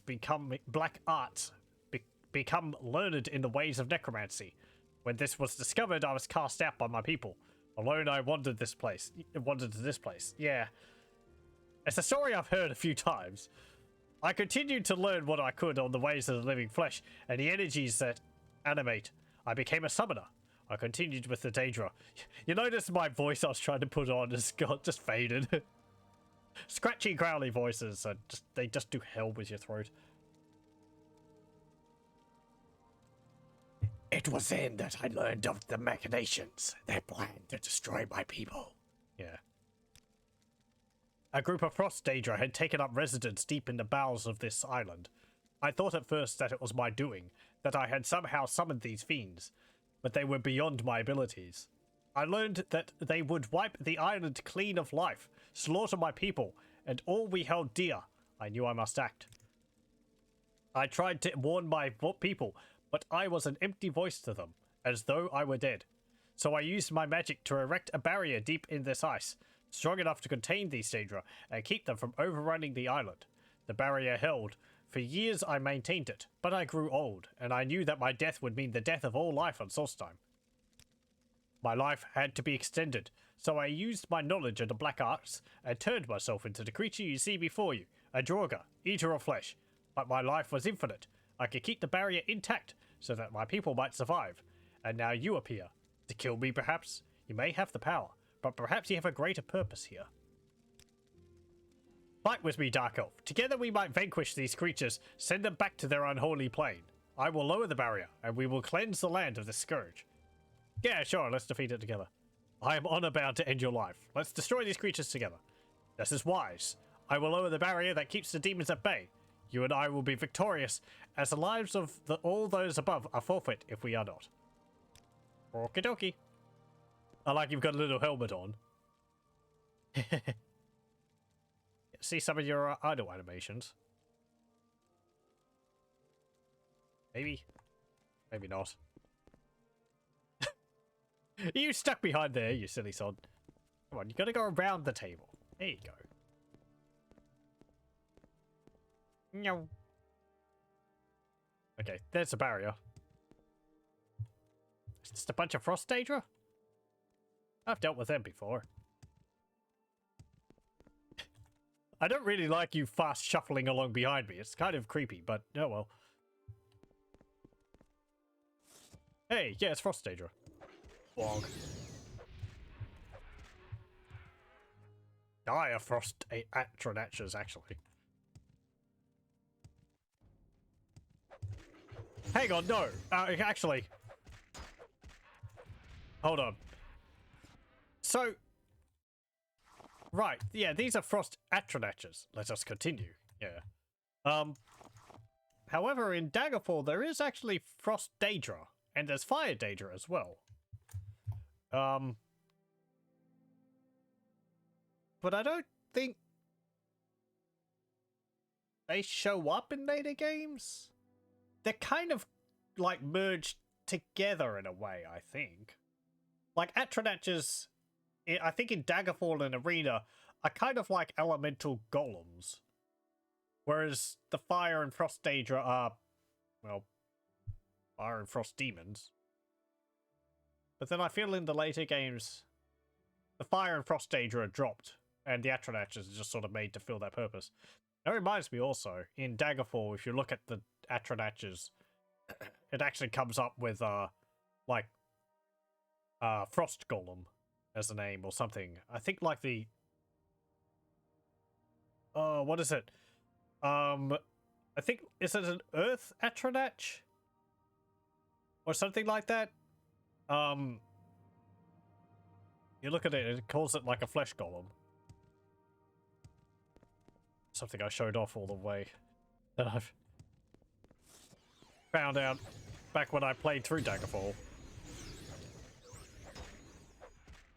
Ow, ow, ow.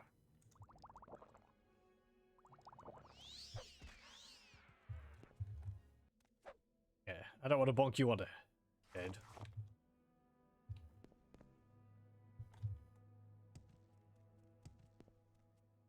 What's this? More Axe of Wounds and some gold. Anything behind there? Nope. Anything over here? Nope.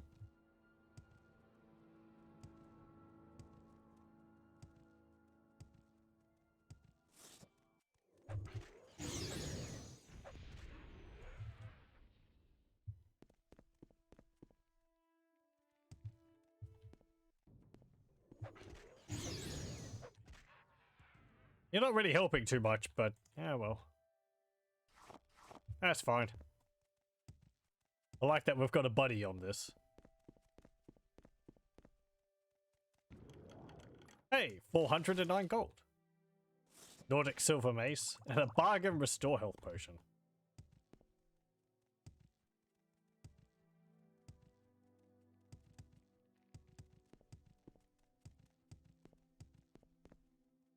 think we've just got to kill all of these Daedra, or destroy all these Atronachs.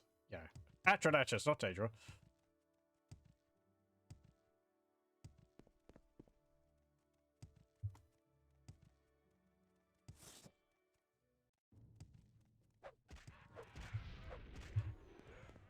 I think he actually does cast spells. He's not getting a chance to get them off though, because I'm killing them too quickly.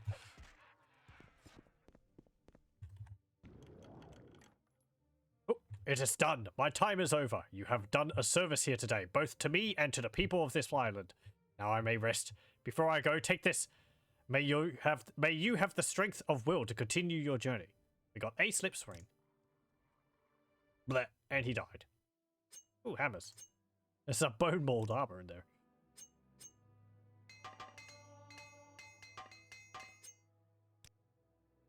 Okay. No, friend. You died, again? Kind of looks like your ribs are poking through your chest there a little bit. You can see the flesh is sort of worn away there.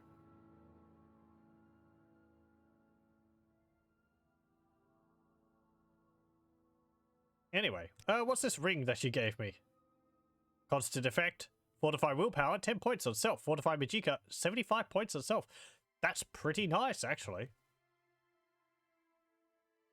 Fortify magicka is nice, and the willpower, extra willpower is pretty good too. Be useful for a mage. I will actually keep that. I won't wear it, but put that on with the Mantle of Woe and you'd get an extra 75 on top of the 5 times intelligence. So what, 600, 675?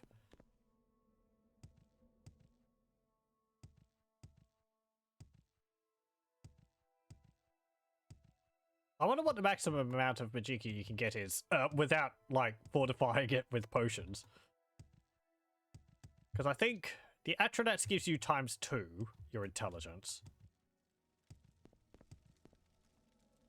So that would be 200.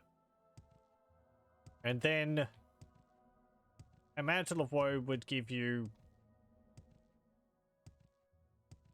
I mean, if we're counting items, there's going to be items which I don't know.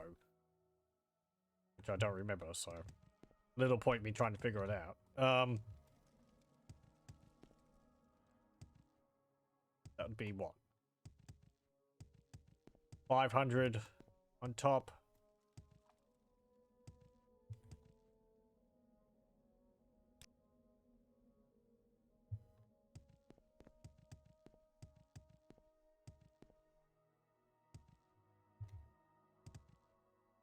$775. Oh, that did solve the problem of the lake being on fire.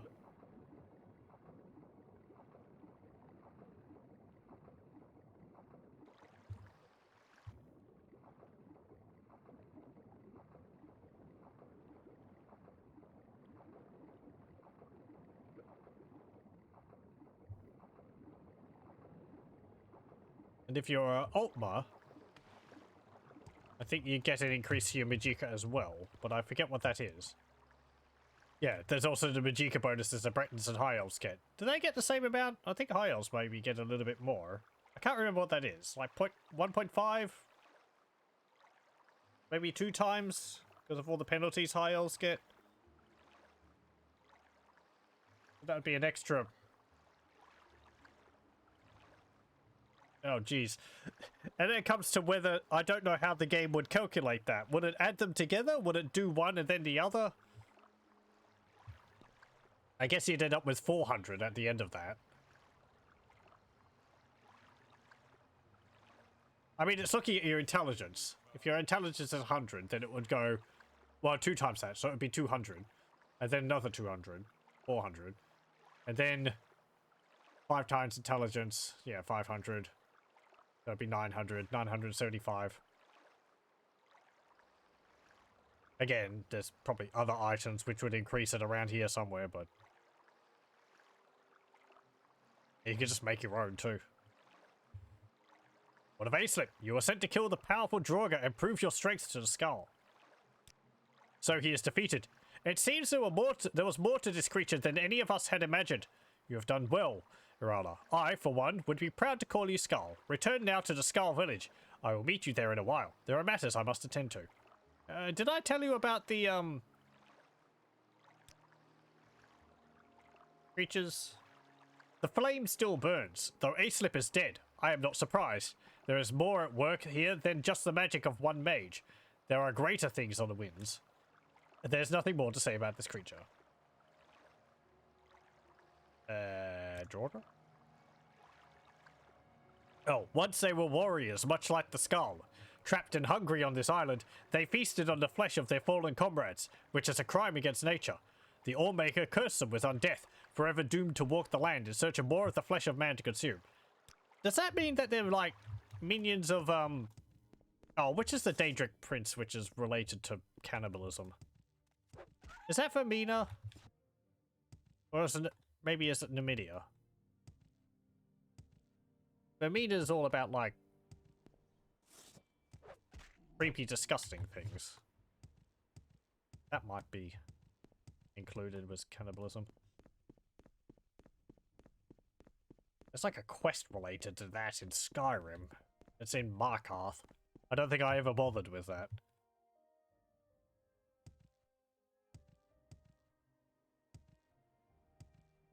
It just doesn't seem to really add too much to the gameplay. Unlike in, say, Fallout, where, you know, things feel a bit more desperate enough that people would actually turn to cannibalism. And there's a bit more to it in the game than just, I don't know, oh, you can eat corpses. This looks up. High elves get 1.5 Majiko, and Bretons get 0.5.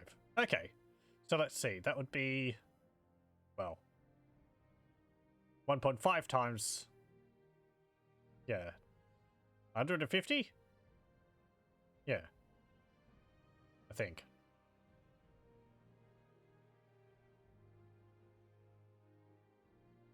So it'd be like, oh boy, 800 and, oh, what was it? 850, 925, I think. Hey, your lake's still on fire. We're gonna need a bigger bucket. You've returned from the lake. You continue to surprise me. I have matters to attend to now. We will speak again soon, that I promise you. Okay. Please, you must help. The village is under attack by the werewolves. Outside quickly. Werewolves? Horrible creatures. This many have not been seen in generations. Their appearance can only be a sign of dangerous things to come. No, there isn't.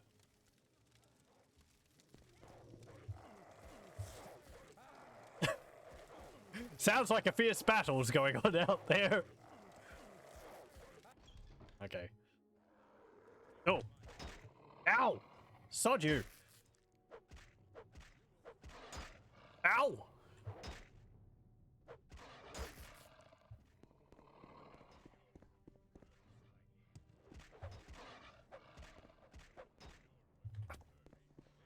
I didn't mean to hit you. Sorry.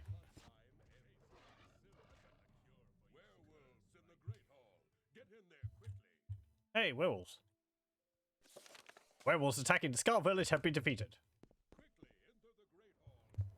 I like how they look at this. They're not too big. Not like in Skyrim where they're freaking massive. Ow!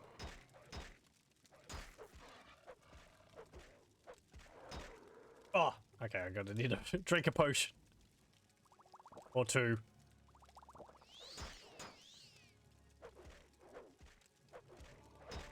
Oh.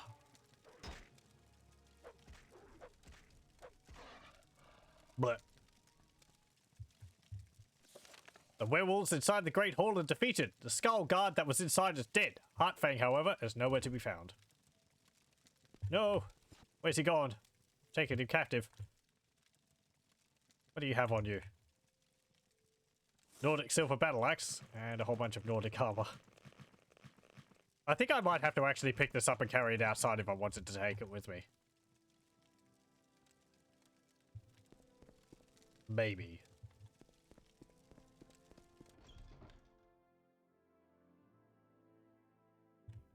Hello.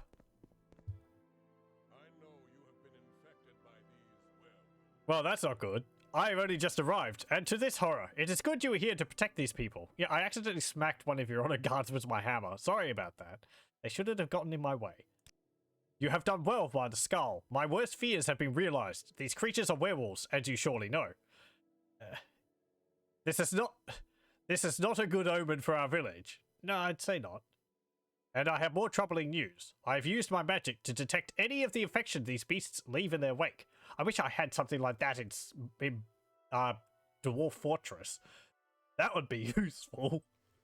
Instead of having to check whether someone's been bitten by a were creature individually, each person.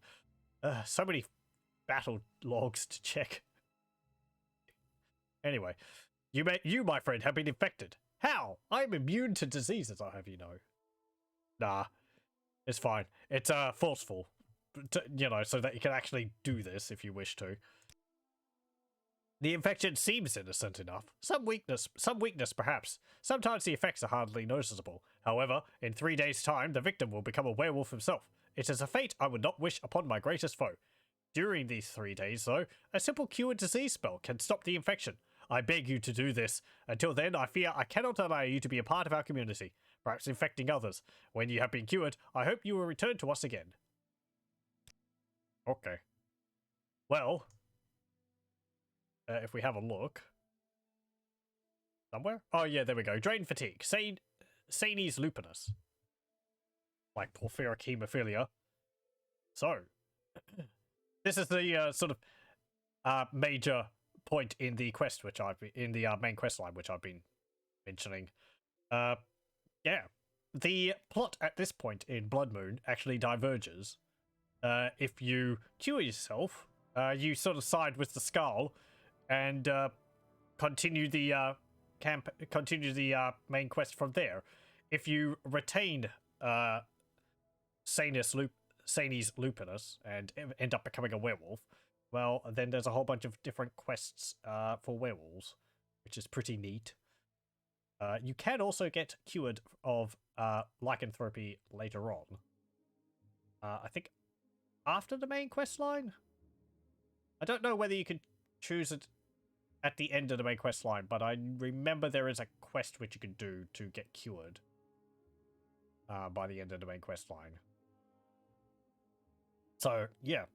I don't really have any particular thoughts one way or the other. I have done both of them in the past on my own. So, I guess I can leave it up to people whether what they decide.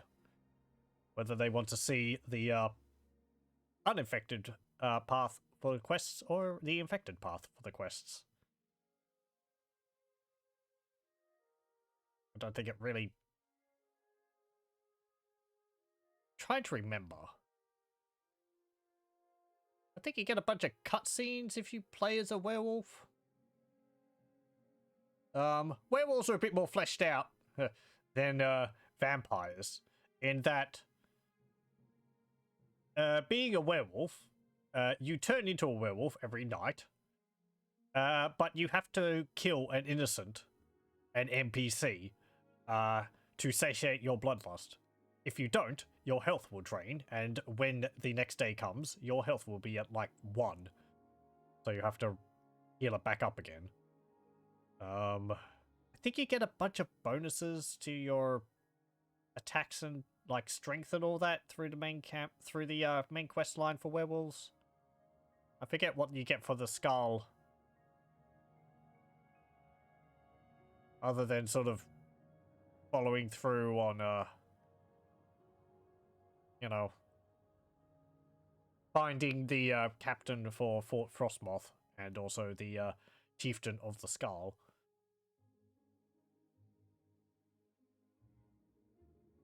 Yeah. There are other ways also to manage lycanthropy. Because there's kind of a big player in this story, which is able to help you with some things in that regard. Ugh.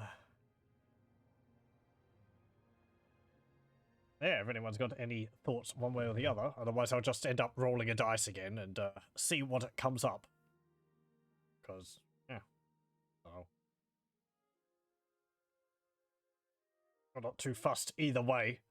I guess being a werewolf, it's probably going to be a bit harder for us than it is just to go through normally, because you can't wear any of your equipment. I don't know whether that means that we'll be just stuck there because we won't have any of our equipment carried. So we'll be just like rooted in spot, weighed down by all of our armor and all that.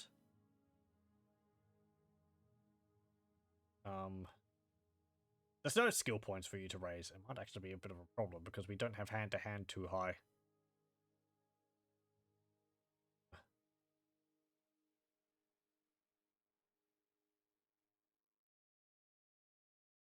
Let's see. Well, I didn't say. 1 to 3 will go Skull. 4 to 6 will become a werewolf. It's a 3. Okay. I guess we're going to stay with the Skull. I could even save just at this point and maybe do the other path afterwards. We'll see.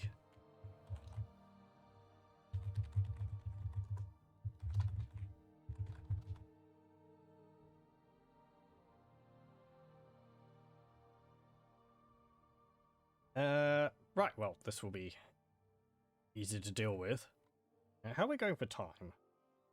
Okay, we might only continue for another 10 minutes. So we might just do, like, the next quest, and I'll call it there for tonight anyway. There we go. That should have gotten rid of that. Yep. Even though, you know. Whatever.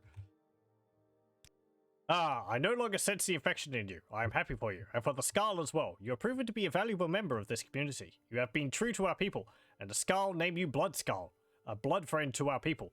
You will be given a home here, Rigmore Halfhand's former residence, in which you may rest. Also, it has been decided that you will take part in the Ristdag, an important Skull ceremony. It seems Rigmore has made a mistake. It is a shame to see so clever a man fall to such a level. There is no knowing what might drive a man to such a foolish action. I only hope that his spirit finds rest in this life or the next. Okay. A ceremony of blessing and cleansing that we Skull perform only very rarely. These are frightening times, my friend. There have been ominous portents, and they concern me. Heart Fang is missing, and I fear that the Allmaker does not breathe freely on the Skull this day. The ceremony must be completed. But first, I need you to retrieve the Totem of Claw and Fang. It is a powerful artifact, very sacred to the Skull people. It is used to call to us powerful beasts that are used in the Ristdag. It was stolen many years ago, and we of the Skull were foolish enough to believe it would not be needed again. It would not again be needed. I have learned that it may be found in the tombs of Skarlar, to the east and a bit south of here. Please return the totem. Okie dokie. Let's go and get that, and then I think we'll call it here for tonight.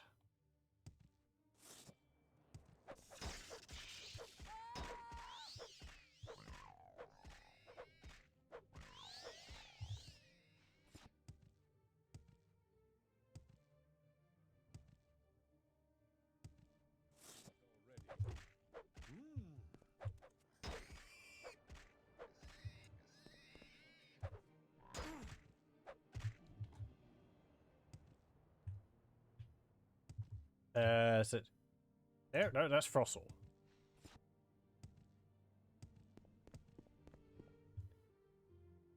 Is it located? It might actually be on that island.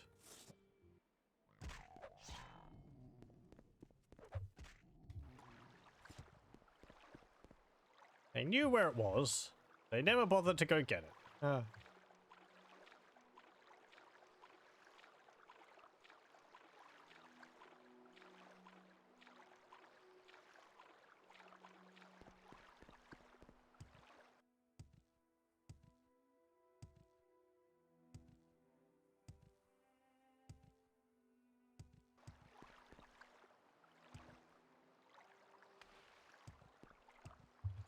Nope. That's not the place. That is the wrong place.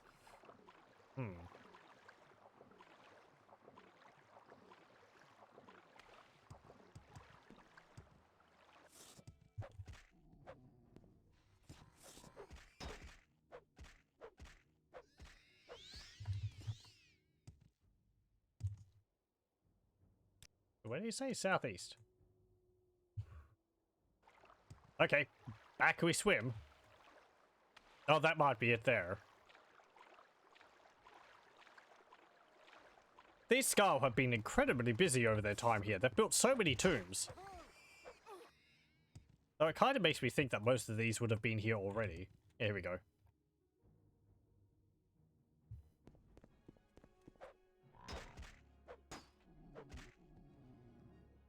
Yeah, let's rest. Okay, here we go. Oh. Werewolves. Ow.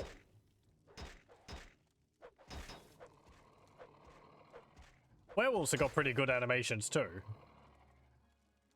Though they really hurt. Ow. Flop. They don't drop anything though. No like werewolf hearts or anything like that. Ow!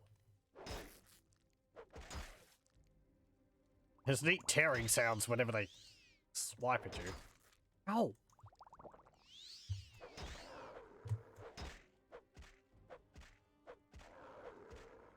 Oh, and even though they're using hand-to-hand, they deal direct health damage. Unlike if I was punching them. Makes them quite a bit more nasty. They don't have to knock me out first.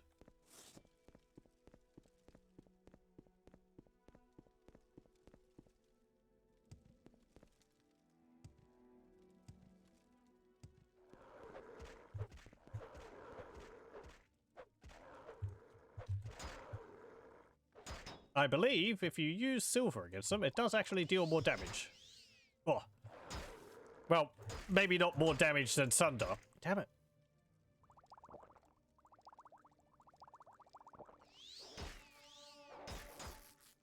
Do you mind?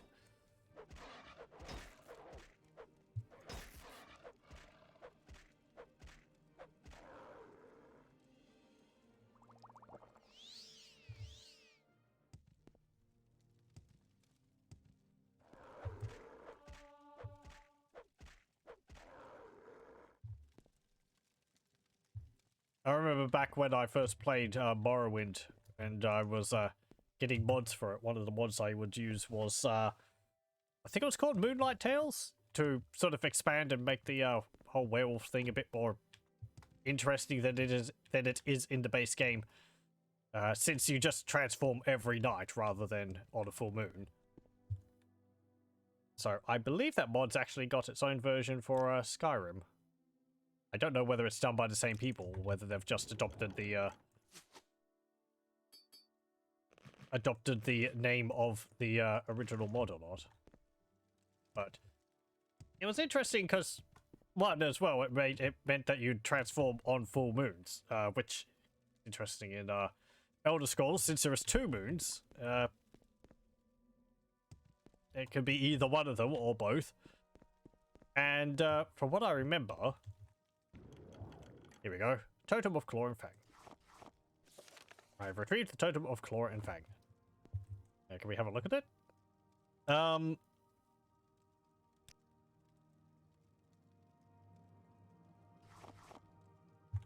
we go. And that depending on which of the moons were full, or the various phases of the moon, you would have different werewolf forms which you'd turn into. Sort of different levels of strength.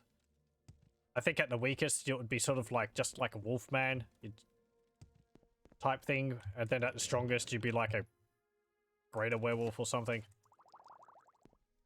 And a bit more variety to it. Maybe kind of a bit overcomplicated, but yeah.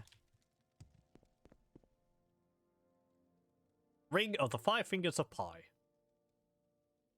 Cast when used. Damage health, damage health, fire, frost, and shock on touch. Okay, and a hammer.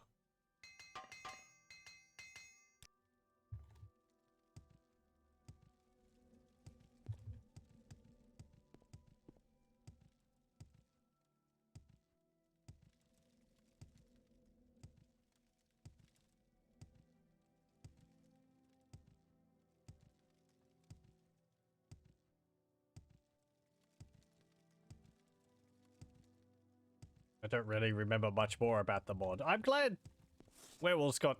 I like how they were expanded in Skyrim, where you had the skill points which you could spend to, like, give you more health and make your attacks deal more damage and so on and so forth. Same as vampires, at least with Dawnguard. But that was for the Vampire Lords, wasn't it?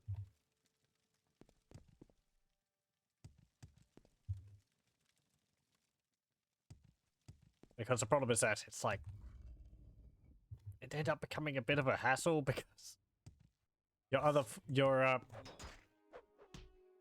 werewolf form would end up falling behind in terms of health and damage, so.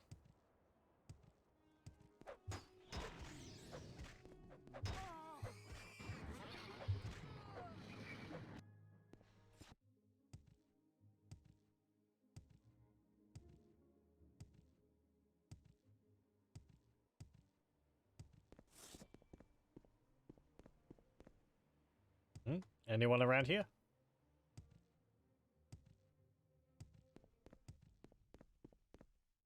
Nope, I guess not. Okay. I guess so. I just came within their range again.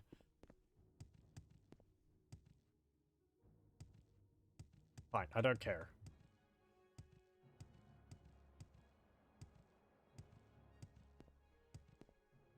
I'm sorry? Oh.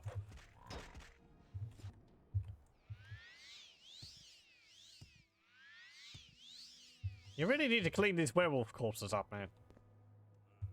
Come on, then. Say something or move on. A dangerous mission indeed. Have you been successful? Yep, here it is. You have found a totem. This is good news. Please take this as a token of my thanks. I hope that your efforts have not left you too drained, as there is still much to be done. For your efforts, I will share with you some knowledge. The Skull have the ability to summon wolves to fight by our sides. You too now possess this ability. The Ristag must now be performed. You have been of great service to the Skull, and it seems right that you take part in the ceremony. Meet at nightfall with Rolf Longtooth, one of our Skull hunters. You will find him by the western shores of Lake Fjelding. He will tell you more about the Ristag and the part you will play in it. Okay. Greetings, Bloodskull. You and I must speak of the Restart. Uh-huh. Oh, they've actually changed the name of the house. The Bloodskull's house. Hey, we have a house here. Another one, as including the one in